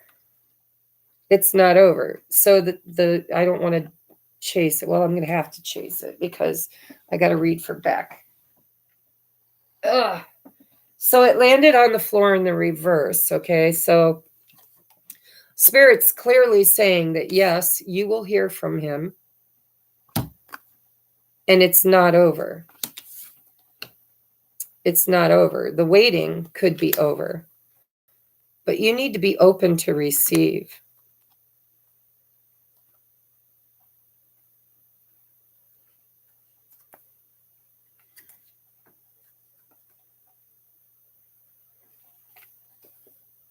I think he wants to tell you why he walked away and bring clarity because he knows he hurt you. I think he feels guilty. I think he wants to at least make some kind of amends or maybe just like try to assuage his own guilt, you know. Maybe it's in a selfish way, I don't know, but he definitely feels guilty and it's a burden, 10 of Wands, right? It's a burden. And so he's wanting to come forward and make some kind of a gesture of apology or it's an offer. And it's potential. It doesn't mean it will happen. It just means that you are in alignment with it to happen currently. But things can change, you know, vibration and frequency is the timeline that we experience. But in the current energy, Spirit's clearly saying that there's an opportunity that this could happen. And the reason why is because his guilt is weighing very heavily on him and he's wanting to communicate that in some way, shape, or form. So don't be surprised if he comes forward and tells you why he withdrew, why he pushed you away.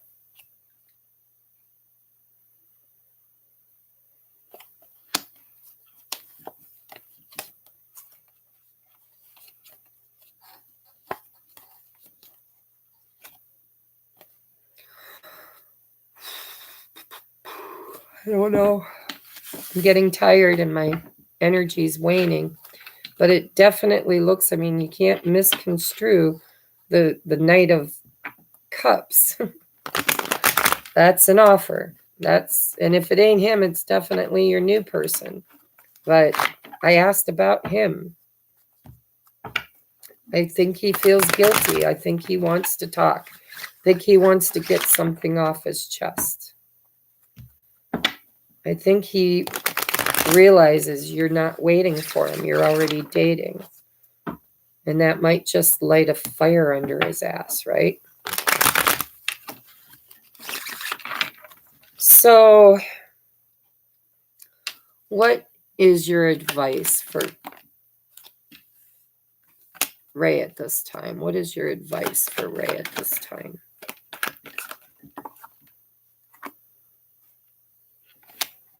Go.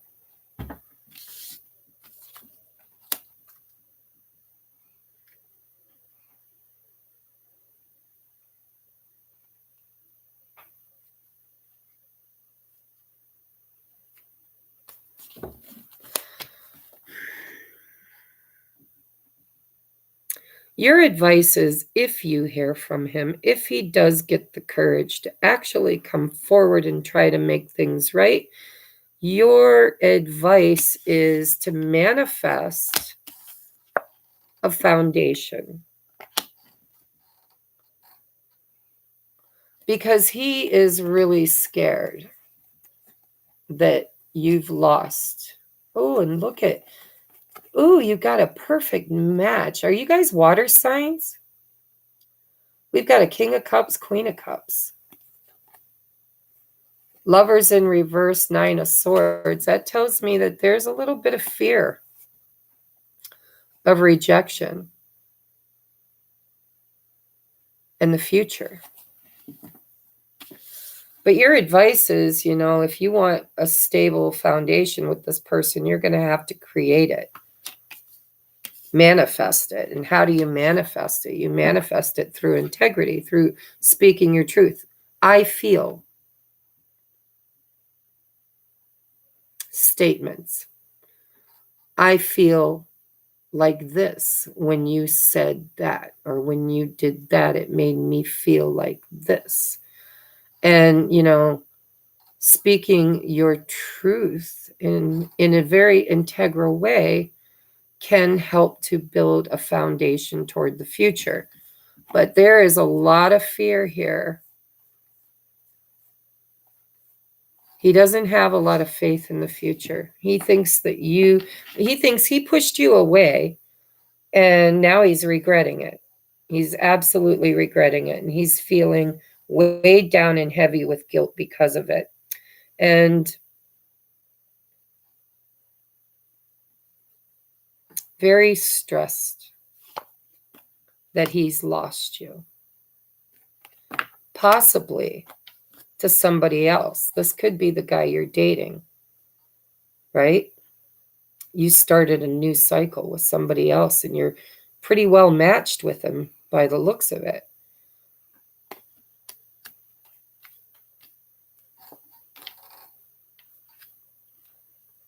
But it's not really going to fulfill wishes for the long run. Not forever.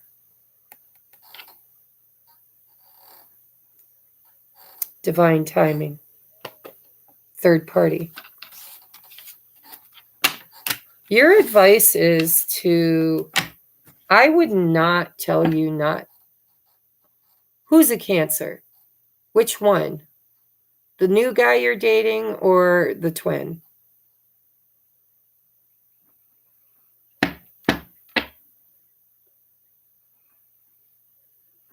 Because definite Cancer energy.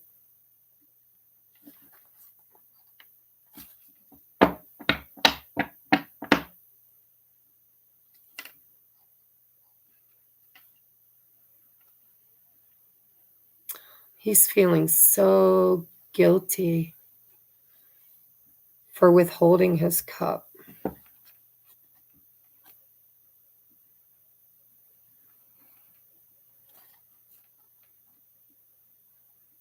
And for not committing.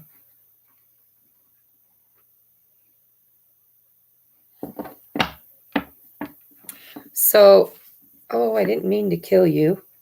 Dang it. I don't like to kill things.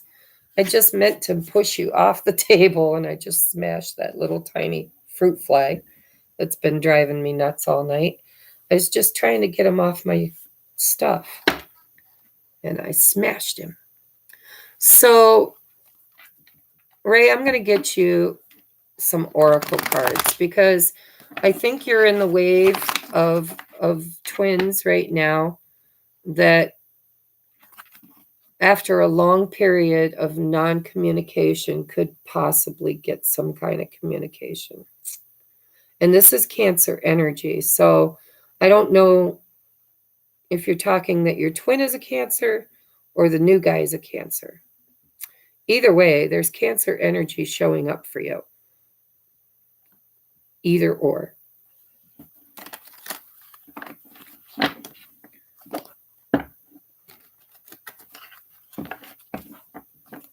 It takes so long to see your responses. So I'm going to get you some oracles, and then I got to get Beck's done because it's 12:30 at night. Bless your heart, Beck. I hope you're still here. Sorry it's taken so long.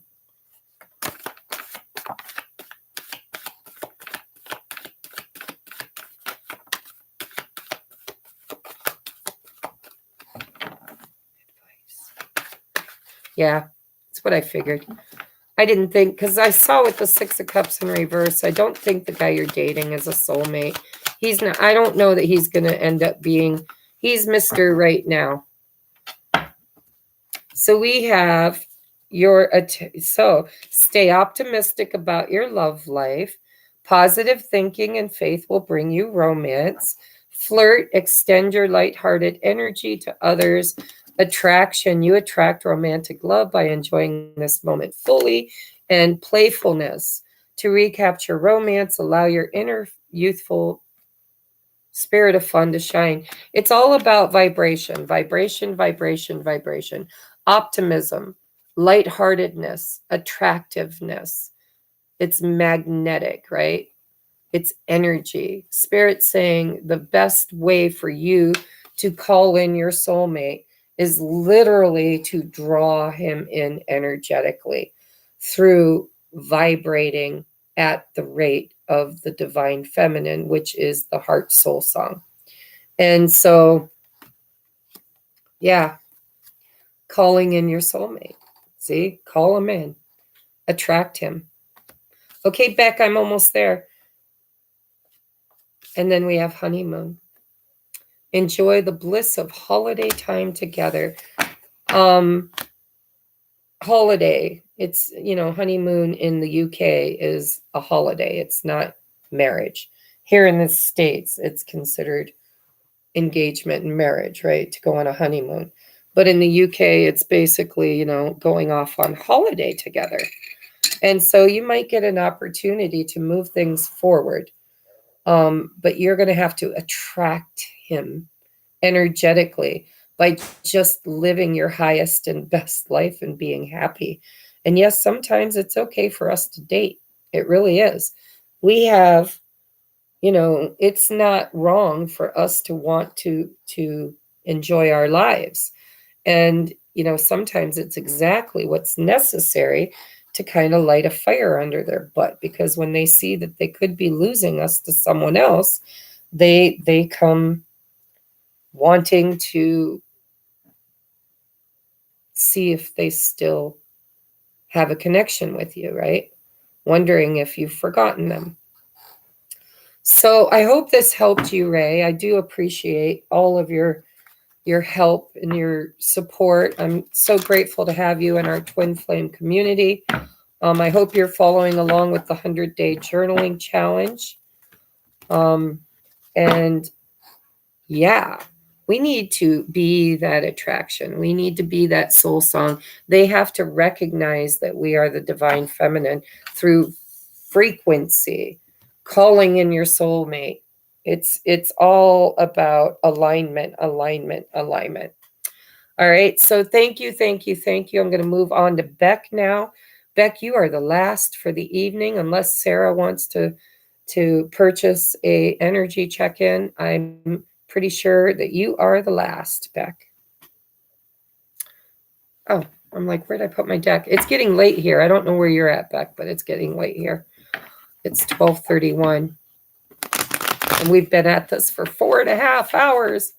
Holy, holy. I haven't even had my dinner. Well, yeah, I did have my dinner. Yes, I did. I had a burger from Dairy Queen. I forgot. It was 4.5 hours ago. I'm feeling a bit peckish. There's a nerd term. All right, so Beck, you want general. Do you want twin flame general, or do you just want to know about your life?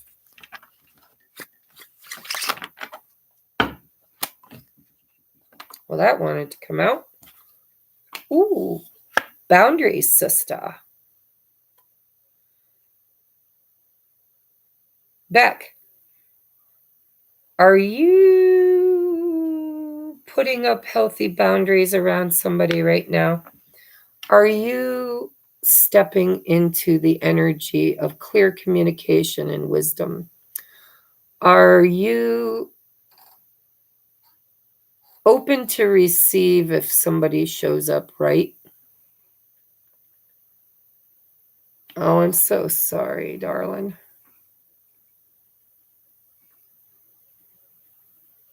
That's early. So you're welcome, Ray. Thank you so much. I do appreciate your generous, support of the channel. Thank you. So Beck, what's up with this Queen of Swords, darling? What are you doing? Just your life. Okay, well, you're very guarded in your life. You are putting up boundaries, probably healthy boundaries. I would hope they're healthy boundaries. But you have been once bitten, twice shy. You are showing up as the divorcee, the queen of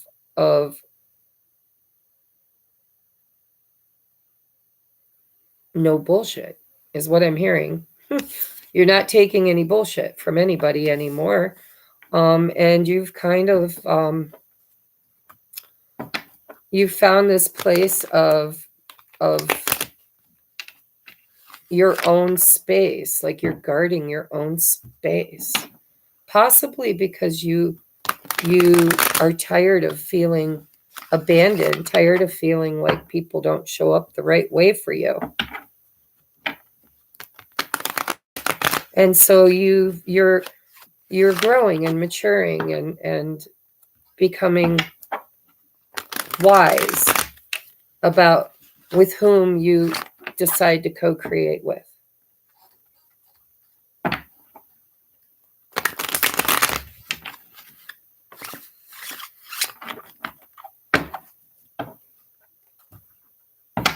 All right. What do we need to know for Beck in her current life?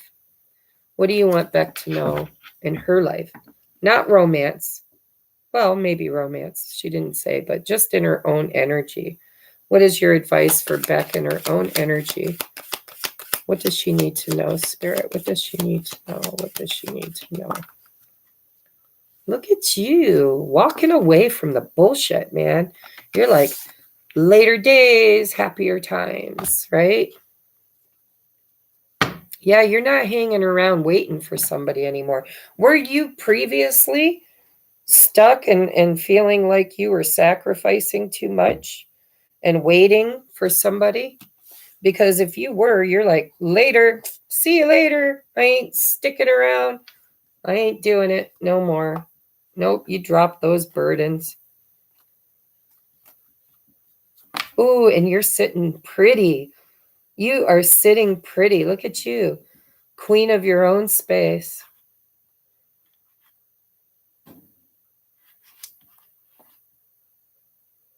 Are you divorced, Beck? And was it kind of a hard divorce?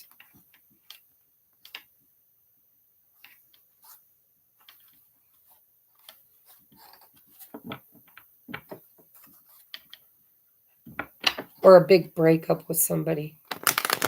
I suppose it doesn't have to be marriage, but it looked like marriage.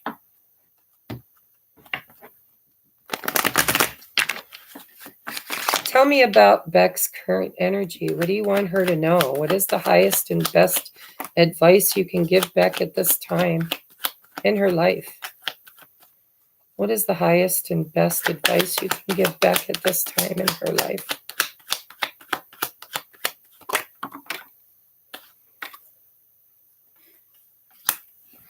Okay, so I don't know. Maybe I know your story. I think I've read for you before, but I don't remember because I read for so many people. But it feels to me like somebody was juggling you and you just said, fuck that. And you cut ties and you walked away. Nobody juggles the Empress, damn it. I'll look to the future. Oh, look, I cut it again right at the Empress.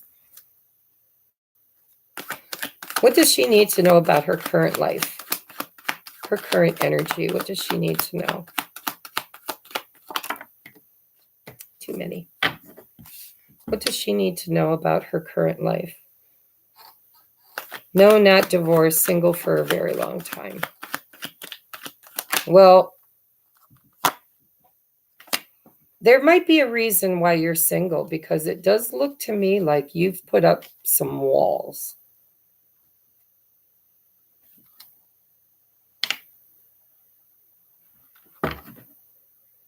But I think you might just have something new coming towards you in the future. Now, this doesn't have to be romance. This could be self-love. This could be, I'm good alone. I'm okay. I'm working, because the person in the 8 of Cups is walking away from 8 full cups to find their 9th cup. And so it's kind of like you're creating newness in your life. Oh, no, it's love. I'm sorry. Look what was hiding underneath the Ace of Cups and the Ace of Wands is the 2 of Cups. Oh, after being alone for a very, very long time, I do believe you might be manifesting a new person because you're in Empress energy. That's exciting. When is this going to happen? It's going to start very small. It's not going to be, I think it will develop slowly.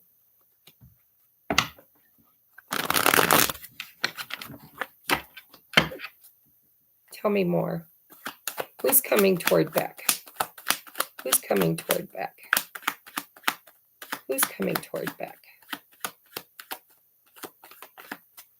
Are you an air sign back? Who's coming toward back? Who's coming toward back? Who's coming toward back? Maybe it's a surprise. Who's coming toward back? Ooh, a King of Pentacles. Ooh, oh shit, the 2 of Cups made me jump, startled me. Well, girlfriend, whoever he is financially secure. He's ready to commit. He's stable. He's grounded. Ooh, and he is a soulmate. He could possibly be somebody from your past, but look, we've got the 10. Oh, and the Emperor. So you are the Empress and you are manifesting an Emperor. Doesn't have to be a twin flame. It just means it's a soulmate. It's definitely a soulmate. You better be open to receive, girlfriend. Okay? Don't be this. Don't guard yourself. You better be open to receive because you are magnetically attracting a committed relationship, a divine counterpart, high-level soulmate.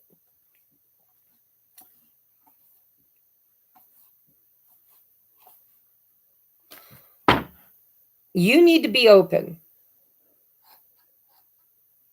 You need to be open. Don't have your stinger out. If you're a Scorpio, don't have your stinger out.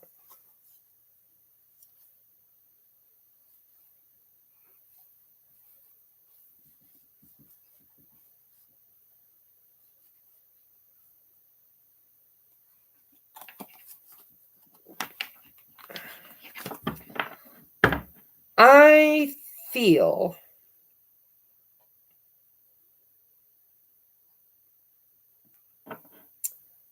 like this is a timeline that's available to you, but you have to be the Empress.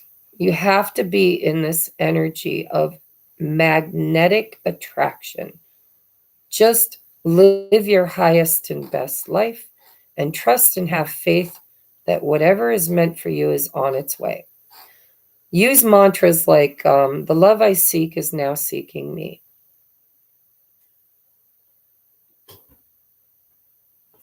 Because I do see obstacles here. I see fear. And I don't think it's his. I think it's yours. I think that you've had your heart broken and you're guarding it. And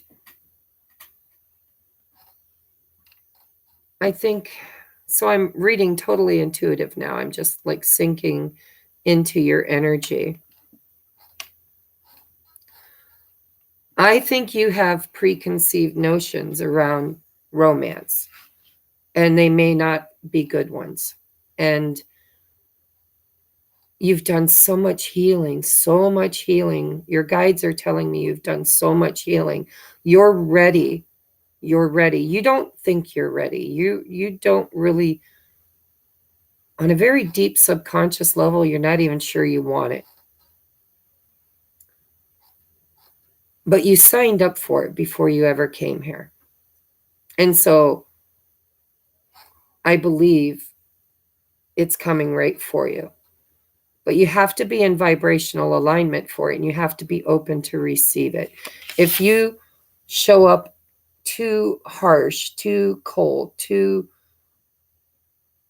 guarded,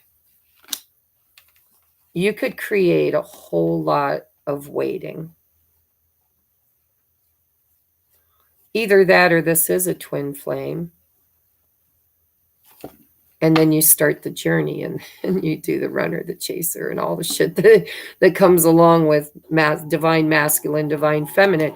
And I was told that there is a wave of new twins finding each other, especially during this time. If you feel like you're a twin flame, but you never met them, or maybe you met them in the past and they went away and you haven't seen them in years and you didn't even know for sure. All of those could apply to you.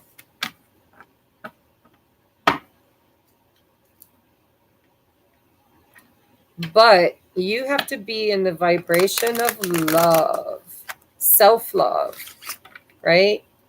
Self-love. There it is again. Justice with the Ace of Wands. It's like you've leveled up. You've healed something. You've completed a cycle. You've learned a lesson. And because of that,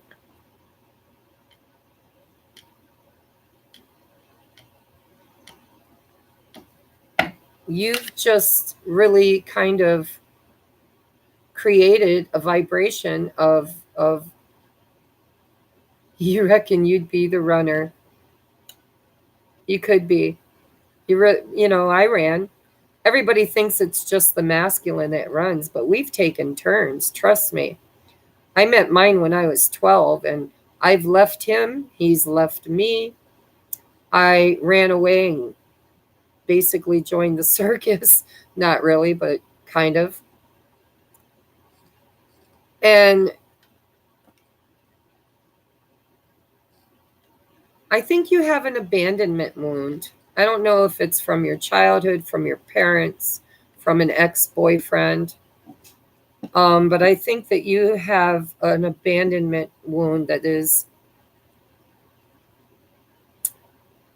something that either spirit's going to bring this person into your life to bring it up to, we talk about shaking that aquarium. You think your little aquarium's all clear and clean and the fish are swimming and everything looks good until you get that catalyst that comes in and picks it up and gives it a big shake, and all of a sudden all of those underlying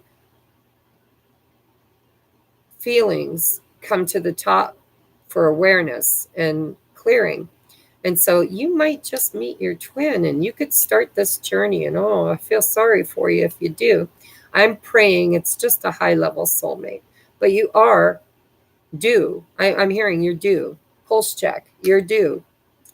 You have a contract that's coming due, and it's about to show up.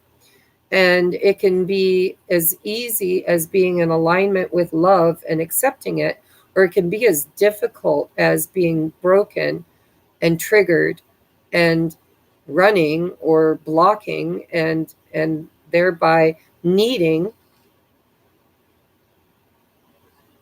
somebody who is a catalyst to help you reveal that and heal it.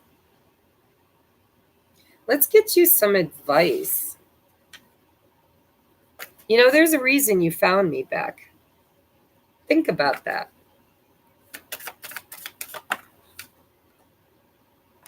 Let go of control issues. Yeah, you're a little controlling. Micromanaging.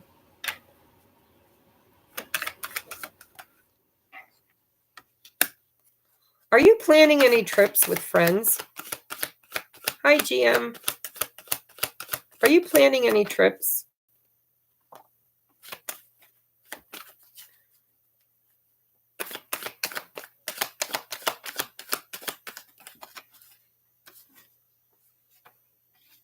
Oh.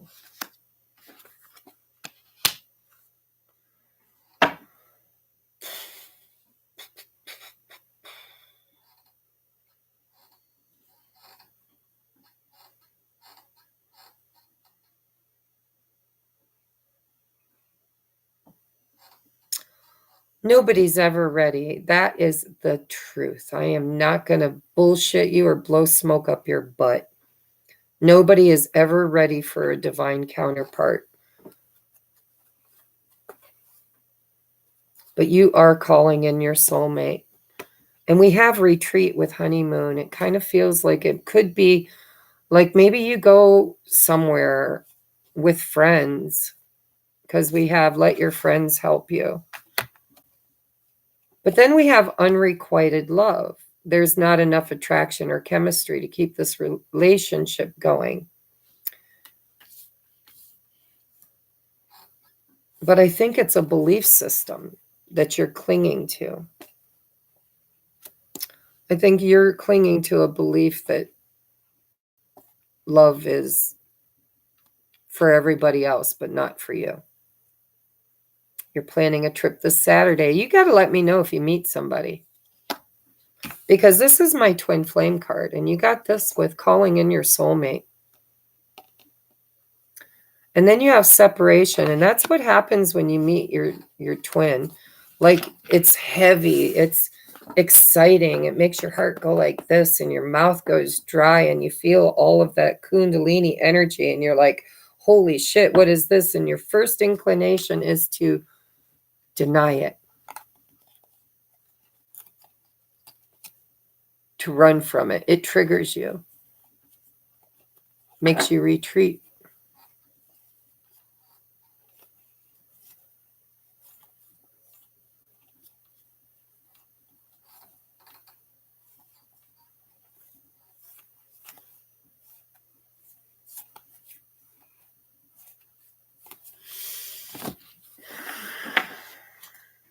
You're going to have to let me know, girl. Let's get you some advice from this deck. Anything you want to say to Beck from this deck? Anything you want to say to Beck, Spirit? Anything you want to tell her? Anything you want to tell her from this deck? Anything you want to tell her from this deck? Anything you want to tell her?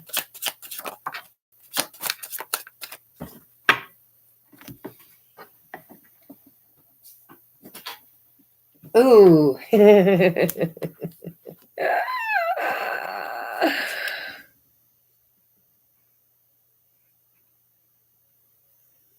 Avoid the marriage thing and look at the sacred union thing.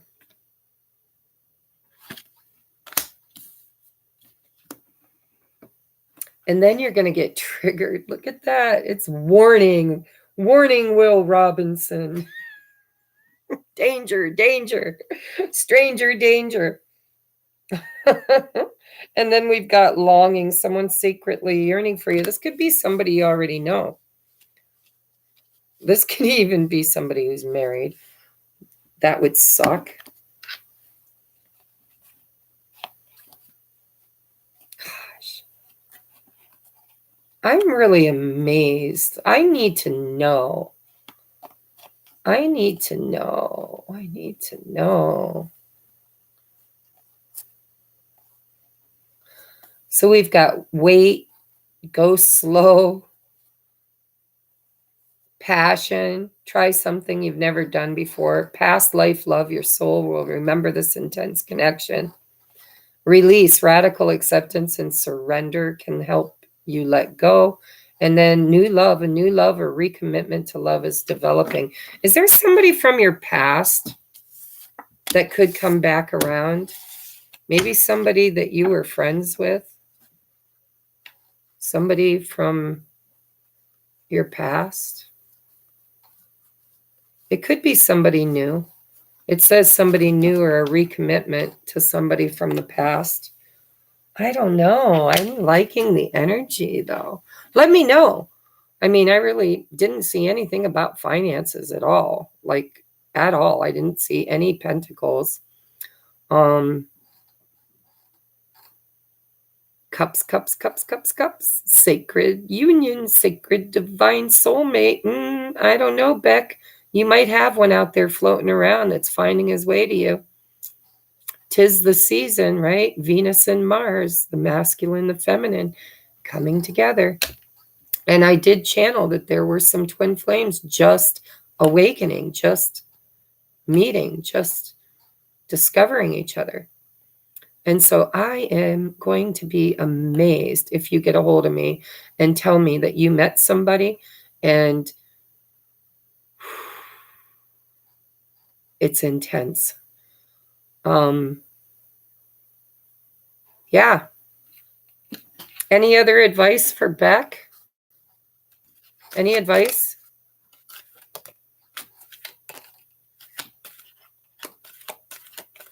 Quite a bit, actually. Came out really easy. See, you had that radical acceptance. Acceptance. Be open to receive, to accept. I am learning to accept the things I cannot change. If there's something from the past that you never truly fully healed from, something that you were grieving, because we have grief, I understand that losing something's an opportunity to appreciate it. It doesn't even have to be romantic. It could be, your dad died when you were young, or your mom and dad divorced, or your best friend moved away, or you had to move away and leave all your friends. I mean, it just feels like an abandonment wound that you've been grieving. And so we have growth. I want to expand my consciousness and my awareness, and we have discipline. I can accomplish what I set my mind to. It feels to me like your soul is telling me that you want to expand your consciousness and grow. And the best way for you to do that could possibly be through meeting a sacred soulmate or a catalyst. I like to call them lab partner, right? Somebody that wakes you up and gets you on the journey of healing and growth and self-discovery. And so if you have an abandonment wound, it doesn't have to be that you earned it through romance. It could be anything, your best friend was taken from you suddenly, because they moved away, or they died, or your parent died, or your first love cheated on you and left you and abandoned you, and you just felt more comfortable being alone because nobody could hurt you if you were alone, right? There's no way for anybody to break your heart. So I think you are about to have a growth spurt. And I've been hearing this song, by the way. I get up, I get down, and I'm jumping around, and the rumpus and ruckus are comfortable now. Been a hell of a ride, but I'm thinking it's time to grow. Boom, boom, boom. It's called Bang, Bang, Bang by AJR. And when I did the zodiacs, I was seeing tower moment after tower moment in almost every sign. Did you watch your zodiac sign? Was there any hints there? Done a little bit of grieving for lots of different things. So Beck, see, you're so guarded that even when I ask you a direct question, you deflect it. And that's okay. It's none of my business. But you need to get real with yourself and figure out exactly what might be the cause of you wanting to, or not wanting, but feeling safer being alone. And whatever that is for you, you don't have to tell me, but it's there. It's in your reading. And it's probably why you're about to manifest a catalyst to help you dig it up and discover it and clear it.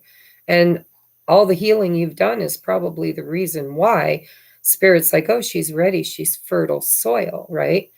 She's ascending. Let's help her. Let's get her a lab partner to trigger her, to teach her how to be more open and honest, and if with no one other than yourself, it's fine. But you need to know your own limitations and what created them. When were they created?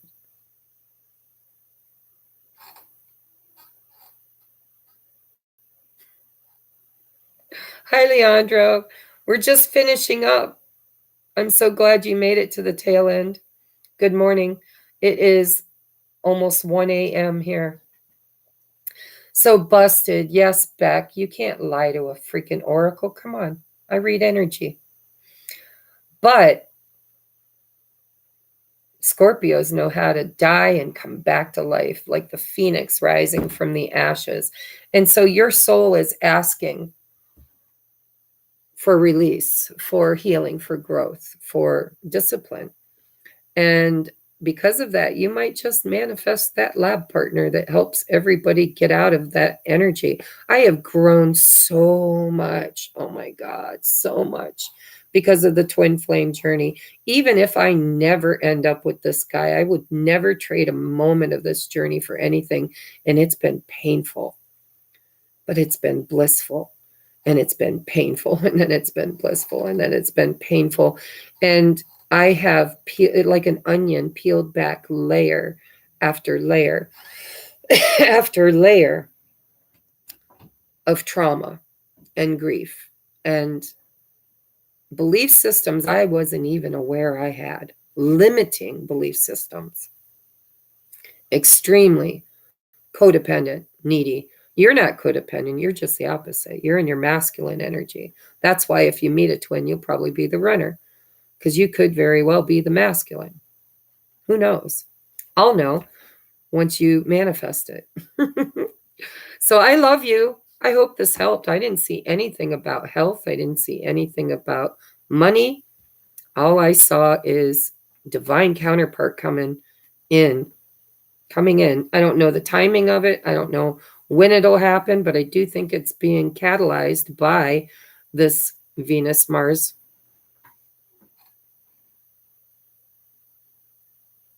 It does. It does, Kavita.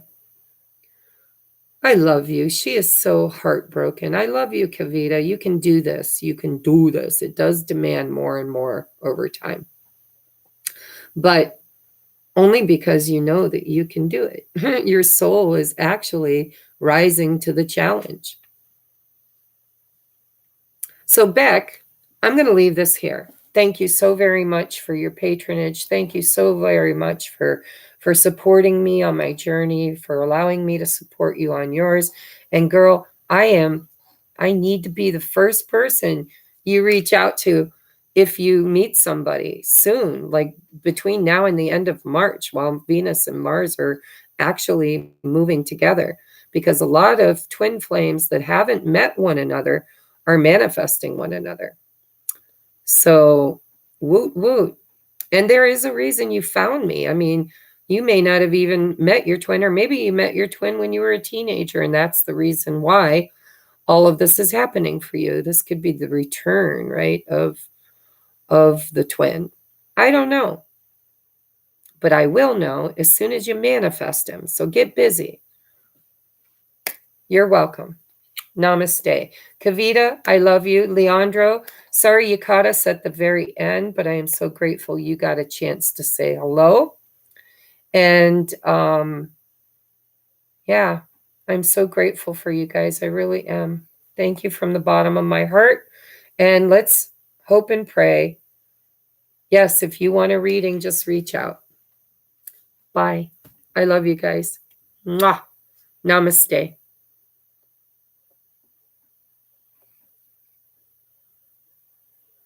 You too, Leandra. Stay blessed. We're all blessed.